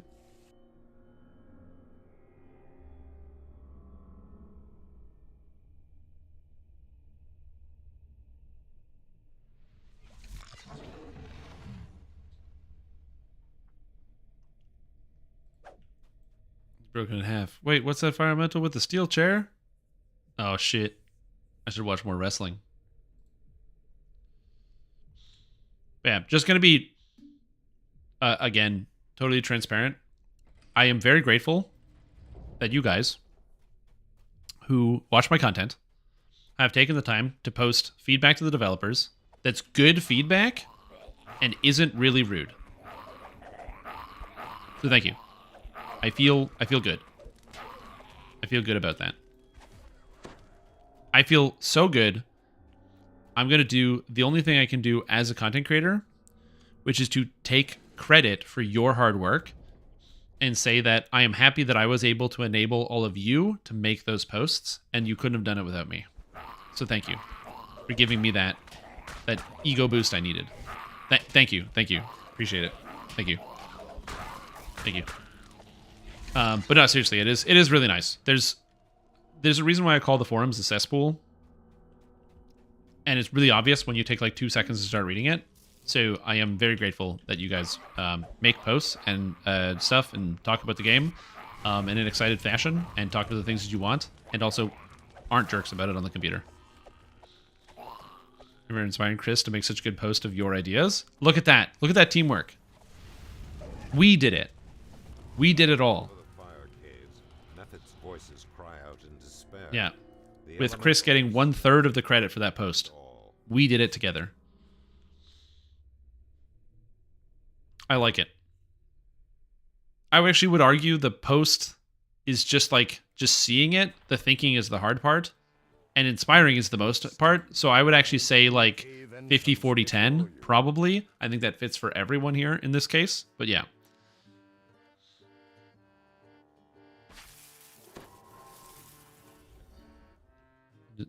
Involving a hamster and some elderberry juice. Mm-hmm.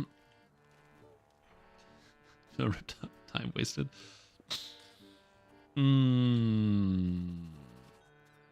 Could do girls, but I'd cap on XP. Gonna take 8, then finish 3 BC, I thinks.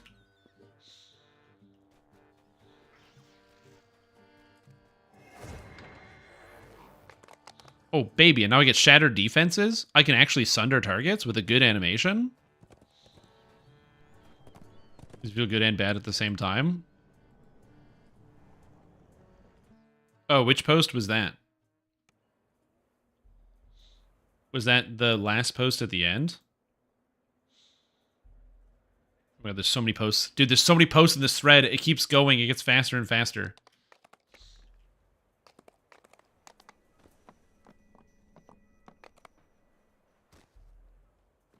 But yeah, it wasn't 3 hours wasted. Dude, because of your 3 hours of work, I got to take a lot of credit, okay? So just be happy that you got to give me credit for your ideas. You know, there are people out there that do that. That's the wackiest thing to me, is the people who, like, just, like, fully take credit for, like, other people's ideas. But like not like as a joke where I'm just like saying this here, but I don't actually mean it. Obviously they're Chris's ideas. I know that because I disagree with some of the things that he wrote. And it's good that he wrote good feedback. But like, yeah, there's people out there that are like the opposite. They actually like genuinely will see stuff like that and be like, well, I mean, you can only do it because of me. So it's actually me. But like, they think that in their brainstem. Mind-boggling. All my lamb threads are like that. You're just like, Lunalamania thread? Hold on, give me a second. Ugh, time to write 3 books. Let's go. Intelligence is good. I didn't take the imbue. I'm so shit. Okay, anyway. I'm out of weapon things. I don't know what's happening. Alright, whatever. Let's go. Which is the good level 2 hireling? The one that does something? Level 2 hireling? It's the paladin, I think. Yeah, it's the paladin, Venric. Because Venric has a shield, so he actually like gets in the way of stuff and fights things. He doesn't do that stupid two-handed fighting. Okay, girls 1 and 2 next. Then Scoundrels Run. Yeah. I know. I also was like weirded out by that, but there are some level 2 hirelings in the game.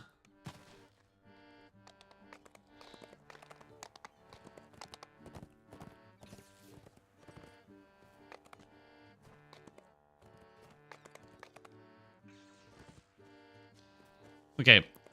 Dude, so many people are so bad at just communicating with human beings.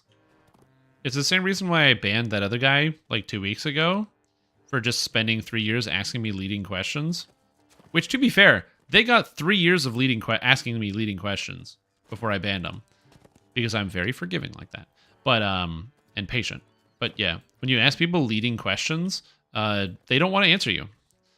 Or leading/loaded questions. For those that don't know what that is, a leading or loaded question is a question that already presumes a answer to something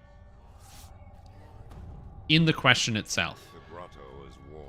So, like, you know, the classic, you know, there's like a lot of great examples of like leading questions, but like, you know, an easy leading question would be something like, you know, oh, what did you use the money you stole for? What'd you buy with it?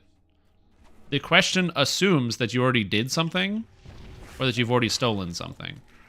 Because you're being asked, what did you do with the stolen money, assuming you have it. It's a leading question, because, you know, it's assuming an answer. That's a simple option, but yes. That's just a simple way to think about it. That's a bad one, but people can be very good at asking leading questions, so you answer something you don't realize you're actually answering.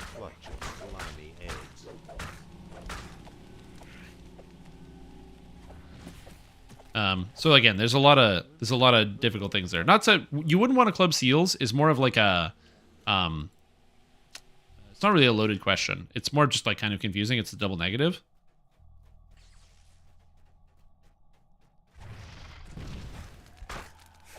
But yeah, there's a it's just you see people ask a lot of questions like that, where they'll start with, why do you think, or like somebody will be like, why do you think the developers don't care about making a change on a certain thing? And it's like, well, the problem is you're assuming that the developers don't care in the question. So you're giving me knowledge and asking me to reply to the knowledge that you are giving me, because that's just the truth of that's like the truth of the narrative now. And so that's an example of like a leading question in this context of somebody saying, well, you know, the X is Y. And leading questions are really annoying, because if you don't agree with the premise of the question, you have to then walk back the whole question. So you have to listen to somebody talk, then hear them and understand them, and then have to tell them how much of a fucking idiot they are. And that's frustrating, because they could have just asked you a simple question. Yeah. They could have just said, you know, why do you think this isn't changing, or whatever it is? Why do you think the devs did this? Then that's an easily answered question. You're just asking me for my subjective opinion, because I don't know. So again, leading questions are just annoying, and a lot of people ask very pointed and leading questions on the forums all the time, and then they don't get responses from the developers, and they don't understand why. They're like, why? Why wouldn't somebody want to answer my aggressive and leading question? A huge troglodyte stirs. A way to fix all SLAs going horizontal and ignoring ground targeting? Holy shit. That's so good.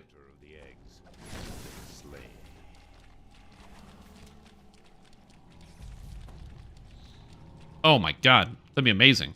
I'll have to test that in the future, because if that's true, it makes so many... Like, that was the reason why I never took any of the Sorcerer spell-like abilities while leveling, because the Sorcerer spell-like abilities, like, they suck and I can't ground target them. I ground target half of the spells that I cast. So not being able to ground target them is so annoying, but if they fixed it, like, that's amazing. Yeah, I saw that with the Rune Arm, the Wisdom, Charisma, or Intelligence. It also looks pretty good.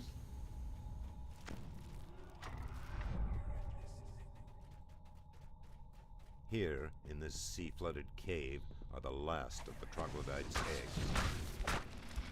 Yeah. The good one is the Air Sorcerer one. I don't use any of them.